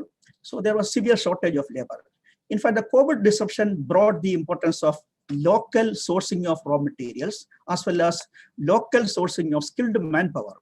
The work from home system has now increased the availability of family labor at their home in rural villages. Non-availability of TAPEs during the lockdown period compelled many smallholders across producing countries, not only in Thailand and Malaysia, even in other countries also, to attempt tapping of their rubber trees by themselves without depending on hired labor. The availability of Chinese-made motorized tapping knife. It is a Chinese-made motorized tapping knife. That knife requires only the minimum skill for operation that made tapping task easier for newcomers, that anybody can tap with a training of maybe 1 or 2 hours. Tapping became so easy.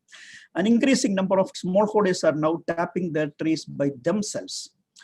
And by tapping just 50 trees per day, 1 day 50 trees under a new system called a low frequency tapping system.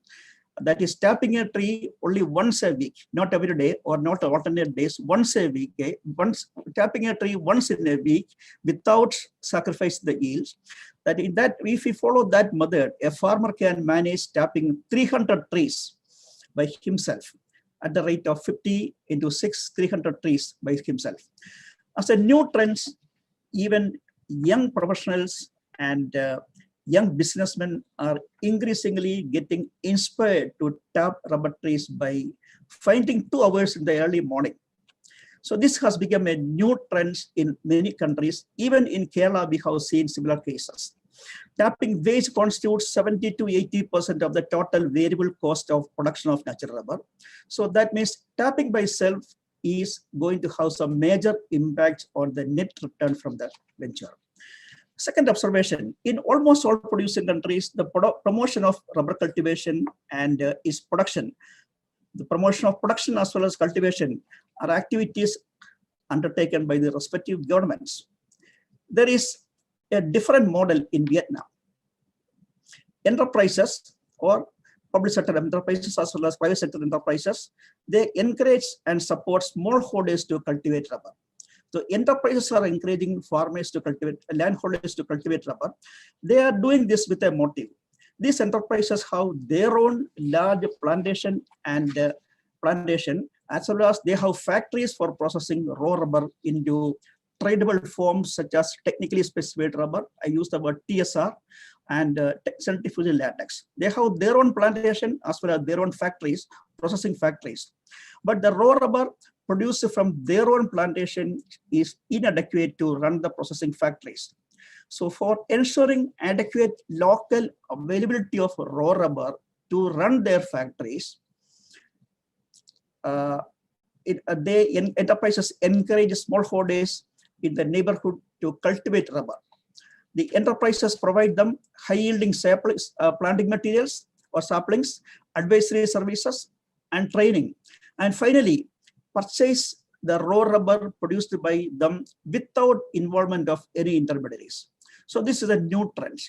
The prices are benchmarked with the rate prevailing at the Singapore Commodity Exchange. So that means that there is no exploitation in price as well, because it is benchmarked with the Singapore Exchange price. So this is a new trend, and there is no government agency to promote the cultivation, and there is no intermediary. Farmers can sell direct to the processing factory. And another observation is from Brazil. This is somewhat a model which is somewhat similar to the Vietnam's model.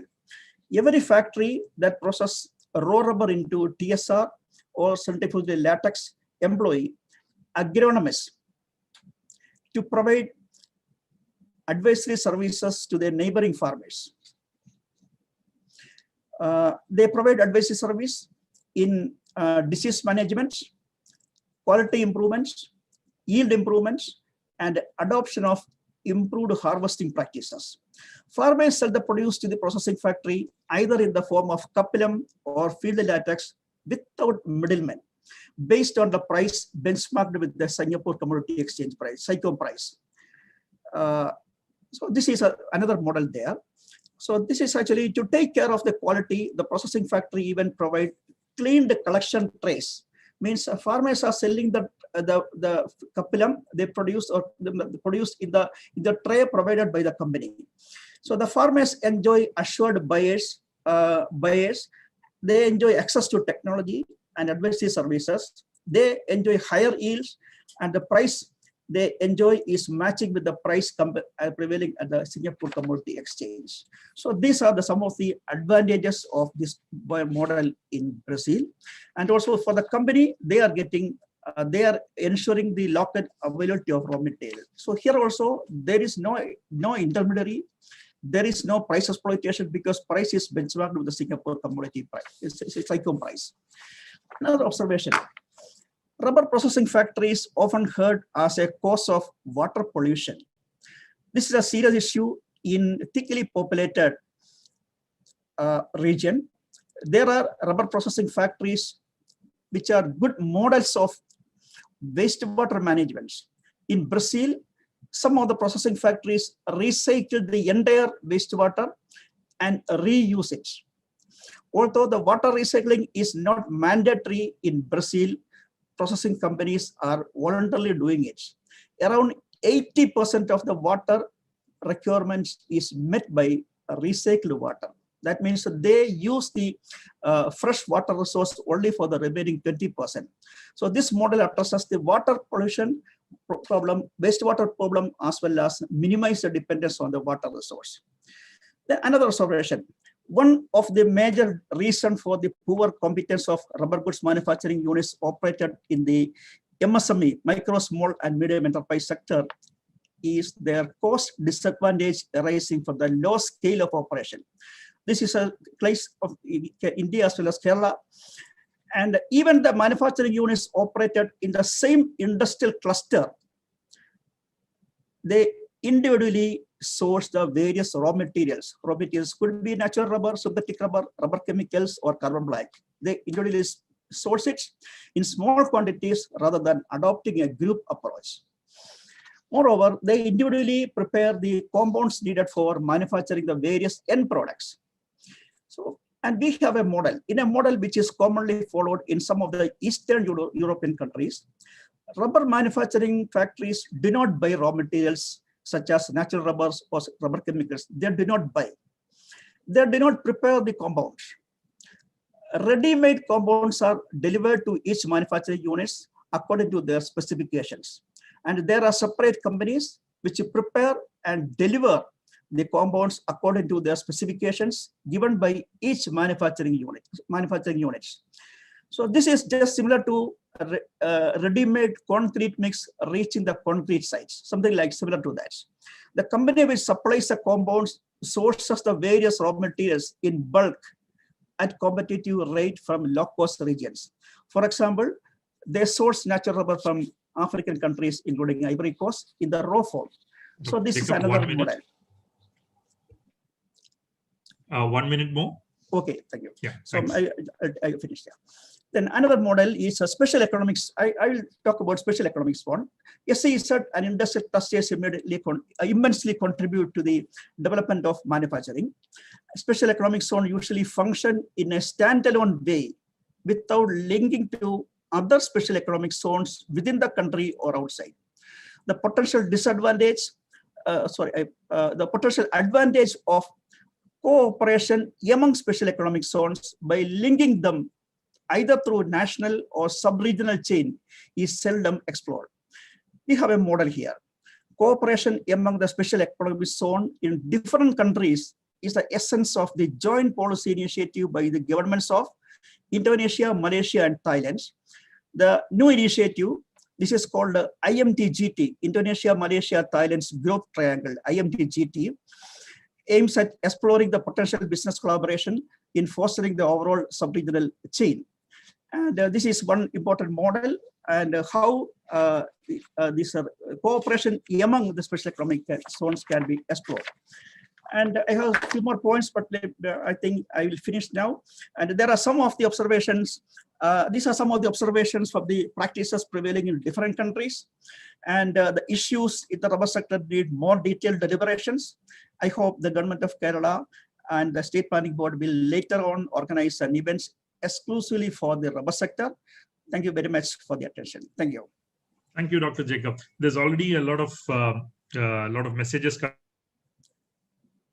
coming to us to the effect that we should focus on each of these sectors separately and should focus different meetings or discussions on each of them separately.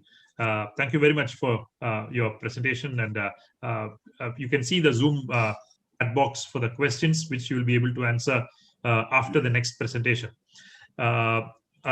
It's my pleasure to now invite David Hogg to make his presentation. David leads the Livelihoods Division of the Nandi Foundation as its Chief Agricultural Advisor. In the course of David's 50 years of stay and work in India, he has had a wide experience in animal husbandry and certified organic crop production. He was appointed to the Indian Coffee Board Advisory Council for the Palani region from 2003. He was the co-director of the Basil Academy, Mysore, and he has also been a past consultant to IFAD, FAO, and so on. His special interest has been to apply organic or regenerative principles to the various fields of agriculture and develop organic protocols for sustainable coffee production to ensure product quality and assure profit for farmers. In David's role at Nandi Foundation, he oversees sustainable livelihoods for small and marginal farmers and gives expert input and advice in supply chain management and importance of shared values to ensure that agriculture is profitable. Over to you, David. 10 minutes. Look forward to hearing from you. Thank you so much, Professor Ramkumar, and greetings to the distinguished panelists and to the public. It's a great honor to share experiences of the last 35 years that I've been working in coffee in India, particularly because for me, coffee is an important crop for India in the watersheds. I can't stress it more that it's extremely important for the ecology, and the unique feature of Indian coffee is that it's all shade grown.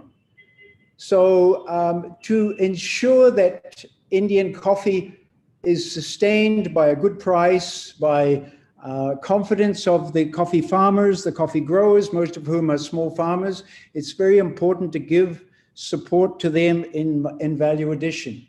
So this was part and parcel of our mandate when we went to Araku. 20 years ago, we got involved, Nandi Foundation got involved in Araku to develop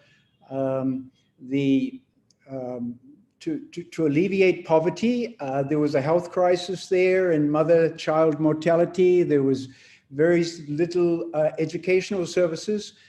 And as we addressed that over a couple of years, by about 2002, we got approached by the farmers to say, look, if you want us to be part of an educational change and a health change, we also need a cash crop. And we have coffee, but we're not making any money. Can you help us with the marketing? So at that point, at that request, we decided to take up the challenge, and that began a long partnership with this community. And it has developed into a very interesting model of value addition for the coffee. We got it into an international brand. We took it from a very, very ordinary coffee that was considered a non-traditional area of coffee growing, and we made a product of it recognized throughout the world. I just want to give some key learnings to this, because I think all of these learnings are relevant to the Wayanad, to the Kerala experience, and what it is now has decided to bite to take the bit in the teeth, and decided to go into a value addition of its coffee in Wayanad. So some of the learnings are, let me just list them, and we can discuss them as I go. I think one of the most important things is organizing farmers in a collective. If you are going to sell coffee and create a product, you need a certain volume. And over the period of years from 2002 to the present, we've gone from 500 farmers to 1,000 farmers, 5,000 farmers, and now we have around 12,000 farmers in our cooperative. It's a max cooperative. We have annual elections. And I think the most important thing is that the farmers feel that they're being looked after. As we evolve from collecting coffee from them, processed by them, we discovered to our amazement that the coffee was not very drinkable, because it was not exactly the farmer's fault. Each farmer has 1 acre, and each one was processing his coffee as best he could on Kaudang floors, on Tasio roads, storing the coffee in smoky attics in the night. And the problem was to get a consistent cup, to get a clean cup. So at a certain point around 2006, we took the decision to develop a quality coffee by setting up a central processing unit. Now, this is not a usual model for India. Usually these central processing units are more common in tea. But we set up a central processing unit, and we decided to take the entire drudgery of processing the coffee, the primary processing of the coffee, away from the farmer, pay him for the cherry, and then get professional processing equipment to do a quality product in Araku itself. We were given land by tribal farmers. We developed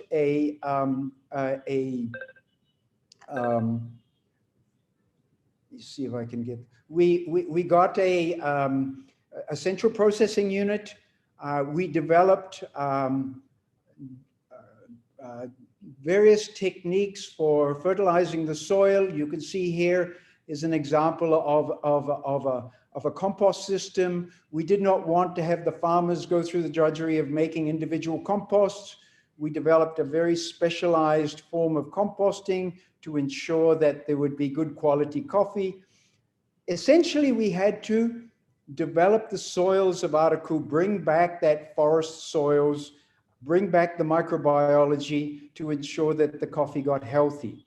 And in the course of that, in centralizing the processing, we were able to produce a better and better quality coffee.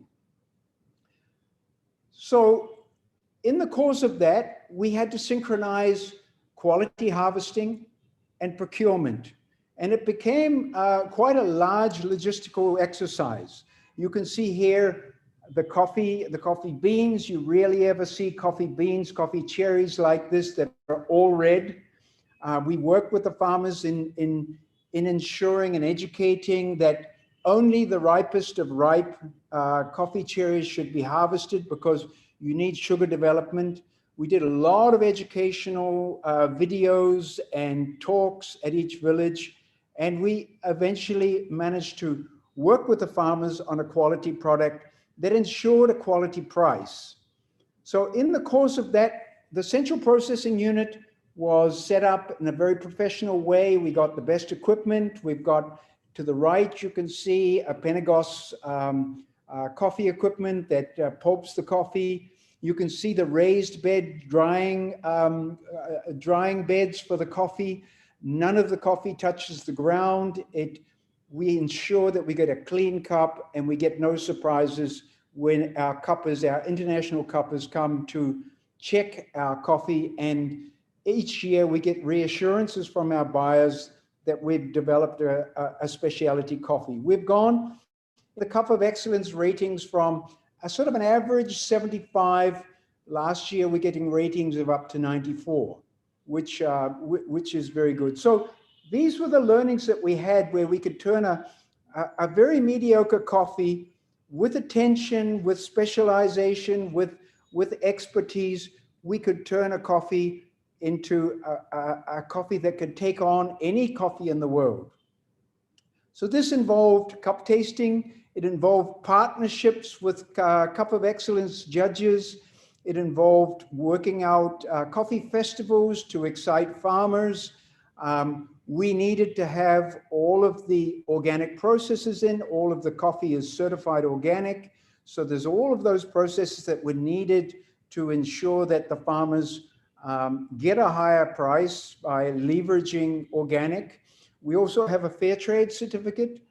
And all of these things led us to realize that we could take this coffee from even a good coffee, even a specialty coffee, all the way to a terroir coffee. So we began meticulously looking at the different plots of the coffee, from the higher altitudes to the medium altitudes to the lower altitudes. We started categorizing soils.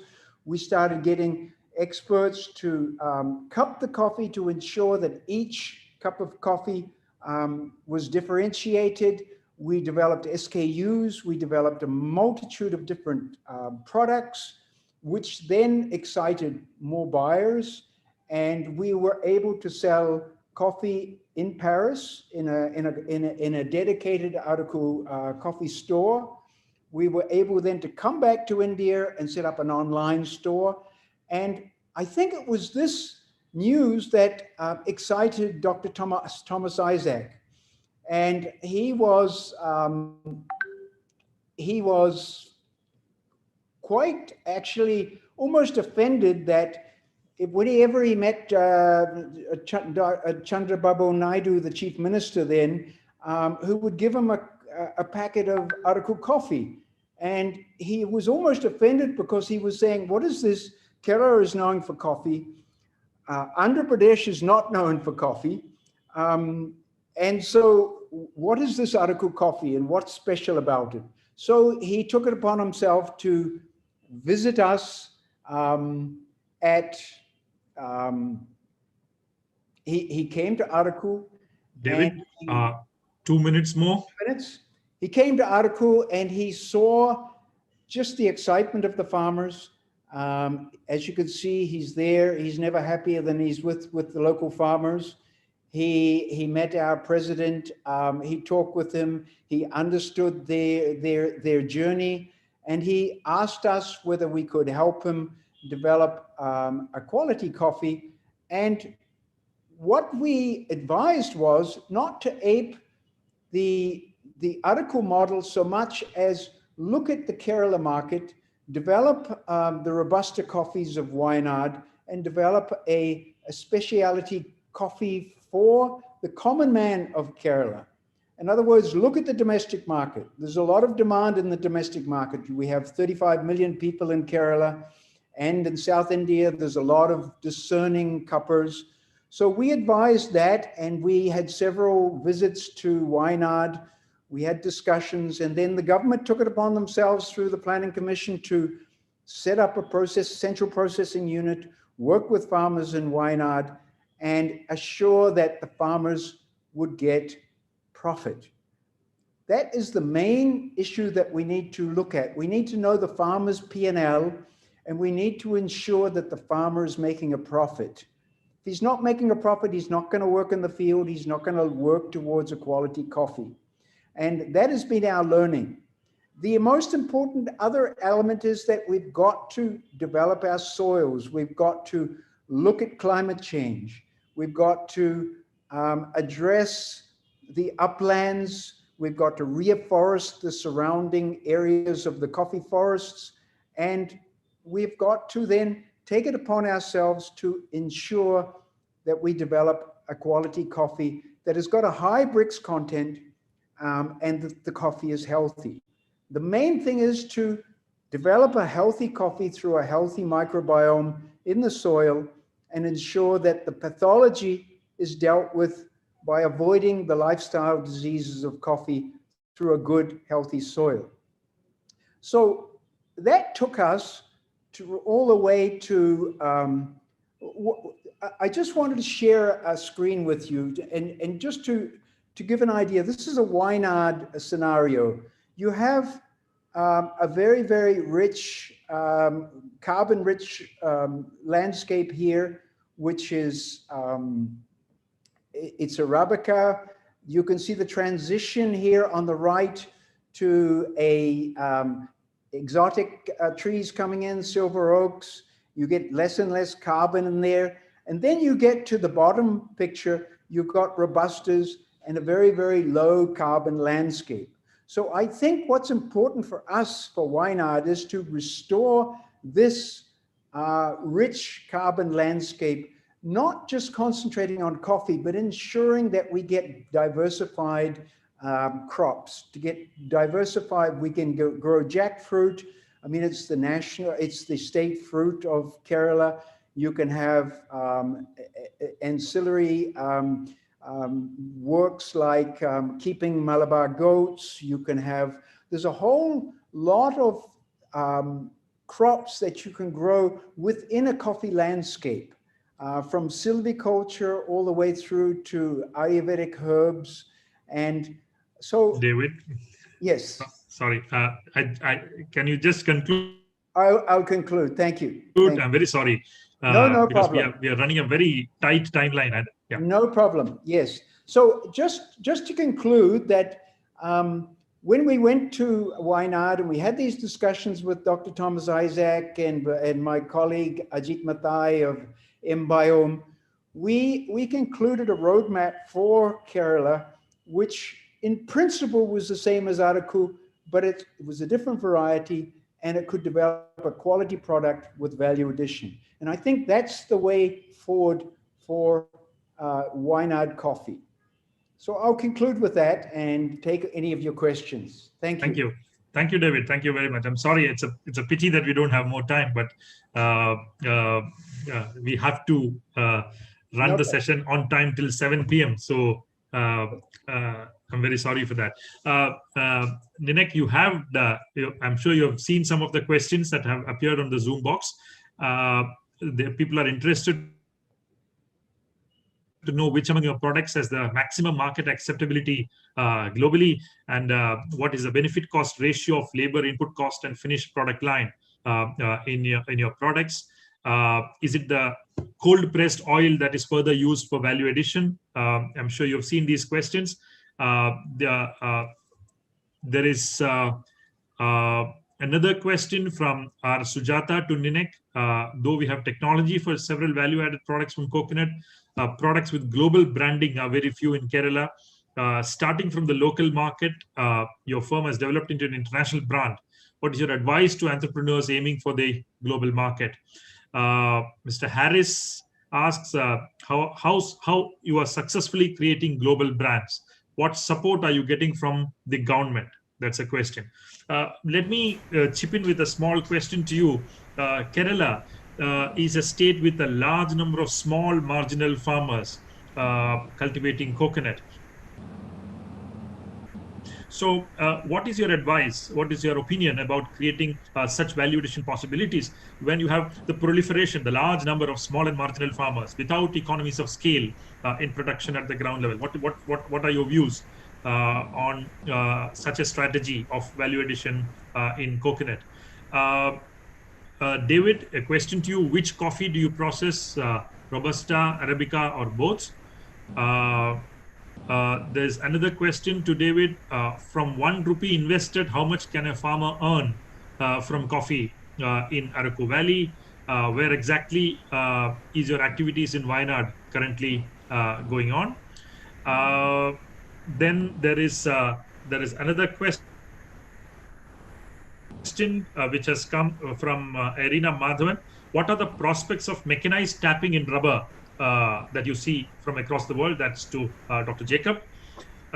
What will be the future of rubber growers of both traditional and non-traditional tracts of India, as many are moving to alternative cropping systems recently? And one more question is there: where does natural rubber stand in the increasing competition from synthetic rubber that we are seeing from across the world? These are the broad questions that have come, and I'm constrained to limit each speaker to exactly 3 minutes. I'm very sorry for that. I'll give you I'll buy you a drink next time if you finish in 2 minutes. Ninek, over to you. Okay, thank you very much about the questions. So the first question is, what is the profitable product and the best-selling product in the company? So I would rather explain that the organic cold pressed virgin coconut oil is still the best-selling product in our company, and then the second bestseller is a skincare product, because a lot of people use a skincare product category. And the second question is about how much the profit of the product. So it's very difficult to answer this question, but I think that we can categorize the product in three major types. The food product is have lowest profit because of highly consumption and high cost of production. But the cosmetic product and pharmaceutical product is provide a lot of the profit, because when people buy the cosmetic product, they buy the product by emotionally, not logically. Like if you have a wife and your wife go to department store or supermarket and they came across the cosmetic shelf, they buy it emotionally, even they have a lot of reason to do anything, and you will get a high profit from that product. And the third question, what I do from the normal coconut oil. I use the cold pressed coconut oil to value added product from skincare product like body lotion, body butter is a main cosmetic ingredient, and also the oral care product like coconut toothpaste, coconut oil pooling, and also facial care products. And the fourth question, to be globally, how you be globally in the market? I think to encourage entrepreneurs to be globally, you have to be good and very strong in locally markets first, and then go think about globally. Because if you exhibit in international trade fair and your customer ask you that where you buy in your own country, where you sell your product in your own country, and you cannot answer the question to the customer, it means they don't trust you that you have a good quality enough to sell in your own country, even your own country. So think about locally first and improve your quality again and again and again, better and better, and then you can think about globally. Okay. And the last question, what you get support from the government? So Thailand have the department called Department of International Trade Promotion, that they support some budget to bring you to be in the international trade fair, and they can pay you half of the full budget. But sometimes you have to provide your own budget, like a plane ticket and hotel, but they will support you some trade fair costs. This can help you reduce the cost to be in the global market. And also Thailand have the other campaign called One Province, One Product, that they can develop your product, and they have many instructors to help you to develop on the packaging and the quality of the product. So I think that's all for the question from the delegate. Okay, thank you very much. Ninek, one quick question. People would like to know whether companies like yours are following contract farming agreements with farmers to procure coconut, raw coconuts. Again, please. Companies like you, like yours, do you sign contract farming agreements with farmers yes. in order to supply raw materials at a predetermined quantity and price to ensure regular supply to you? Yeah, I do around 5 coconut farm in Thailand and sign the contract farming to them, because we do organic certification. We have to do contract farming, and we pay them about certification cost to the certified body, and we purchase the coconut from them higher price from the normal market price, 1 baht for 1 nut in every shipment, to make the sustainability environment about the supplier and the manufacturer. Okay. Thank you, Ninek. Dr. John Jacob. Yeah, thank you. I have 3 questions. I will answer in the reverse order. The competition from synthetic rubber. In fact, actually, the competition between synthetic rubber and natural rubber is it's a people belief. It's a wrong perception actually. Actually, synthetic rubber and natural rubber are complementary to each other. For manufacturing each product, there is a proportion. For example, a truck tire, 80% is natural rubber, 20% is natural rubber. It may slightly vary from company to company, and according to the models. And for a passenger car tire, around 50% is natural rubber, about 50% is synthetic rubber. So that means according to the expected performance of each product, there's a proportion. And usually the the production managers will not allow to change this proportion when the relative price changes. So this is a wrong perception, but only in limited extent its substitution is possible. So there is nothing like a competition from synthetic rubber. That's a wrong perception. But if the synthetic rubber price comes down substantially, yes, maybe around 2% substitution may be possible. That can have a negative effect on the market because of the speculation.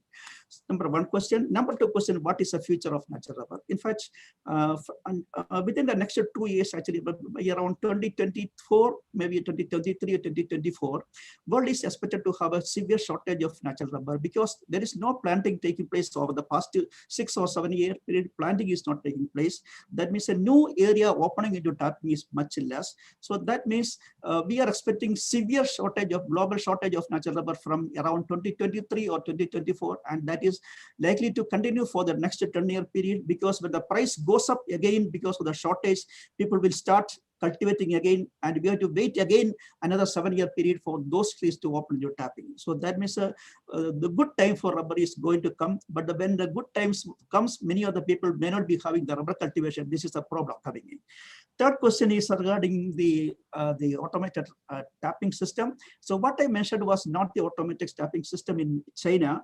What I mentioned was a motorized tapping knife made in China. So that course is a simple knife. It's a motorized tapping knife. Means that, so and it usually is applying it for tapping, and instead of applying putting our hand force, the motor is working on it. So it costs around $150 if we import from China, and it's very popularly used in Myanmar, Indonesia, Thailand, even Malaysia also. And recently it has been introduced to Kottayam also. And in fact, actually there is a review on this by the Kashakasri magazine. There's a review on this. I have given my inputs. I have operated that one. Even I managed to tap rubber trees within 1 hour. So means anybody can tap trees. Only thing, the bark consumption may be a little bit more. So only thing. So this is not the automated tapping machine system in China. That is not practical. It is too expensive. And what I mentioned was the motorized tapping knife, which costs around $150 if you are importing from China. And maybe the local version can be produced manufactured in Kerala with the reverse engineering process. Thank you very much. Thank you, Dr. Jacob. David, I'm very sorry. 2 minutes for you. Just 2 minutes. Thank you. No problem. I think the first question was asking what we're processing in Article, and we're processing only Arabica coffee, as opposed to Wayanad, where it's the bulk of the coffee is all Robusta. The key point here is that Robusta coffee, the astringency of the Robusta coffee that it's well known for, can be modified if you process right, if you harvest well. If you harvest ripe cherries and you create parchment Robusta, you can make a very, very, very good cup. And I think MBiome and the government is exploring marketing the coffee in dispensing units, but it's also looking at things like cold coffees. And I think there's a lot of interest in, there's quite a developed palate in Kerala, and I think there's a lot of opportunities there for that, for Robusta coffee. The second question was to do with basically about profit. How much can the farmer expect from his 1 acre? So in the case of Araka, we've taken the coffee because of the increase in production, because of the increase in interest. We've taken the drudgery away. He is concentrating on his core competence, growing the coffee, harvesting the coffee at the ripe moment. And we're able to pay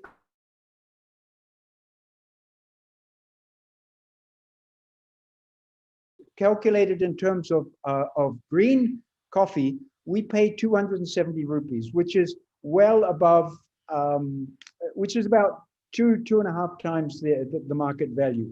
So we do not look at the commodity prices anymore. The farmers do not look at, they know in August what the price is going to be the coming year. So they can pick towards that and they know what their income is. So there are commonly farmers making just from the coffee alone, not counting the pepper, they're making as much as 1 lakh just from the coffee from 1 acre. So, which is a very encouraging thing for them. I think the last question was where in Wayanad. So I think it's the actual site for the processing is yet to be finalized, but I think it's been cleared by the Planning Commission. I think now the question is aggregating farmers. All the hard work comes now. And I think it'll be interesting to work with the MBiome and the government to ensure that farmers take an interest, that there is a collective formed, and that there is a common sense of purpose in the coffee growing for Wayanad. So I think that's the important thing. As far as the location of Wayanad, it is yet to be established. I think the registration of farmers is yet to happen, but it's underway now, as I understand it. Yeah. Thank you, David. Thank you very much. I must use this occasion before the official vote of thanks to take a few names of people behind the scenes in these sessions that we had in the morning. I want to specifically thank Mr. Rajendran, Ms. Dhanya, Ms. Aparna in the control room in Trivandrum, Mr. Anil and Ms. Roshni in the room of the Chief Agriculture, Ms. Sangeeta, Ms. Roshni, Ms. Rinsi, Mr. Jayachandran in the rapporteur's room, Mr. Jimson and Ms. Soumya in the typing desk, and Ms. Steffi, who takes care of food and refreshments in the control room and the planning board. Thank you, everyone, for the wonderful work you have done behind the scenes through the morning. I thank all the delegates, all the participants.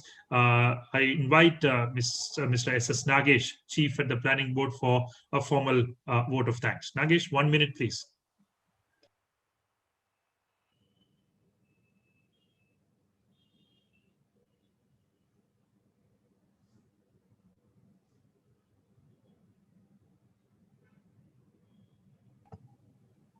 I think value addition, especially in coconut, rubber, and coffee. I thank Dr. Ramkumar for conducting these sessions. I'm sure that the views expressed by the participants are invaluable for us. We have distinguished guests from ICAR, NABARD, regional offices across India, KVKs, and Kerala Agriculture University. Thanks to all of them. And we have been joined by the agriculture officers of Kerala, the real professional heroes who lead the agriculture growth in Kerala, and also all the district planning officers and planning board staff, and above all, Gayatri Madam, Harshan, and the entire VC office for coordinating the event so well. Thank you very much. Thank you, Nagesh. I must declare the session closed for now. I invite you all for the next set of sessions in the afternoon, which will deal with animal husbandry and fisheries.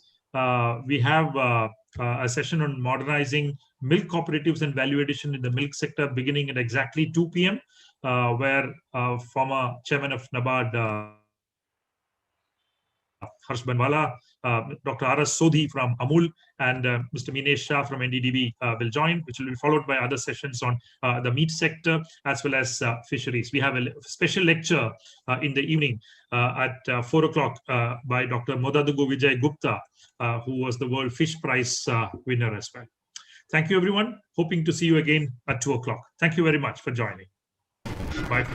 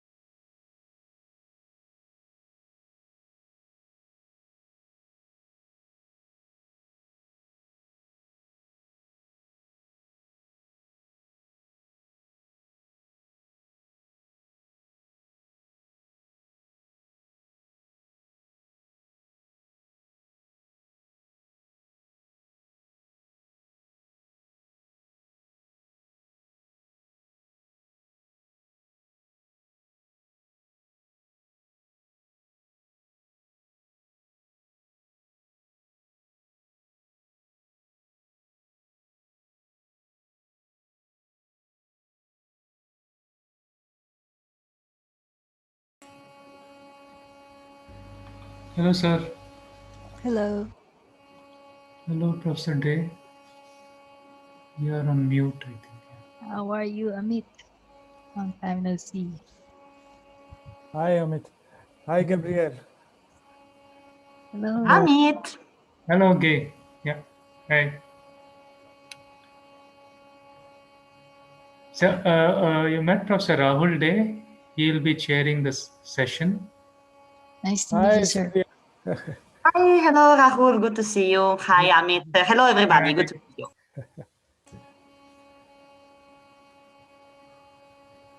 It's good to see Sylvia, Gabriel, and I think Manish will also join, Dr. Manish Gupta and Mr. Mohan Das. Okay. So I reckon it's the afternoon there. It's 9:30 here. There is a lot of snow. Oh. Yeah, this is Oslo. There's a lot of snow. Oh, you're in Oslo? I'm in Oslo. I moved to the University of Oslo 6 months ago, Rahul. Oh, I didn't know that. Oh. Yes, yeah, that's a little news. Yes, I'm not in England anymore. Oh, okay. So you're with Sandeep? Exactly, the same department as Sandeep Sahai, yeah. Oh, nice. Very nice. Yeah. Yeah. Well, we Hope don't things have snow. We have bright sunlight here in Bangalore. I miss Bangalore a lot. Hope things are good at your end, Rahul, Amit, my friends in Bangalore. All good, all good. How is it in Thailand, Bangkok? Gay, you're joining from Bangkok, right? I'm joining from Chiang Mai.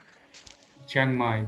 Yeah, so I feel very fortunate to be here. Bangkok is still under modified movement restrictions because they had a surge in COVID-19 cases over the holidays. But here in Chiang Mai, we've been zero local transmission for about 2 weeks now. So okay, so that's good. Quite better. Great.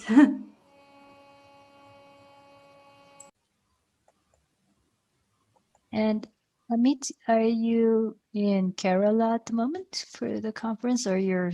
No, I'm in Bangalore. I'm in Bangalore.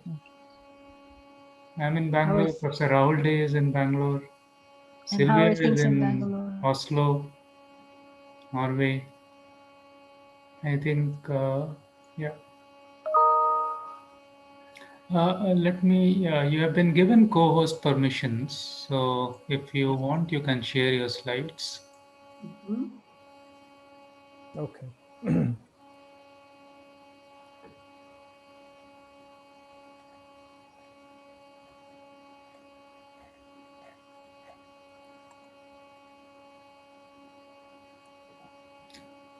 So I guess the plan is we'll start with Professor Gopinath will speak for some time. And then I'll introduce Professor Rahul Day and then you can take over. Okay. Excuse me, I will just close my curtains back there because there's a glare. Good morning.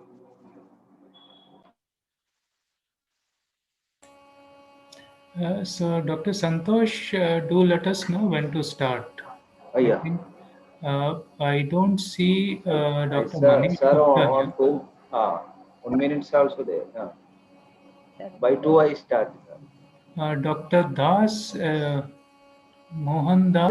CI. I am using somebody else's this thing. Can you change the name in the panel, sir? It is possible. We'll try to. Those 3 dots are there. 3 dots are there. So if you click that,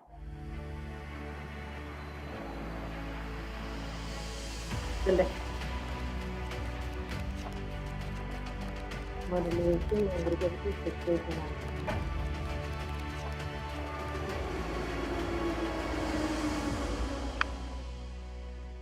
Hello, I am Manish. Are you able to hear me? Yes, very well. Okay, thank you.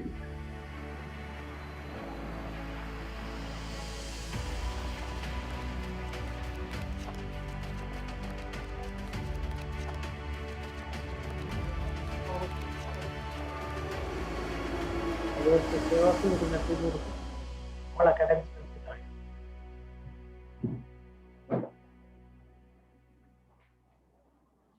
Dr. Ramkumar, 20 seconds. 20 seconds.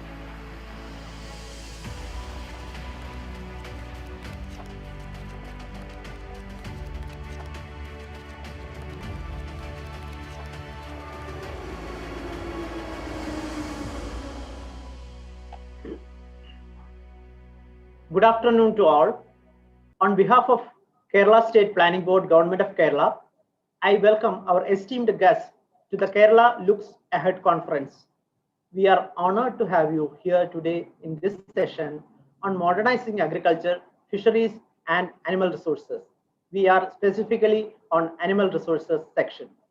Before we proceed to the session, I would like to draw kind attention of all participants towards certain guidelines to be followed in this online conference session. I request all participants to mute their audio while others are speaking. Participants are requested to address their queries through the chat box and use the discussion time to express their views or clarify their doubts. The sub-sessions will be moderated by Dr. R. Ramakumar. I also request speakers to strictly adhere to the scheduled time of their sessions. We look forward to an interesting session. I now request Professor Dr. Ramakumar, Honorable Member, Kerala State Planning Board, Government of Kerala, to take over. Over to you, Ramakumar, sir. Thank you, Nagesh. Good afternoon, everyone, from wherever you're joining. There are people with us in the Zoom box here, as well as we have people watching us live on Facebook as well as YouTube. Thank you very much and welcome to this international conference on Kerala Looks Ahead, organized by the Kerala State Planning Board. Now, this session that we are organizing from now on is on animal husbandry. We will have 2 sessions on animal husbandry, followed by fisheries sessions. In the morning, we had sessions on agriculture. Primarily, this session is on modernization of milk cooperatives and value addition. Kerala has a very interesting place in the milk map of India.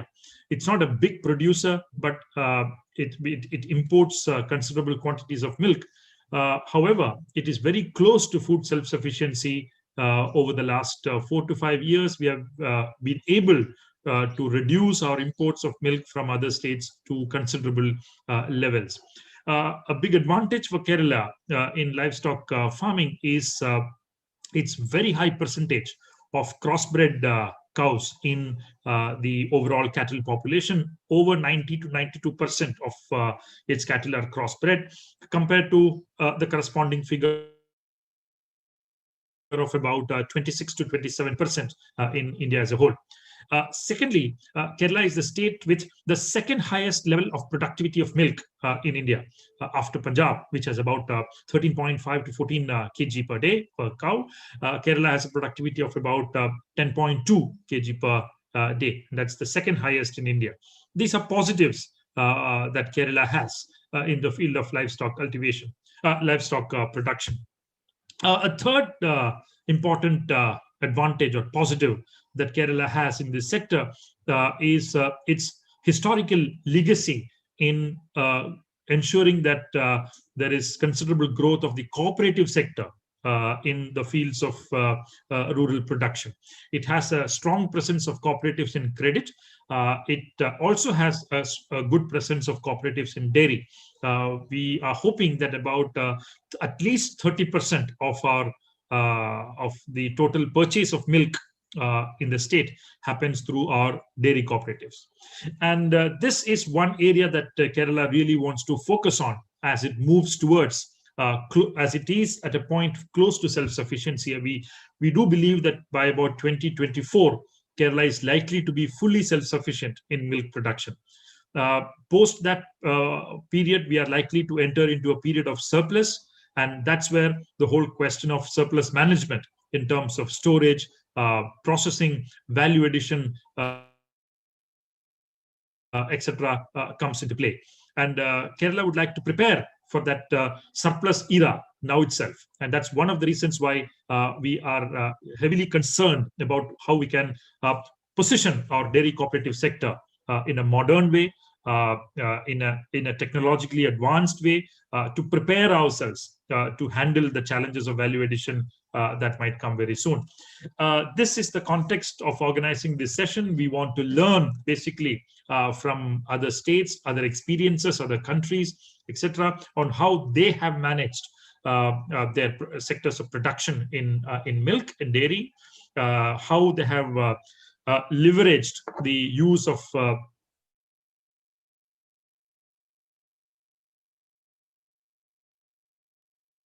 looking forward to learn through this session.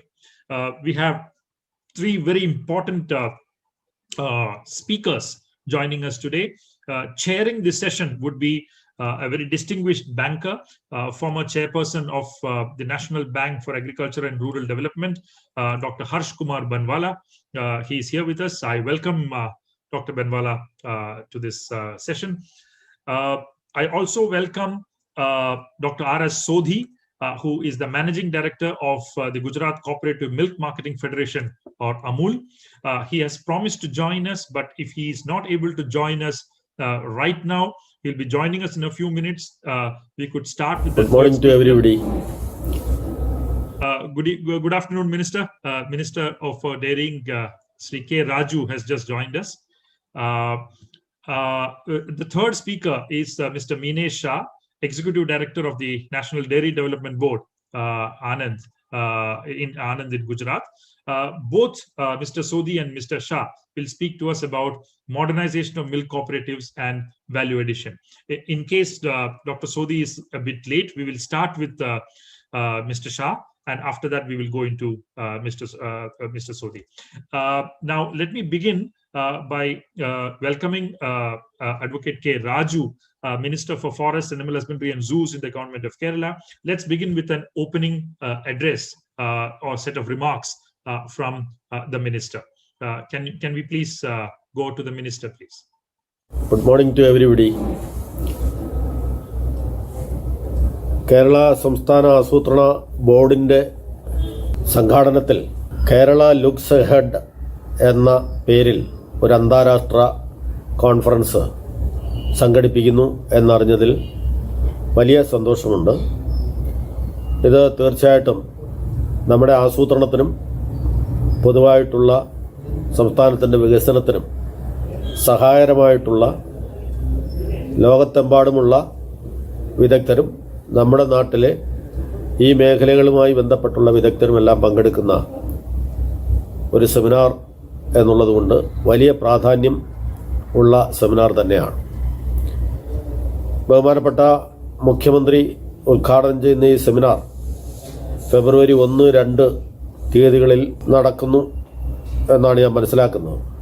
2-ാം തീയതി നടക്കുന്ന animal resource എന്ന അതുമായി ബന്ധപ്പെട്ട് വരുന്ന സെഷനിലാണ് നാം ഇപ്പോൾ പങ്കെടുക്കുന്നത്. ഈ കേരളത്തിൽ പ്രളയത്തിൻ്റെയും കോവിഡ് മഹാമാരിയുടെയും എല്ലാം പശ്ചാത്തലത്തിൽ അനിമൽ റിസോഴ്സ്, അതുപോലെ തന്നെ ഡയറി, മിൽക്ക് കോപ്പറേറ്റീവ്സ്, മീറ്റ്, ഈ മേഖലയ്ക്കെല്ലാം തന്നെ വലിയ പ്രാധാന്യമാണ് ഇപ്പോൾ കൈവന്നിട്ടുള്ളത്. നമ്മുടെ കേരളത്തിൽ കന്നുകാലി സമ്പത്ത് വളരെ കുറഞ്ഞുകൊണ്ടിരുന്ന ഒരു സ്ഥിതിയായിരുന്നു കഴിഞ്ഞ ഏറെ വർഷങ്ങളായി ഉണ്ടായിരുന്നുവെങ്കിൽ ഇപ്പോൾ സന്തോഷത്തോടു കൂടി എനിക്ക് സൂചിപ്പിക്കാൻ കഴിയും, 2019 നടന്ന കേന്ദ്ര സെൻസസ് അതിൻ്റെ റിസൾട്ടുകൾ പരിശോധിച്ചാൽ കന്നുകാലികളുടെ എണ്ണം കേരളത്തിൽ കൂടുന്നു. താഴോട്ട് പോയിരുന്ന ഗ്രാഫ് ഇപ്പോൾ മുകളിലോട്ട് വരുന്നു, അതിൻ്റെ സൂചനകൾ കാണുന്നു. കന്നുകാലികളുടെ എണ്ണത്തിൽ 1%, ആടിൻ്റെ എണ്ണത്തിൽ 9%, പന്നിയുടെ എണ്ണത്തിൽ 86%, കോഴി 25%, താറാവ് 4%. ഇങ്ങനെ ഇപ്പോഴത്തെ അല്ലെങ്കിൽ ലേറ്റസ്റ്റ് സെൻസസിൽ ഈ റിസൾട്ടാണ് കാണുന്നത്. അത് തീർച്ചയായിട്ടും നല്ല കുടുംബശ്രീ, കെപ്കോ, ബ്രഹ്മഗിരി സൊസൈറ്റി തുടങ്ങിയിട്ടുള്ളവ സംയുക്തമായി ചേർന്നുകൊണ്ട് കോഴിയിറച്ചിയുടെ ഉൽപ്പാദനത്തിൽ കാര്യമായിട്ടുള്ള വർധനവ് വരുത്താൻ കഴിഞ്ഞിട്ടുണ്ട്. എങ്കിലും ഇനിയും നമുക്ക് വളരെയേറെ മുന്നോട്ട് പോകാനുണ്ട്. ഈ പ്രത്യേക പ്രതിസന്ധി നിറഞ്ഞ ഈ കാലഘട്ടത്തിലും ജനങ്ങൾക്ക് ആശ്രയിക്കാൻ കഴിയാവുന്ന ഈ മേഖല വൻപിച്ച പുരോഗതിയിലേക്കാണ് എങ്കിൽ പോലും തുടർന്നു വരുന്ന നാളുകളിൽ കൂടുതൽ മുന്നോട്ട് പോകാൻ കഴിയുന്നതും കൂടുതൽ ആളുകൾക്ക് തൊഴിൽ നൽകാൻ കഴിയുന്നതും പാവപ്പെട്ട ആളുകൾക്ക് ജീവിത നിലവാരം ഉയർത്താൻ കഴിയാവുന്നമായ ഈ മേഖലയെ സംബന്ധിച്ച് ഈ കോൺഫറൻസ് സമഗ്രമായി ചർച്ച ചെയ്യണം. വളരെ വിദഗ്ധരായിട്ടുള്ള ആളുകൾ ഈ കോൺഫറൻസിൽ പങ്കെടുക്കുന്നുണ്ട് ഈ സെഷനിൽ എന്നാണ് ഞാൻ മനസ്സിലാക്കുന്നത്. ഡോക്ടർ SK ബൻവാല, അതുപോലെ തന്നെ doctor RS Sodhi, mister Manisha, Shri Nagesh agriculture chief തുടങ്ങിയിട്ടുള്ള ആളുകൾ ഇതിൽ പങ്കെടുക്കുന്നു എന്നാണ് ഞാൻ മനസ്സിലാക്കുന്നത്. പ്ലാനിംഗ് ബോർഡിലെ മെമ്പർ ശ്രീ രാംകുമാർ, അദ്ദേഹം ഈ സെഷനിലെ സ്വാഗതം ആശംസിക്കുകയും അതോടൊപ്പം തന്നെ പൊതുവായ നേതൃത്വം നൽകുകയും ചെയ്യുന്നുണ്ട്. രാംകുമാറിൻ്റെ നിർദ്ദേശങ്ങളും മറ്റും ഈ സന്ദർഭത്തിൽ ഉണ്ടാകും എന്നാണ് ഞാൻ കരുതുന്നത്. ഈ കോൺഫറൻസ് നമ്മുടെ ഈ മേഖലയ്ക്ക് മുന്നോട്ട് പോകാൻ ശക്തി പകരുന്ന ഒന്നാകട്ടെ എന്ന് ആത്മാർത്ഥമായി ഞാൻ ആഗ്രഹിച്ചുകൊണ്ട് എൻ്റെ വാക്കുകൾ ചുരുക്കുന്നു. പങ്കെടുക്കുന്ന എല്ലാവർക്കും എല്ലാവിധമായിട്ടുള്ള ആശംസകളും നേരുന്നു. Thank you very much, Minister, for that warm welcome address to everyone. We shall now begin the session. I'm very happy to inform that Sodhiji has joined us. He had a very busy day. There was, in fact, a little doubt that he might not be able to join us, but I must thank him for his openness in accepting our invitation and ensuring that he is here on time. Thank you very much, Sodhiji, for ensuring your participation. Thank you. I now leave the stage to Dr. Harsh Kumar Banwala, who will give his opening remarks for 5 minutes. And he will then open up the session to other speakers. First, Mr. Sodhi for 15 minutes, and then Mr. Shah for another 15 minutes. Over to you, Dr. Banwala. You're muted, sir. You're muted. Am I audible now? Yes, you are now. Namaskar. Thank you, Dr. Ramkumar and Nagesh from the Planning Board, Kerala Planning Board, for giving this opportunity. We all know that India is a land of small farmers. 85% of the farmers are small. And really, the land owning is not as rightly distributed the way it should be. So the 85% farmers own around 47%. But when it comes to animal resources, nearly 85% of the small and marginal farmers, they own around 75% of the milk. So there is a lot of distribution, a good distribution in land, other than land resources in terms of animal resources. And we all know that this animal livestock management is a major function in our country in terms of its contribution of nearly 40% coming of agriculture GDP coming from this. Now, that's a sizable. And I will also share this with you that average monthly income of households in India is around 9,800 at 16-17 prices, which the NABARD Financial Inclusion Survey that we had done. And nearly 9% of this comes from animal sources. So, outreach to small and marginal farmers. The cornerstone of any intervention in animal husbandry sector in India has to be seen as a distributive justice to the society. And if you look at another dimension, the most of the domestication work is looked after by the women in many states, especially the small animals. And average size of milk animals is also 2 to 3 milk animals per household. That's what it comes to. So despite the fact that we have the largest production of milk in the world, we are not processing as much.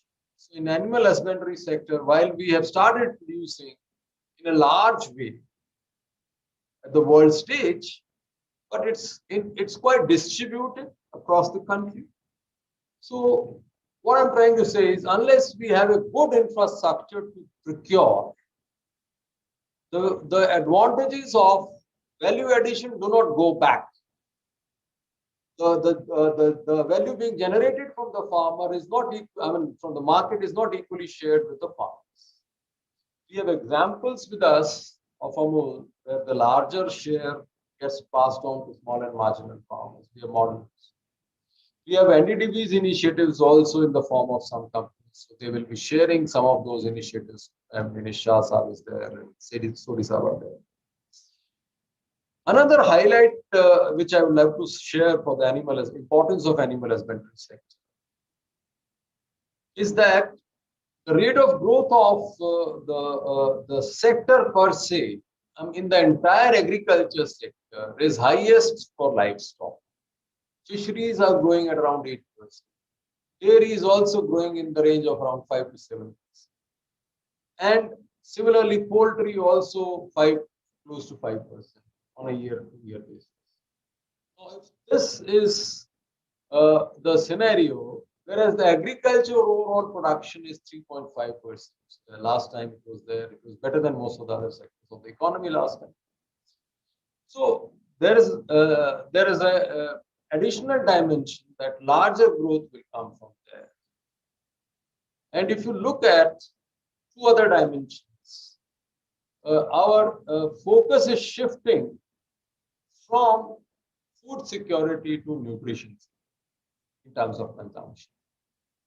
So with that happening, I think the focus for transforming agriculture in the country has to be equally seen as transforming or improving the infrastructure and the entire livestock production system and productivity. Kerala's share in meat production is fairly high, but Kerala's share in milk production is not as high at the country level. Though the Honorable Minister was saying that they have achieved self-sufficiency, but still only around 25 to 30% is getting procured through the cooperative system. And there is a possibility of improvement there. Also, the animal husbandry infrastructure in terms of improved milk production needs to be particularly the fodder, forage production, as also improving the entire yield further to crossbred cows, as well as reducing the inoculations, improving the artificial insemination so that attempts taken for conception are less compared to what exists today in Kerala. I think Kerala is a tourist hub country. Although the Kerala people require, many of them are meat loving, but a lot of other people visit, particularly in the winters. So they have their own food requirements. And the focus on nutrition security focuses on the animal proteins because they are finer proteins. And as such, they will continue to be looked after in a positive manner in the times to come. Before we hear my colleagues, the 2 honorable speakers, I would also say that this entire exercise of rejuvenating of any economy, Professor Ramkumar will agree with me, requires investments. And these investments have to be, to be coming from not only the producers, but also investments by public as well as private entities, which are institutions. I think this endeavor of Kerala State Planning Board to focus on animal resources sector and to attract investments therein is a laudable effort. And one example from NABARD side, which when I was the chairman till May last year, I would love to share, is that along with the NDDB, we launched the Dairy Infrastructure Fund. Dairy Infrastructure Fund for the cooperative sector of 8,000 crores with an outlay of around 10,000 crores. I think when I left, already sanctions had been done to the extent of nearly more than 3,000 crores. And there was a good response. Although because of certain reasons, some of the cooperatives were not participating. In particular, I would say Amul. But there are other state cooperative dairies which have taken, not from this fund, from Rural Infrastructure Development Fund. I remember 1,000 crores going to the UP cooperative entities 3 years ago from Rural Infrastructure Development Fund. Now, this kind of investment is only in the cooperatives for improving the infrastructure, whether it is laboratory, whether it is chilling center, whether it is refrigeration units, whether it is the plant per se. Because most of the investments in the cooperatives happened during Operation Flood, which was in 80s and 90s, in fact, mostly in 80s. So all that investment, infrastructure created, machinery, etc., requires replacement or augmentation. So I think the private sector should also be encouraged, because I have seen some of the modern private scale-up dairies and some others who have taken up good IT bases, SCADA and internal control systems to streamline their operations. I think this investment from private public has to be going in tandem with the IT-based innovations also happening in the sector, which will be bearing fruits for the state of India. I think I'll stop here. I'll request the first speaker, Dr. Sodhi. Dr. Sodhi, I've been a loud fan of yours. The way you have functioned yourself, placed Amul at the center stage and among the top 6 brands in the world in terms of certain numbers which you will love to share yourself. I think I invite Dr. Sodhi for the interaction, and then we'll love to hear from Nisha. Dr. Sodhi, please. Yeah, thank you, Dr. H.K. Banawala. Honorable Minister for Forest and Animal Husbandry, Shri Rajuji, Professor R. Ramkumarji, and the Chairman of the session, Dr. H.K. Banawala. It's my privilege to give my views in this very important session on animal resources for Kerala. Like Professor Ramkumar mentioned, I was slightly held up in some other meetings, but I have come out for 50 minutes. Okay. First of all, I like to congratulate Government of Kerala and the Planning Commission of Kerala for considering animal resources also a very good source of state development. And let me tell you, animal resources are different than the other industry because it has got masses both the sides. One side the producer, other side the consumers. Both side masses, lakhs of people as far as the Kerala state is concerned. And one side it provides the livelihood, which I believe Kerala is looking for the rural Kerala people who are coming back, providing very dependable livelihood. The other side, a very, very good nutrition and self-sufficiency in the food. First, let me talk to you about dairy. In India, dairy is the biggest sector, or I say the largest crop, 8 lakh crore per annum. It is much bigger than paddy, wheat, sugarcane, all put together. And the growth-wise also dairy, I mean, today we are 195 or 96 million metric ton. We are not only world largest, but fastest growing. And India is also biggest dairy products market and also the fastest growing market. So we are very fortunate that we are located in a country which has got great potentiality. Reason is simple. 1.35 billion people in India and 1.35 billion stomach, which will be 1.7 billion stomach with more disposable income by 2050.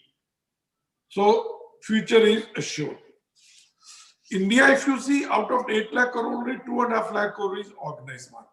Balance is unorganized, there's nothing wrong, but out of that 40% I can say in the villages, but remaining gradually shifting towards packed and branded side, and COVID has accelerated it. Now, coming to the Kerala per se. Now, Kerala, what are the positive point about dairy or animal sources in Kerala is that as far as the data available with me, Kerala is producing around 70 lakh liters of milk per day. Around 11-12 lakh liters is collected by the corporates. Another 2-3 maybe the private. So 20% of Kerala milk production is already coming to the organized sector, which is more or less at par with the India. There are a number of states where it is 1, 2, 3, you like UP or in Punjab or in Odisha, the organized sector is just 3-4%. So that way Kerala is much ahead of India, although in Gujarat it is around 70%. The other biggest advantage in Kerala is the literacy level very high. Disposable income, when I say disposable income for the food, because once you have got more income, you spend more, is highest in Kerala. Then other advantage position in Kerala is because of the exposure to the other overseas market of people working outside, they are more prone, more positive about packed and branded food or dairy product or MMS product. So these are the all positive point. Now, what are the areas where I think the Kerala Planning Board has to look into? See, total dairy market for Kerala is around, as per my calculation, around 16,000 crore per annum. Out of that, 10,000 crore per annum is met with the local production, maybe organized, maybe unorganized, or packed. The balance 6,000 to 7,000 crore dairy products or milk or whatever you say are imported in Kerala from other states.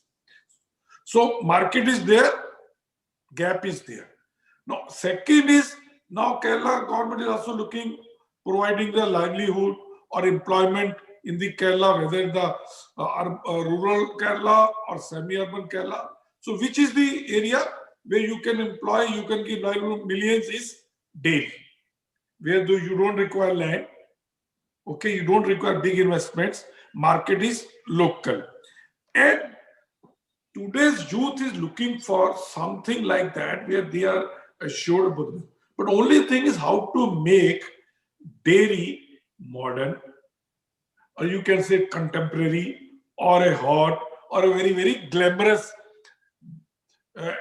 enterprise. So the today's youth who's educated, they're attracted towards the dairy as a startup. So how to do it?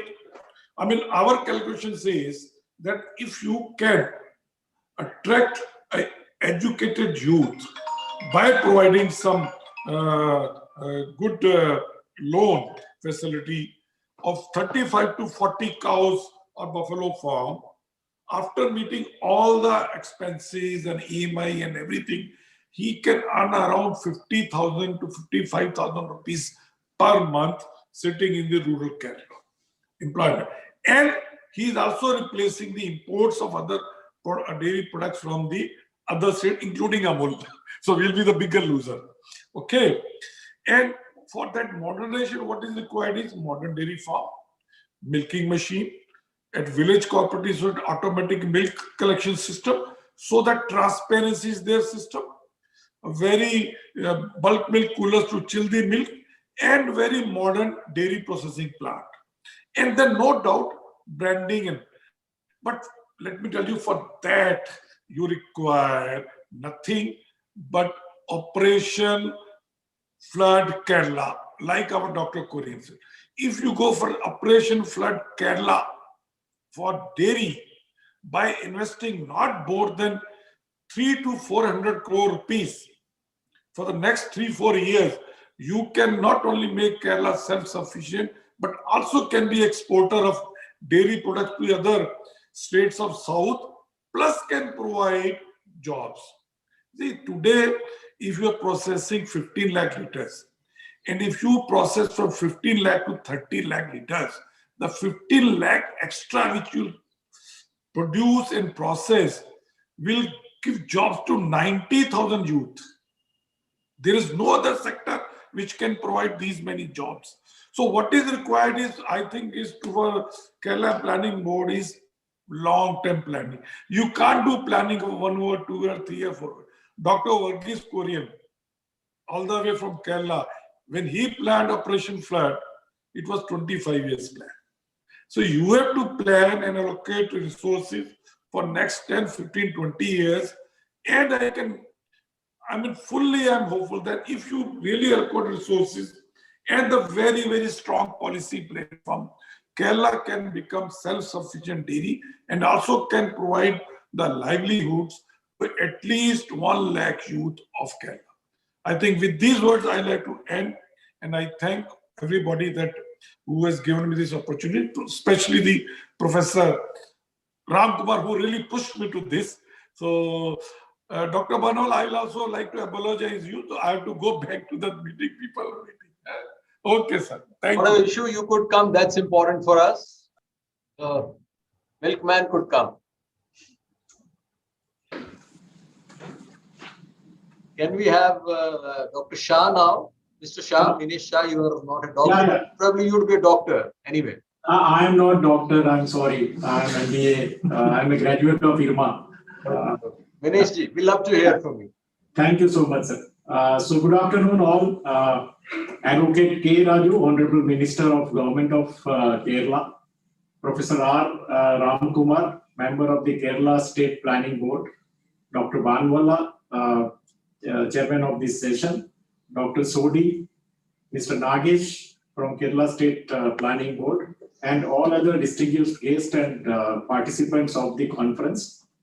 I am delighted to be part of this international conference, Kerala Looks Ahead, which has been organized to discuss future prospects for Kerala in different areas.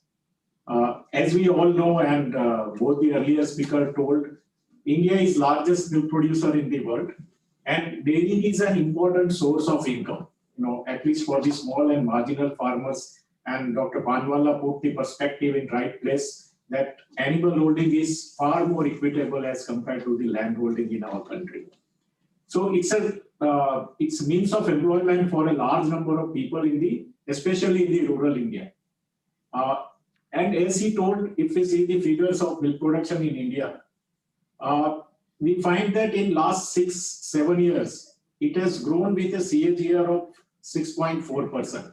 I think by far this is the greater than the global dairy output. If we say the value of milk output at 7 or 8 lakh crore rupees is higher than combined value of paddy, wheat, sugarcane. So milk is, I think, a single largest agriculture commodity, we can say. And so dairying is undoubtedly a growth story. And therefore, I also must congratulate Kerala State Planning Board that they have rightly identified dairying and animal husbandry as one of the critical areas for growth of the state. At MDDD, we firmly believe that dairy cooperatives, among all other form of organizations we have, they are the best suited in our conditions to ensure sustainable and inclusive growth for dairying and our small and marginal farmers in our country. Generally speaking, dairy cooperatives in Kerala, they have managed to do very well. However, to build and retain a competitive advantage and also to grow for the benefit of the small milk producers, I think the stakeholders of dairy cooperative sector, they must be constantly aware of and address the issues that could weaken or undermine the cooperative's future. I think that is the most important factor. The couple of aspects which I would like to highlight for the modernization of milk cooperatives in Kerala. First is the strengthening of procurement cold chain. I think Dr. Sodhi touched upon this aspect. So we need to create a fair and transparent milk procurement systems at the village level. That will build and retain trust of milk producers in the cooperative system. If we see the recently concluded National Dairy Plan, which was implemented by NDDB, we tried to address this aspect by taking help of technological options which are available. We have provided more than 29,000 automatic milk collection units and data processor at the village level. And in them, Kerala got around, I think, 400 AMCUs at the village level. We wish that more number of dairy cooperative societies of Kerala could have participated in this program. The second aspect is the microbial quality of milk. We all know milk is a perishable product, and it is desirable that we arrange its transport immediately after chilling of milk at the village level to the processing center. So again, in the National Dairy Plan, we provided about 4,000 bulk milk coolers throughout the country, of which about 50 DMCs were installed in Kerala. Kerala has about 3,400 dairy cooperative societies and about 475 clusters for the bulk milk coolers.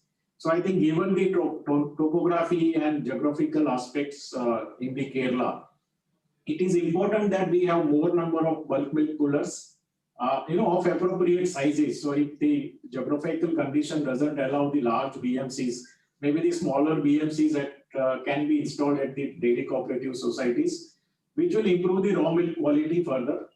And by following the strict SOPs in the entire dairy value chain, starting from maybe a farmer to dairy dog, the average raw milk quality can be improved. The another aspect for modernization of cooperatives is, I think, integration of various stakeholders of dairy cooperative structure. So we have dairy farmers, we have dairy cooperative societies, milk union, then federation at the state level and at the national level. So how do we integrate all of them and focus them for the modernization of the cooperatives in the Kerala? NDDB has developed integrated software. I think Dr. Sodhi touched upon this AMCS software. So it has a collective provision of financial inclusion and mobile application for key informatics. So currently the software developed by NDDB is used by almost 25 milk unions in the country, and it's also available in the Android platform. So farmers can also get the digital passbook through this software. So it is important that such developmental tools are used by the cooperatives in Kerala. Further, we have apps for dairy secretaries or even the dairy supervisor apps, which can get relevant information and also the alerts, at appropriate levels for the better transparency. The farmers and for stakeholders, I think the app can provide relevant information in real time, which can enforce the accountability and transparency in the operations. Thereby, ultimately the returns to the farmer will be higher. I will be very happy to help the farmers in Kerala in case this app and applications which NDDB has developed are required. We don't charge anything. In fact, we provide it free of cost to all the cooperatives. The another area is, I think, complete digitization of the payment system. If we see in Kerala, there are about 1.72 lakh farmer members associated with Milma, and about 43% of the farmers, they receive payment directly.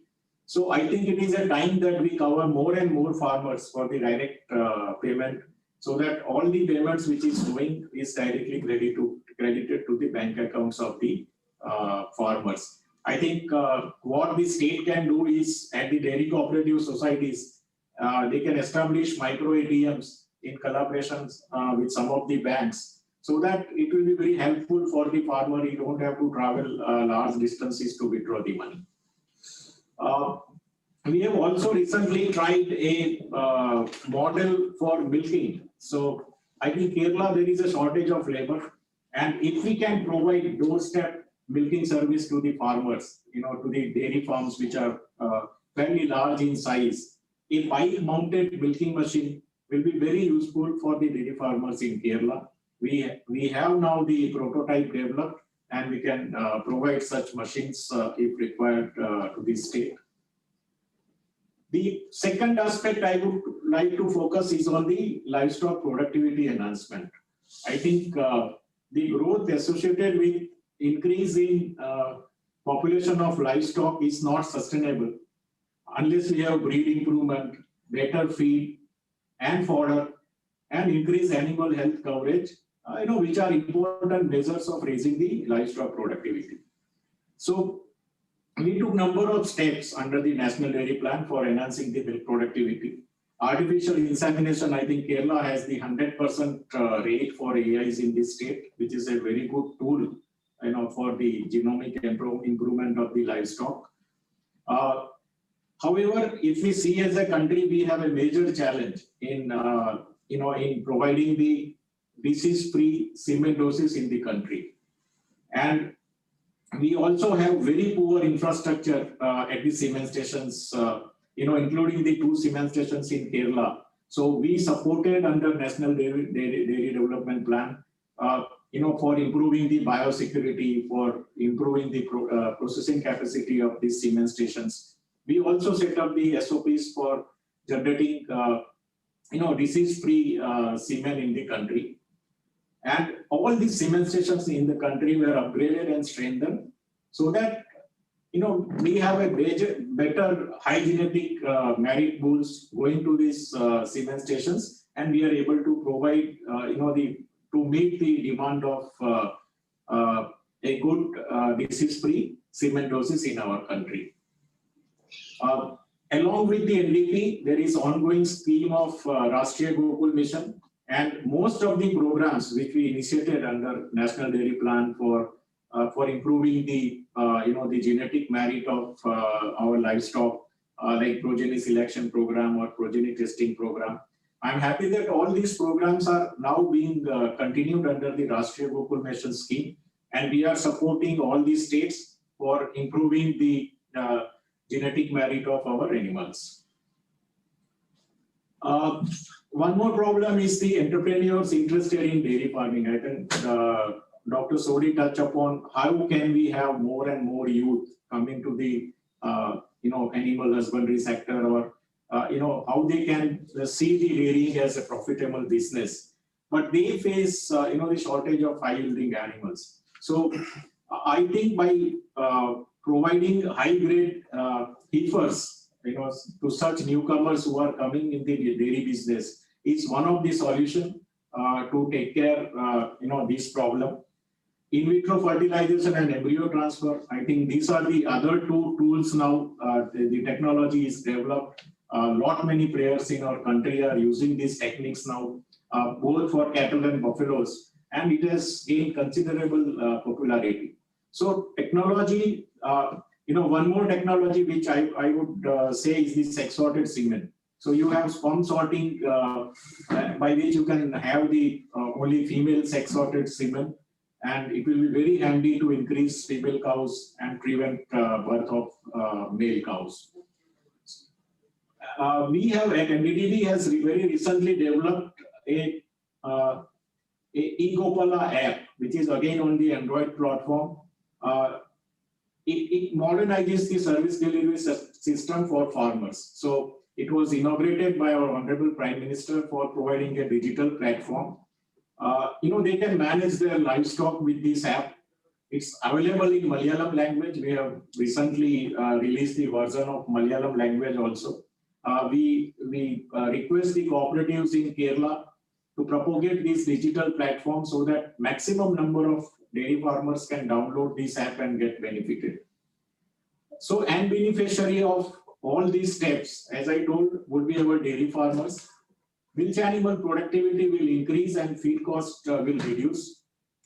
They will be able to increase their production by keeping fewer animals without, resorting to the higher number of animals and herd size. And the third aspect, which I would like to touch upon, is the value addition. The profitability of dairy cooperatives can only be increased by the value addition and launching new products. So Dr. Bhanwala told, how can we improve the return to the farmer if we are not possible to add value? I think this is a major principle, and value addition will play a major role. Cooperatives can afford to pay higher prices only if their profit margins are increased. So if we look at the consumer side, the dynamic nature of demography, customer need, convenience, socio-economic factors, buying power, and the evolving market taste. Now, these factors are defining the nature and quantum of products which will be manufactured from milk. Currently, I think there are 14 dairies under Wilmar. They are procuring about 1.5 lakh liters of milk for especially for making the products. And I think majority of this milk is going for curd. So diversifying into other value-added product has to be accorded priority for enhanced profit margin and better positioning in the market. If we see the Indian dairy market, it is growing at more than 15%, and maybe by 2023, it will have a value of more than 19,000 billion rupees. So that is the size of market which we are talking on. And focus on premium range of fermented products, coagulated products like sad curd, yogurt, paneer, cheese. All these products will provide much needed growth to the dairy cooperatives. Ice cream, I think perhaps is the another product. Ice creams and our kulfi, the local ice cream. They together can help the cooperatives in Kerala to scale up their existing growth. Another thing is strengthening the presence of UST milk market and utilizing the full capacity of UST plant in Kerala, for the improvement of the margin. Mr. Shah, can we conclude in a minute? I'm just concluding. I think some composite products, since the Kerala is blessed with significant production of coconut, I think the composite product of milk and coconut can also be think of for adding the value. So finally, I would like to emphasize that cooperatives have to be competitive enough to survive as viable entities. In the wake of liberalization and consequently increased competition, both for sourcing of milk and also for marketing of milk and milk products, the dairy cooperatives are expected to be as efficient, as their counterpart in the private sector to better serve the interest of their member producers. If dairy cooperatives are to thrive in current economic era, then they have to be equipped with the inbuilt mechanism of good governance, superior business model, and transparent, efficient, and objective operating systems. I wish all success to the conference and also the intended objectives. Again, I thank for giving me this opportunity to speak on this occasion and giving my views for this important subject. Thank you very much. Thank you, Mr. Shah. It was a pleasure hearing you, and you went into quite a details, operational details, production details, etc. Good. I have overall summary I can do of the two people. Basically, mass consumption and mass production. Lots for equitable job creation. Geographically widespread job creation, not just few urban centers packed in terms of industrial production. So it is a huge potential. In addition, the Kerala,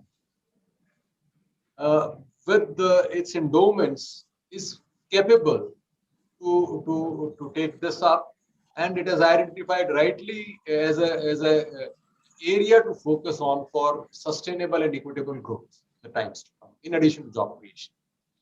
There were also numbers given, product diversification given, operational efficiency given. No, I have one or two things to suggest from my side. Kerala has pioneered in the cooperative credit movement by delayering one of the layers. I know which one is done is the decision of the state for operational efficiency.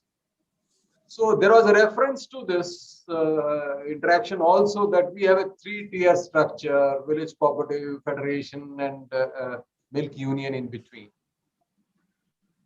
With today's modern IT infrastructure in place, control systems in place, transportation arrangement very well done, Bharat broadband or other ways to reach to the farmer through IT, do we require this 3-tier structure?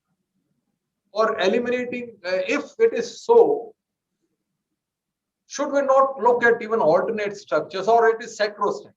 So that's one point which I'm raising, which can be replied to. Secondly, from my side, I have a suggestion. We have, for the large scale impact that it creates, it requires sizable investments, which will come from private sources, public sources. 2 or 3 other sources are gaining prominence these days. One are the venture funds. Many of them are investing into at least private endeavors for dairy production. And at least to fintechs, which help in scaling up or improving the outreach as well as reduce cost for the agriculture ecosystem, including the animal husbandry. There are specific NBFCs also catering to agriculture funding, particularly FPOs, etc., which is NAP Kisan or Samruddhi, etc. And some of them are emerging as unicorns as well. In addition, another source of fund is which I'm reminded is going to be impact finance. This kind of a sector with the kind of well-educated states and the exposure, etc., and the kind of endowments you have, a tourist attraction. So a lot of impact financiers can get attracted for making this. And I am right now I'm the chairman of a technical group which is working on the social stock exchange establishment. So once the guidelines come out, we should be open to receiving, we should have favorable environments in the policies to support impact finance as well as venture funding, in addition to institution-based public and private funding sources. Because we are seeing after post-COVID, many state governments are finding it difficult to contain their fiscal deficits. And the money left for investments in different sectors is not as much as it was, because a lot of it is going for contingency, etc. So I think this is from my side, which I would say, but I would certainly, Professor Ramkumar takes up some question answers. I would profusely thank the Honorable Minister for setting the tone, Kerala Planning Board from the top management, as well as in particular Mr. Nagesh for ensuring that this happens. And particularly Dr. Ramkumar for whom, being really the moving spirit, although he's not moving at the moment, he's stationed in Mumbai and reaching out to the people from there. But IT enablement in animal husbandry and incubation center development particularly for, we are catering to the export market. So, considering that also, after achieving self-sufficiency, Kerala will also export, and the country is export. So I think these are another 2 areas which will help build a good ecosystem for nurturing animal stock, animal resources, production, productivity, processing. Thank you very much from my side. Dr. Ramkumar for question answers, if you could handle yourself. I would love to listen to you. I've not really listened for quite some time. And my regards to Dr. Madan, I am seeing you on the screen. He has been my teacher, sir. Namaskar. Happy to be the platform for old friendships to be renewed as well.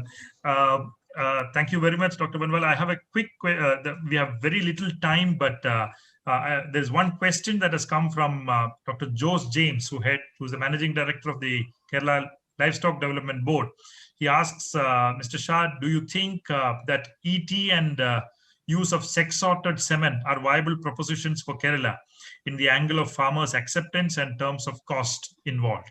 That's one question that has come to you.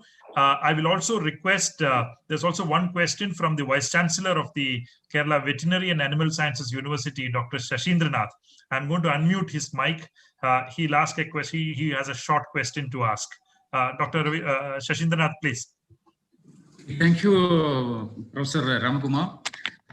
Anyway, it was a very nice session on dairy industry. And we had a pre-conference session 2-3 days back. And one important question asked by Professor Ramakumar was whether we will be able to achieve the production rate of Punjab, 14 liters per day per animal. And of course, the experts have given different explanations for that. But still, that was not answered properly. But now today, we had some more answers from that, from the learner speakers. We have got a very good genome, but the environment to produce that is not at all available in the field. That is one of the important things.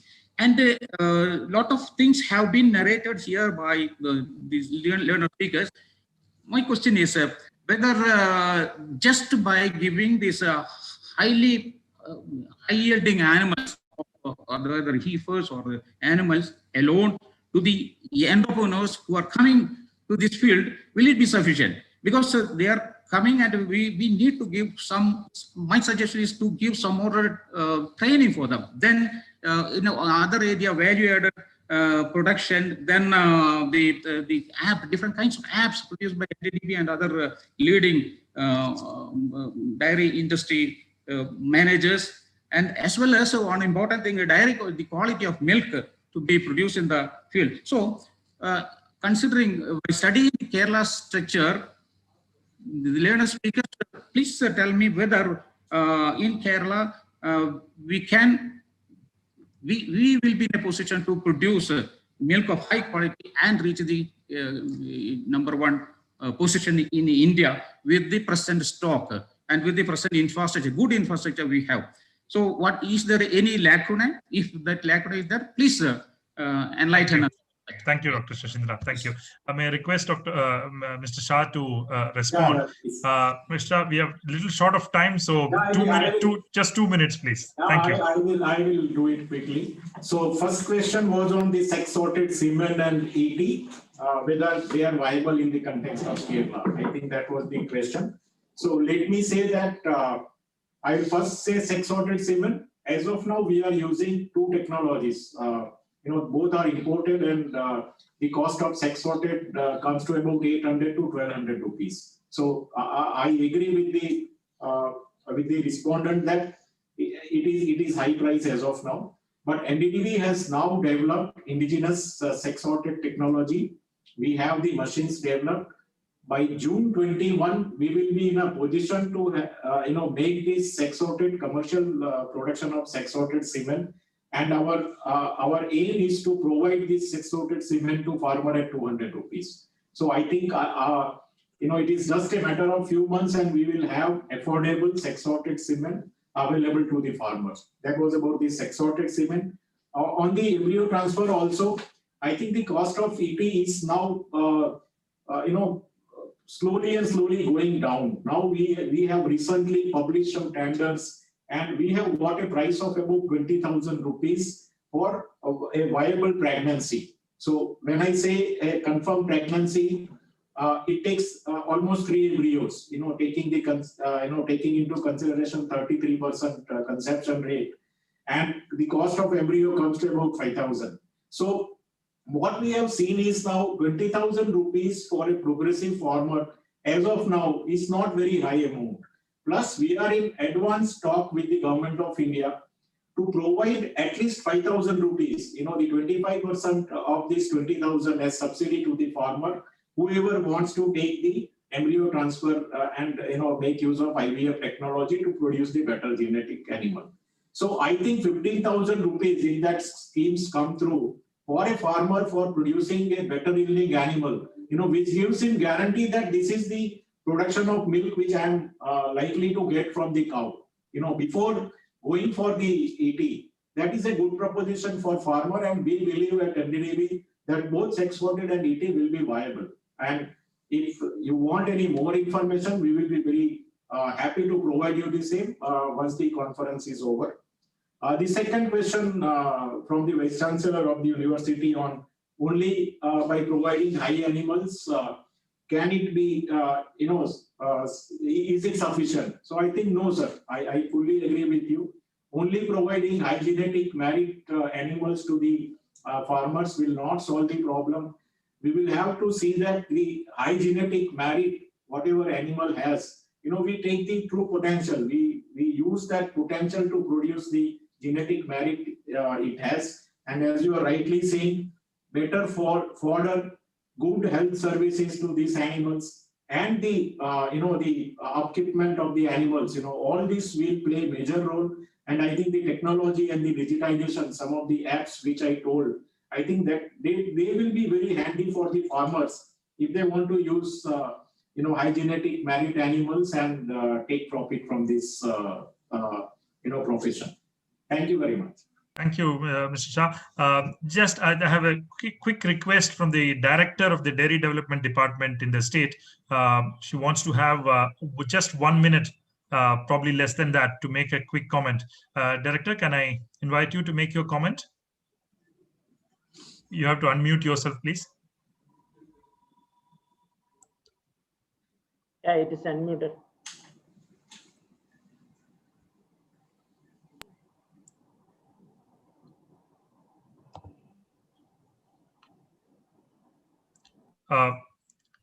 Director, we'll send you a request. You can say yes to it. Just hold on. Okay. Yeah. Yeah, Thank please. you for a valuable time. I have just to give some 2 points only, because in Kerala we have flourished like anything even after natural disasters and the COVID pandemic. But in this stage, we want to change our focus to changing in breeding policy, because 80% of our animals are here exotic animals. Now people are very much interested in these indigenous breeds like Gir, Sahiwal and all in our state. But it is not mostly available here. So we want a change in our policy and to bring some more animals into our state. And also this product diversification is the next area we have to concentrate on, because here milk production is now 26.7% is collected by dairy cooperative sectors in Kerala. Now at present, that is the December 2020 is the latest position I am talking about this. So here a lot of chances are there for youth and other people also, but we have to make utilize, and we have to get some funds from central government for this indigenous breeds. That's all I have to tell in this. Thank you. Thank you, Director. I'm sure you can have a discussion with Mr. Shah after this conference and discuss how Kerala can leverage the central sector schemes and funding in a more effective way. I'll be happy to share Mr. Shah's contact details with you, Director. Thank you. Thank you very much. I must thank now, Nagesh, I'm going to usurp your time. I'm going to say the vote of thanks myself. I thank Dr. Harsh Kumar Banwala, former chairman of NABARD, Dr. R.S. Sodhi from Amul, and Mr. Vinesh Shah from NDDB for providing us a great 1 hour of deliberation in terms of how we can look at Kerala's dairy sector, dairy cooperatives, modernize them, value add, and so on. I'm sure the dairy department will take forward these suggestions and create a new plan to modernize the sector in the state. I thank you all for your participation. You're all busy people. You have taken time out to talk to us. Extremely thankful. Thank you. Thank you very much. This session is officially closed. We now move on to the next session. This is a subsession which specifically focuses on the meat sector in the state, how we can learn from other experiences in other states of India and so on.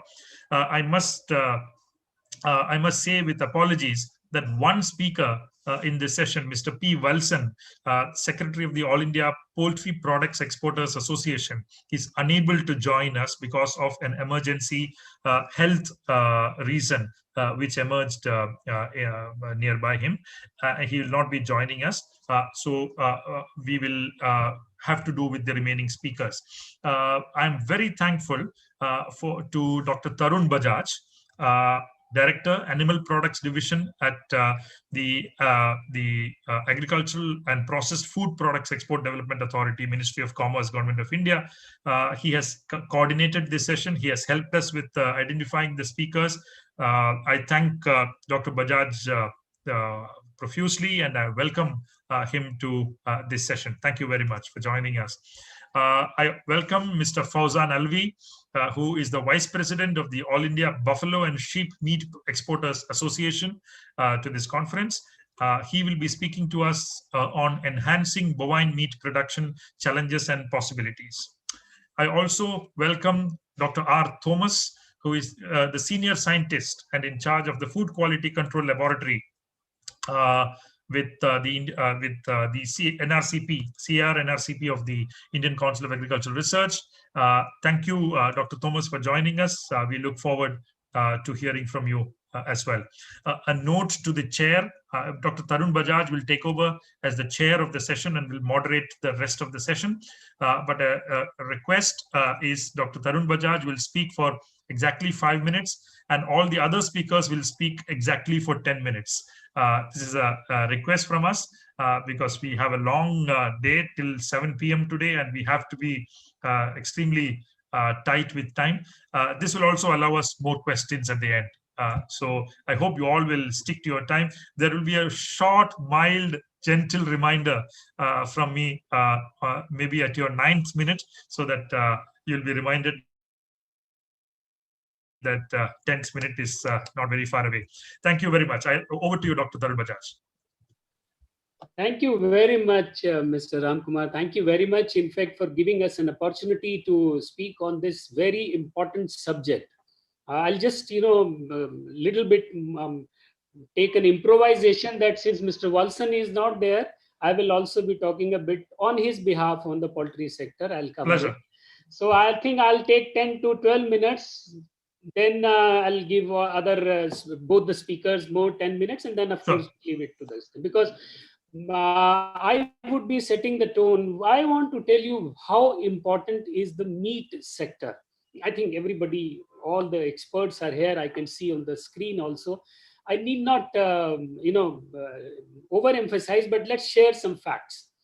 Our exports to the world of agri products is to the tune of 34 billion US dollars. Out of 34 billion, around 34 billion, around 16.5 billion is agricultural and processed food product. The rest, of course, is tea, coffee, rubber. All these products are there, but exactly fruits, vegetable, processed fruits, meat, all this is 16.5 billion US dollar. Out of this 16.5 billion US dollar, meat sector is around 4.5. Okay, I'm here, when I'm saying meat, I'm saying animal product I'm covering. So it is 4.5 billion US dollar, and meat per se is nearly 3.8, 3.7 billion. Rest, of course, is dairy and some honey sector. So how important this sector is, I'll just share the screen.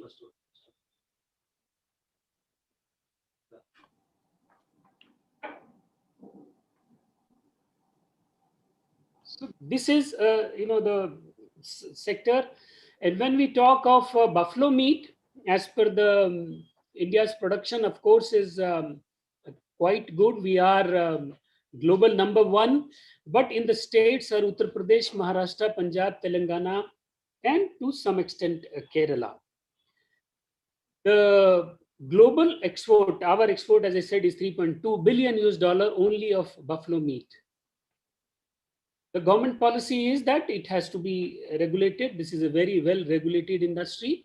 And meat plants, we have around 65 meat plants. Only one plant is in state of Kerala. The top 10 destinations which we have, of course, is Vietnam, Philippines, Malaysia, Egypt, Indonesia. We are exporting to more than 70 countries. And in the 70 countries, if you see in many of the countries, we hold number 1 position or number 2 position or number 3 position in our exports.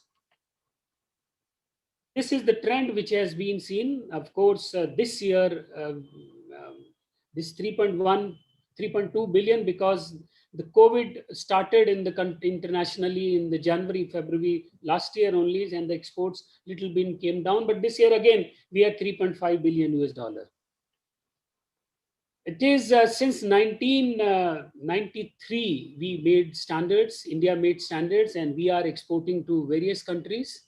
We have now very well regulated framework and also traceability. Of course, not traceability to the level of farm, because now once the FMD tagging system will be there under FMD control, then we may be having till farm also. But from the, at least from the animal mandis, there is a traceability until the end it is available. This is just an example of some of the most modern abattoirs. We have the most modern abattoirs in the world. We can match even European standards, these abattoirs. Just one part is that having a meat unit means gives you not even a single thing is wasted. Raw material goes inside the factory and each and everything is consumed. Either it is consumed by the pharmaceuticals, or I mean, talking of the bioproducts, these are by pharmaceuticals or by the cosmetic industry, or even by fabrics. They use it in one or the other things, not even a single thing. Even the hair of the animal is also used for making brushes and everything. So not even a single thing is wasted. Everything is consumed. We are, of course, going for the most important challenge which we have now faced is rearing of male calf, which is what is happening is that many of the areas, the male calves are allowed to die and they are not reared. We are now encouraging people to rear male calves so that we are able to increase meat production in the world. Another important area is sheep and goat meat. Sheep and goat meat, of course, this is export is not much to the extent of our production because we ourselves consume a lot, but still there is a good scope for having this sector because this sector gives employment to the farmers also. We, of course, rank 9th in the meat production, and goat production we are 2nd, and our the states which are there are West Bengal, Uttar Pradesh, Maharashtra, Bihar, Odisha, Rajasthan. These are the states, and of course many of the states are taking up special programs to promote these. The importing countries are China, United States of America. For us, we are mainly sending to Middle East. This because we are very costly, we are not competitive in the world. As I said, we are self-consumed. The difference is that New Zealand prices are $3.5 US, 3,500 US dollars, and we are 8,000 US dollars. This much difference is there, but still, because of the Middle East, people prefer Indian sheep and goat meat. They are consuming, and we are selling to the this Middle East areas. Going little faster, coming to the poultry sector. The poultry sector, we rank in the egg production, we are 3rd in the world.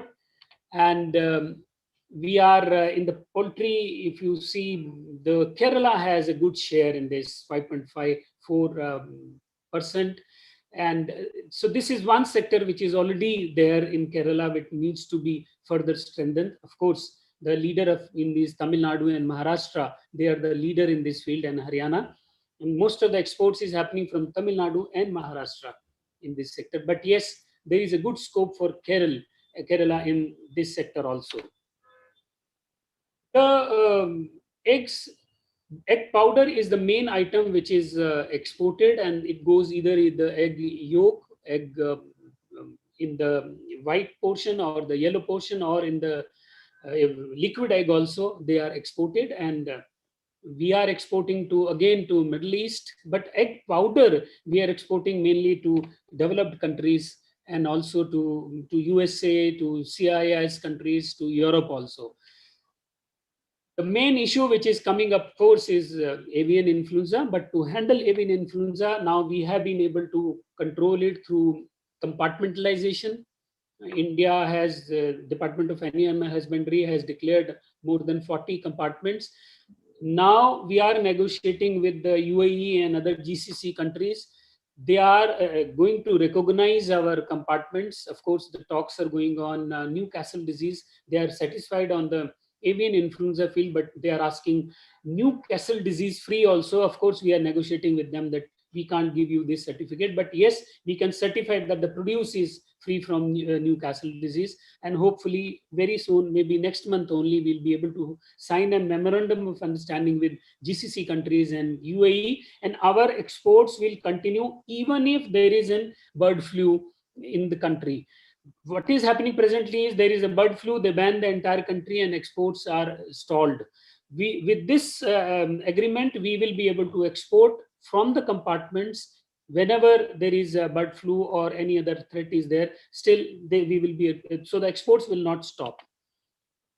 That I said, on the compartment side, we are working. Swine mote, I will speak less because we have Dr. R. Thomas, he's a specialist on pork meat and on the pig. He'll give you more information. Yes, but one the important point is that our pig population is decreasing in the country. Pig population is decreasing and we have to work towards developing this sector. This is another potential sector from export point of view. And even in the domestic market also, the consumption is increasing. We have to work for exotic breeds and other breeds, which of course Dr. Thomas will focus, will share information. And we are, the important again in pork is China, EU, USA, Brazil, Vietnam, and other countries. We are not exporting much swine meat to the world. It is very less. This is still a developing sector. We have started working on this. We have made standards.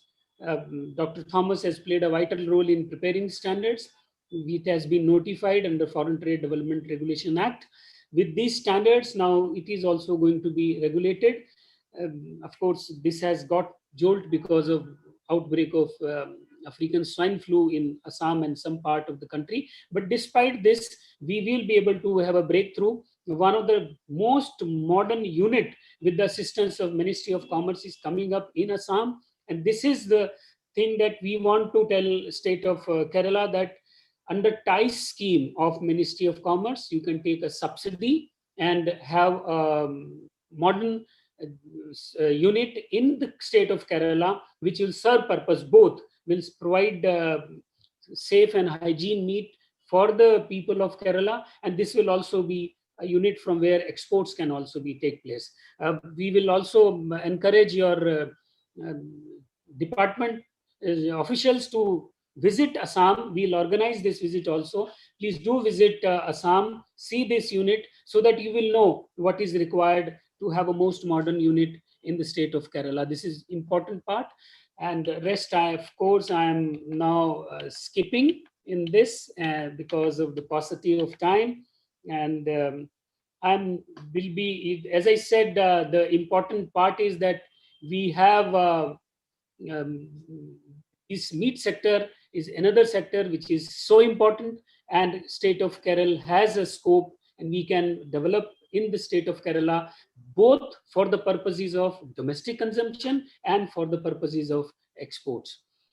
Now I invite Mr. Fauzan Alvi, who is he's a vice president of our livestock association, and also he's also representing one of the leading countries in the sector of meat sector. They are having almost 22 to 24% share in the international market. So I invite Mr. Fauzan Alvi to tell us something how buffalo meat can be, the sector can be developed in state of Kerala, and what is the overall scenario in this sector. Mr. Fauzan Alvi.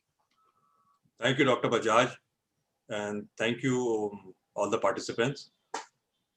Dr. Bajaj, you have covered almost everything that that one could say about this sector.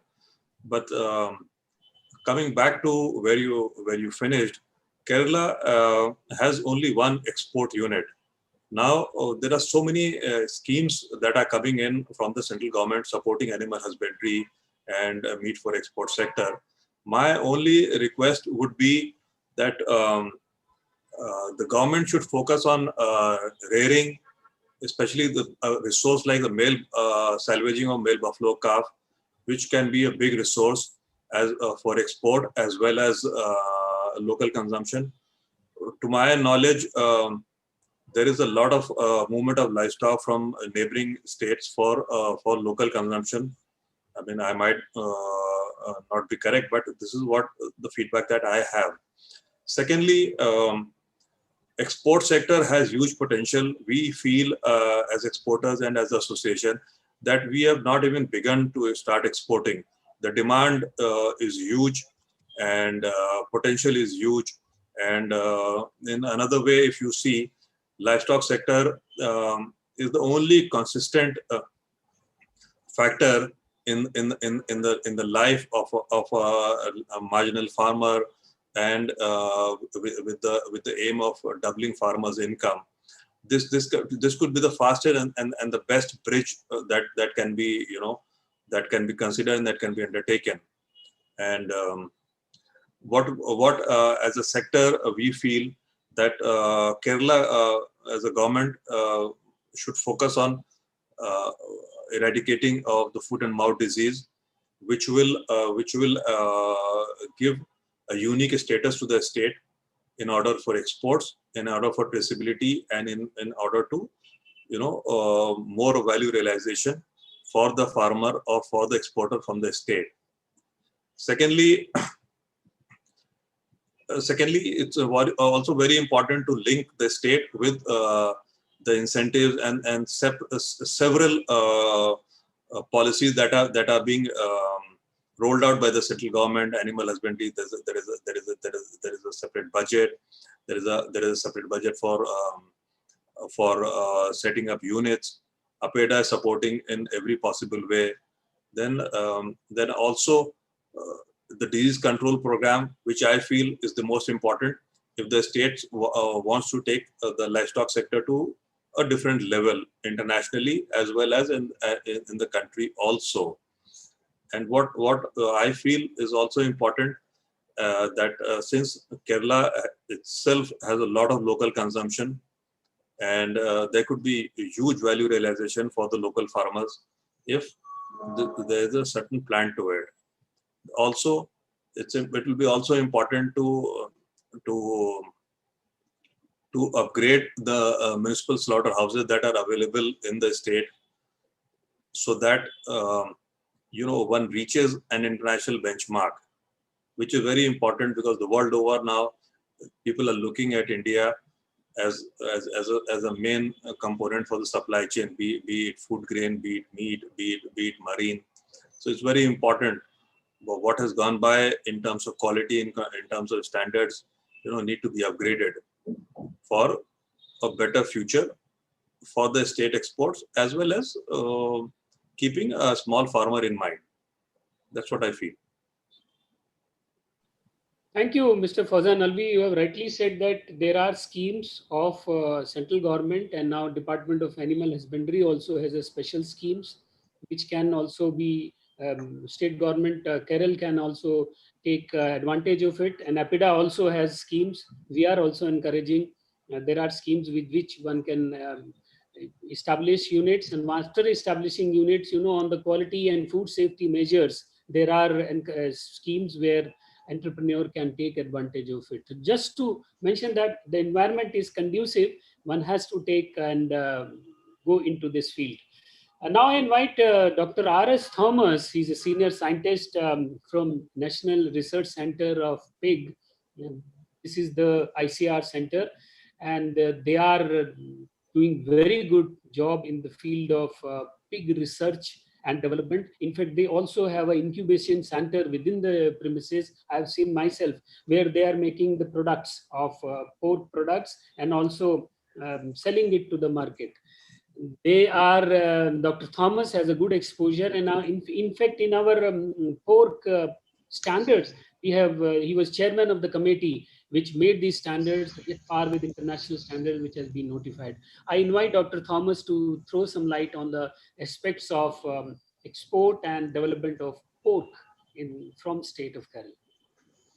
Thank you, sir. Thank you very much. I hope I'm audible. Yes, you are. Yes, you are audible. Thank you. So a warm good afternoon to all of you from Guwahati. So I'm at Assam right now.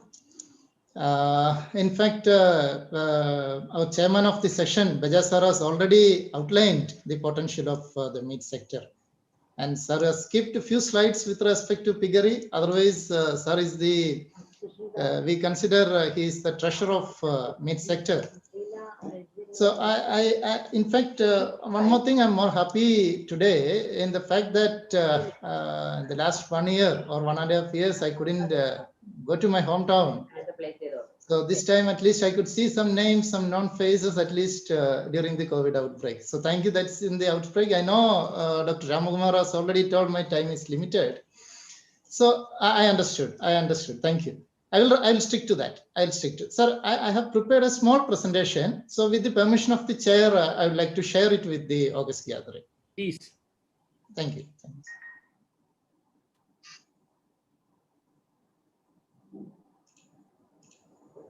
Control room sharing enable you. Dr. Thomas in sharing enable you. He is a co-host already.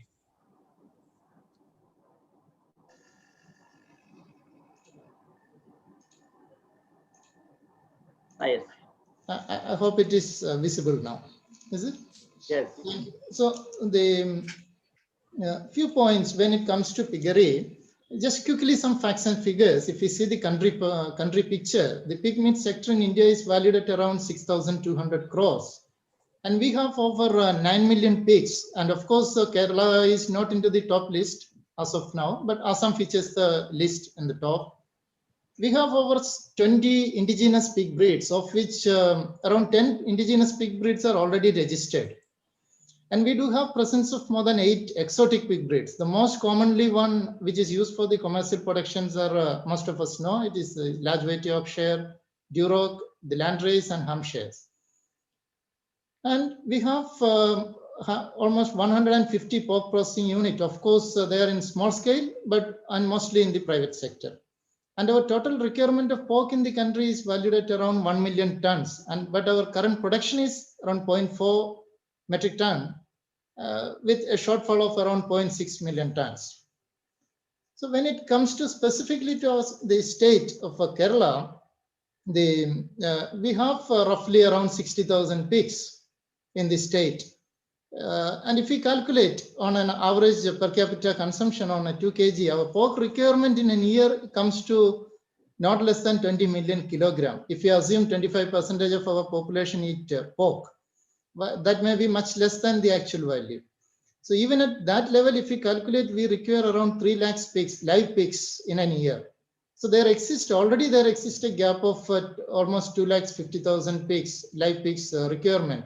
So currently this gap is filled by the import from the neighboring states, mostly from Karnataka, Tamil Nadu, even from Hyderabad. And recently, I know that there is import from Haryana, Punjab side.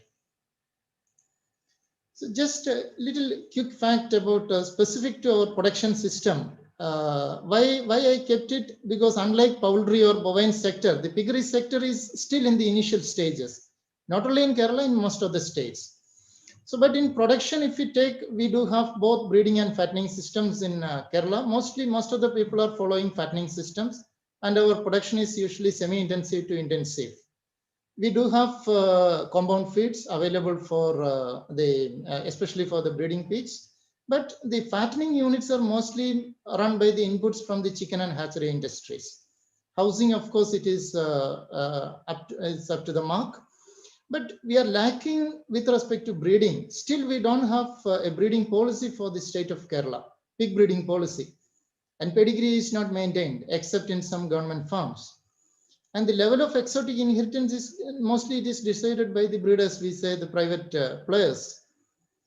And artificial insemination is not in practice. We have the records it is showing we do have presence of most of the pig diseases. India is now endemic to most of the viral diseases across the world, which is common in pig. But Kerala, of course, African swine fever is not yet reported. And vaccination for FMD and CSF, I hope around 50% vaccination is happening in Kerala. But no vaccines are currently doing for parvovirus and circovirus. Waste management, yes, it needs a significant improvement. Regarding marketing of pigs and processing, if you see the marketing, like any other states in the country, our marketing is also highly fragmented. It's handled by producers, aggregators, wholesale traders, interstate traders, retail traders, so and so. Slaughter facilities are minimal. Mostly in villages, the clandestine slaughter is happening. Slaughter waste management also needs improvement. And the consumption of pork is like other states in the country. In Kerala also people prefer the hot meat. The preference for chilled and frozen meat or pork is very limited. And with respect to traceability, meat inspection and value addition, yes, we need to go further much. Not much is practiced at the field level. So with this backdrop, I have just penned down few points where we can plan and we can improve upon. We can discuss to augment the piggery sector in this state. So first and foremost is the breed improvement. So if we have to have this, we need to implement the pig breeding policy for the state. It is essential to streamline the indiscriminate breeding, and it's important for import of the new germplasm. In case the state need to import the germplasm or even frozen semen, the DADF, the mandatory criteria is we need to have a state pig breeding policy for that. The second point, we need to somehow bring the pig vaccinations also under the compulsory vaccination schemes as in the lines of dairy sector. So it will help to facilitate in establishing designated disease-free zones, especially for the animal sourcing for export purpose. And we need to shift our development focus to the cluster-oriented approaches. I'm not going to elaborate any of the points because of the time limits. And another thing we need to focus is we need to ensure that the crossbred or the improved germplasm which we will give away through the government scheme should go to the correct hands where the provisions exist for better feeding and management options where it is available. And we need to strengthen the disease monitoring, diagnostic and reporting systems of the Animal Husbandry Department, which in turn facilitate the health certification process required for our export. Another aspect, we know pig is like us, it's an omnivorous animal and it can eat vegetables also, meat also, milk also, whatever we give. So the cost of feed is the main thing which determines the profit generation from the pig business. So we can focus on producing protein-rich grasses. We have open fields, we have spaces wherein we can think of. And another area which needs monitoring of pig transport through the state borders with respect to the disease transmitters and outbreaks. And another important area is focus on traceability. Bajaj sir has already told for the buffaloes and it's from the market. And in case of pigs, at least if it is not individual animal identity is not possible, at least a premise identification or a group or lot identification at the field level. So if somebody is going for insurance, naturally animals will be individually identified with their tags. But if it is not happening, at least premise identification and individual animal identification will start from the slaughterhouse. And another thing, we need to understand the commercial pig production. Say, the stakeholders in the government machinery also need to provide an exposure visit to those countries where really it is present. And next point is establishing a liquid boar semen processing labs at multiple points to promote artificial insemination and plant breed improvement. We can think of improving biosecurity measures in the farms. And the waste management or waste disposal from the farm is the next point, wherein the waste management is really necessary to tackle the public resistance. And Kerala, of course, the Japanese encephalitis incidences are limited, but in northern states or in Northeast India, whenever the rainy season happens, the Japanese encephalitis virus incidence happens in a human, and the health department in those states, they immediately issue the order to close down the pig farms in the nearby vicinity. So it is easy to issue that, but it results in a huge economic loss to the farmers. So for small farms, the liquid waste can be easily managed by biogas plants and solid waste by composting unit. If it is large units with more than 100 pigs, then somehow the mechanical dewatering systems or sewage treatment unit can be think of. Of course, it is little capital intensive, but it needs to be in place. Then we need to have the vaccine production center capacity need to be increased. So we do have a center in Palod, but if it is able to meet the requirement, well and good. If it is not, either we have to increase the capacity or we have to add more units. Then risk assessment and monitoring system should be in place, especially with respect to the residues, which is very much essential for the consumer protection. Then this is a general point where we suggest we need not to worry much about marketing. So we can complete the market chain within the, if we can create a micro entrepreneurship in the cluster itself. So wherein the farmer will be able to sell his produce and the consumer will be assured of hygienic meat. So this covers, say we have small farms, few small farms in a cluster, a small slaughterhouse and a door-to delivery of the product. So from these points, I just pen down few points for the existing opportunities with respect to the piggery sector. So we have opportunities with respect to farming, domestic market, especially for branded pork. Then export opportunities. Now the question always comes, so I have already mentioned we have deficiency in domestic consumption, but we have to really think for export, because this is the one area which hinder the entry of large-scale players into the field. So suppose if somebody starts a farm with 5,000, 10,000 pigs, he or she will come out with at least 200, 250 market-ready pigs in a day, and which will be difficult to penetrate into the unorganized sector. So they have to plan their own the slaughter and processing sector. So in large-scale slaughter, what happens? The meat enters into the cold chain. So once the meat is frozen, our domestic demand goes off. So we have to have a separate line. It will not interfere with the domestic consumption or domestic production, but this a parallel line should be enabled for export purpose. Then biomedical options are there. Bone handicraft industry, it is now a coming up industry in especially in Southeast Asian countries, and we do have options with the pet food and fertilizers.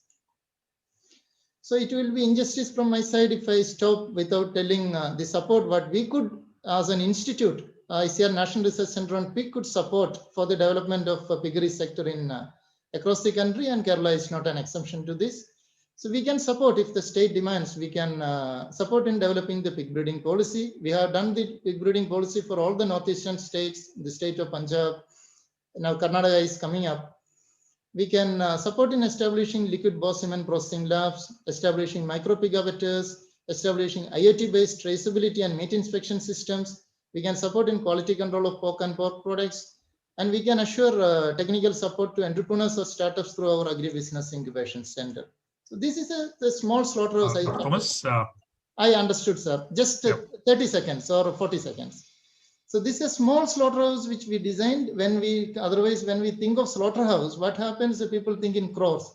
This can, including building, it can come in 10 lakhs rupees in a 25 by 25 feet area.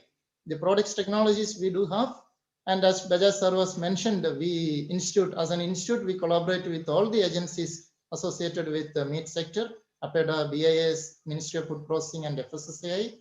And the last slide. So this is, so when we talk about the pig sector, always the constraints. There are all, as we have seen, there is constraints for breed, feed, market, vaccine, so and so. But the one fact is that wherever we say the livestock sector is developed in the world, it is developed by the private sector. It is not by any of the government sector.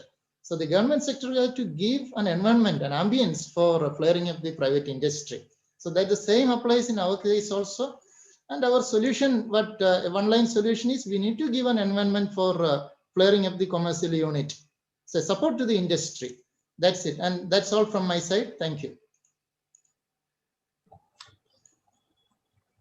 Thank you. I'm just intervening just to moderate the question answer session. I'll just give it back to Dr. Bajaj soon after that.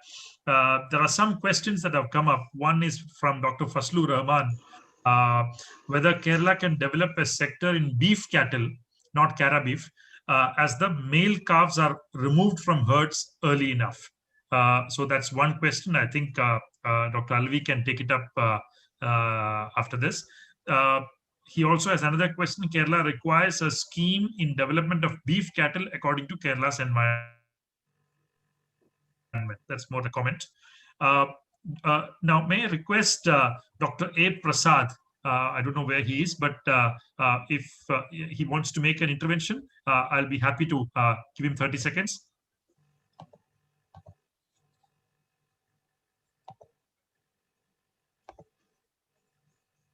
Thank you very much, Ramkumar sir, for that opportunity given. Actually, my question is regarding availability of male buffalo calves, sir.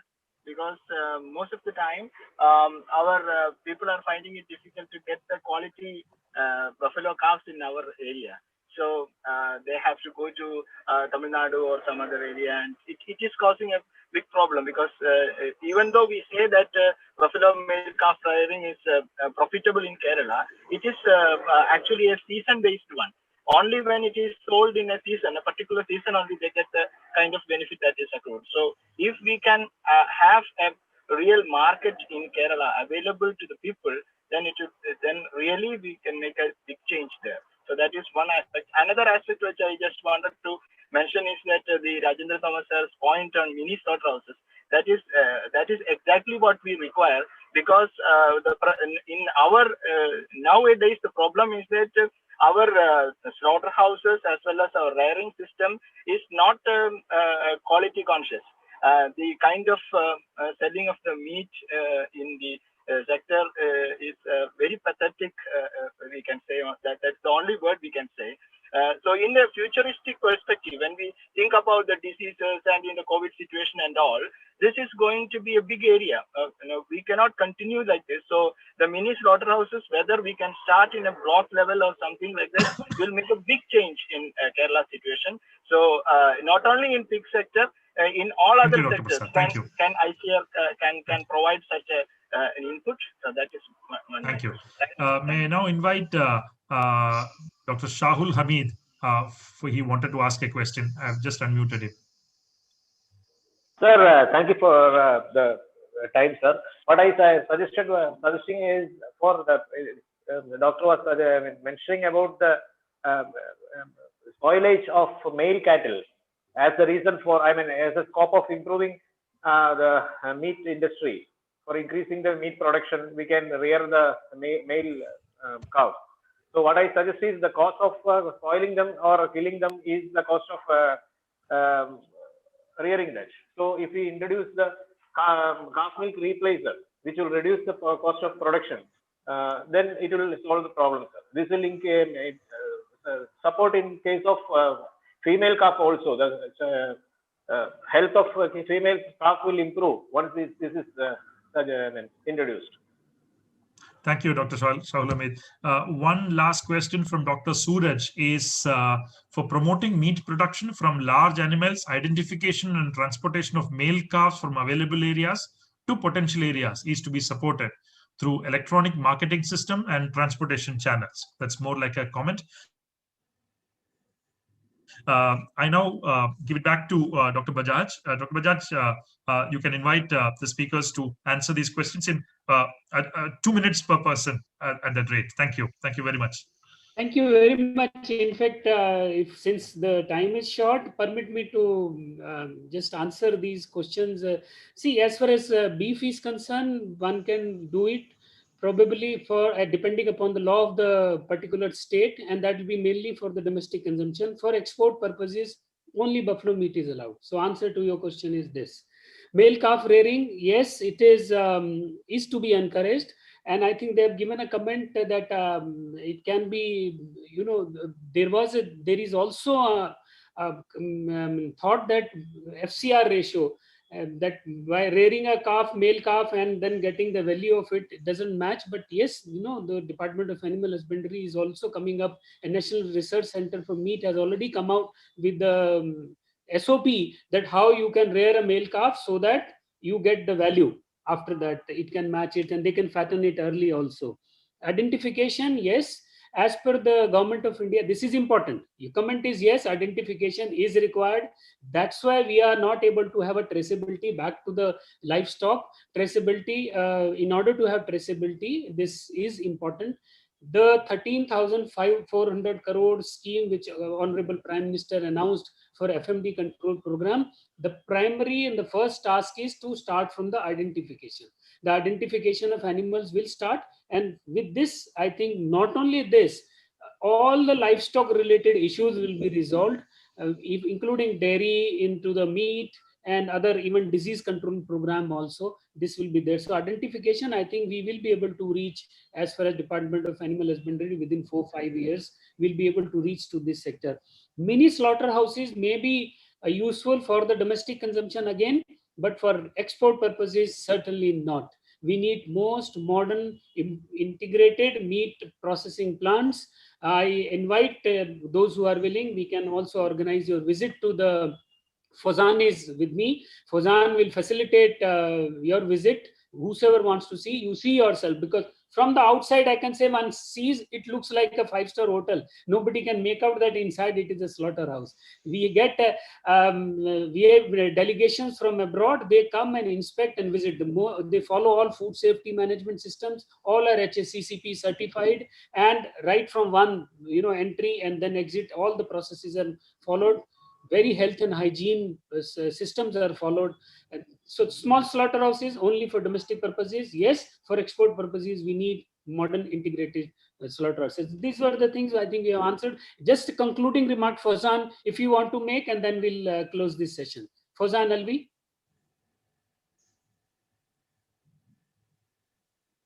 Dr. Alvi, you're muted. Unmute yourself. See, if Kerala focuses on first working on the foot and mouth disease, second, what some of the colleagues over here and as talking about availability of a male buffalo calf. Now, what happens is if there is a process that is put into place, the suppliers will already will reach wherever you are wanting to buy. It is just that the system is not in place, hence it is not finding its way. Secondly, it is time that for local as well for export, it's important to upgrade the quality, the sourcing, and the traceability. Now, that will help not only in your exports, it's also keeping in mind the local consumer. It's important, it's a duty to provide them with healthy, hygienic meat, whatever they're eating on a daily basis. It could be poultry, it could be buffalo, it could be piggery, anything. So this is how I would like to see this. Thank you, Mr. Fozan, and Dr. Thomas has already highlighted that there is a scope, great scope. I think 2.5 lakh pigs are required, and this is for domestic market and for international market. It's a one sector, huge potential, which can give food security of the Kerala state and at the same time generate employment. So I conclude on your behalf, Dr. Thomas. And this, I come to the conclusion of this session from my side. Over to you, Mr. Ramkumar. Thank you, Dr. Bajaj. I have about 2-3 minutes left, so I'm going to do two things with your permission, Chair. One is to ask if Mr. Thomas has a concluding remark to make. We have about less than a minute for that. Also, Mr. Rajkumar Singh has requested for about Mr. Rajkumar Singh. I can give you 30 seconds. I'm very sorry. We need to move into the next session, so I'm just unmuting you. If you want to give your comments, kindly provide now, please. Yeah, main points have been covered. Only 2-3 small points. Number one, that our focus should be on creating the disease-free zones and compartmental biosecurity, was Dr. Bajaj has already mentioned. But then we really should focus on it. Second, pig is very important, and at IBRI we had been conducting entrepreneurship training programs, and the 100 of people coming up and the list has been growing. So here what we have seen that there are younger people, younger generation coming up who are very keen in initiating the programs. Now they have opened up farms. So we should encourage the younger ones, and we should encourage startups for breeding of pigs, AI, and also pork processing. And then male buffalo calf, not only in Kerala, throughout India, we should encourage. This is one of the very important commodity which can really yield the meat sector. And last point, sex sorting for female calves production we are doing. But then we can also see the reverse sex sorting and embryo transfer and IVF. They are the best options for creating more milk process. And last point is good animal husbandry practices will help in quality assurance of the meat and milk products. Thank you so much. Thank you. Thank you, Mr. Singh. Mr. Thomas, anything to say? A final word? No, I don't have any points to add, but I really thank the organizers, and I have seen Madan sir is also here. First time sir is in the audience side, otherwise we were on the other side. Thank you very much. Dr. Madan, any quick comment? 30 seconds. Well, it has been really a pleasure listening to this, but there are two things which need to be taken up close if I'm talking of both the sessions which we had. One is that when we approach the buffalo situation, the same comes in terms of the buffalo meat. And when we come to the pig situation, the same comes that we're talking of the pig meat.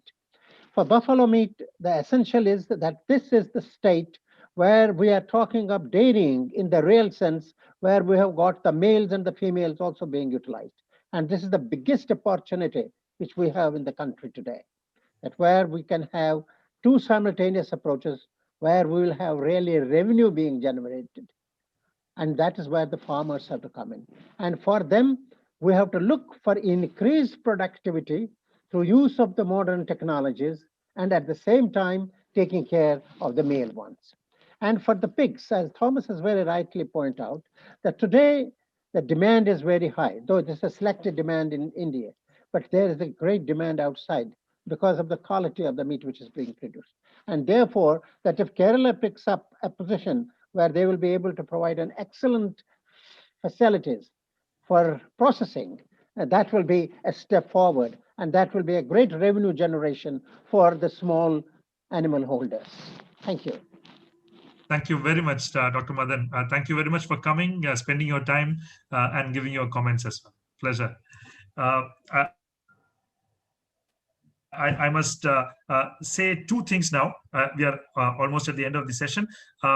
One is I'm going to invite SS Nagesh, who is the chief of the Agricultural Division of the Planning Board, to offer the formal vote of thanks. But before that, one small point. There is a session that follows this, which is a session on fishery sector in Kerala, where the World Fish Prize winner, Professor Modadugu Gupta, he will be giving a special lecture. The Zoom link for that is different. So I'm going to put it in the... You're on mute, Mr. Kumar. Dr. Ramkumar, you are muted. You are muted, please. Oh, I'm so sorry. I'm so sorry. I hope I was muted only for about 10 seconds or so. I was saying that the fishery session where the World Fish Prize winner, Professor Modadugu Gupta, will be speaking is in another Zoom link. I've just posted the Zoom link in the chat box. You're all invited to come to that session as well. I've copied it. You can copy this particular Zoom link from here and join it immediately after the session is completed. So you're all welcome there. Nagesh, over to you for vote of thanks. And from my side, everybody, thank you very much, especially to Dr. Tarun Bajaj. Yes, thank you, Dr. Ramkumar. It has been a very informative session from Dr. Tarun Bajaj, Mr. Fausan Alavi, and Dr. R. Thomas. Dr. Thomas is an alumni of Veterinary College Manuti 96 batch. Doctor, we would like to benefit from your experience. Thanks for joining. Dr. Tarun Bajaj has nicely coordinated the entire event. Thank you, sir. And we had distinguished professors, Dr. R.K. Singh, former director IVRI, Dr. Mahendra Yadav, again former director IVRI, both NAS fellows, and Dr. Motilal Madan. Thank you, dignitaries, for joining us Kerala State Planning Board. Thank you very much. I declare the session as closed. Thank you very much, panelists and all participants.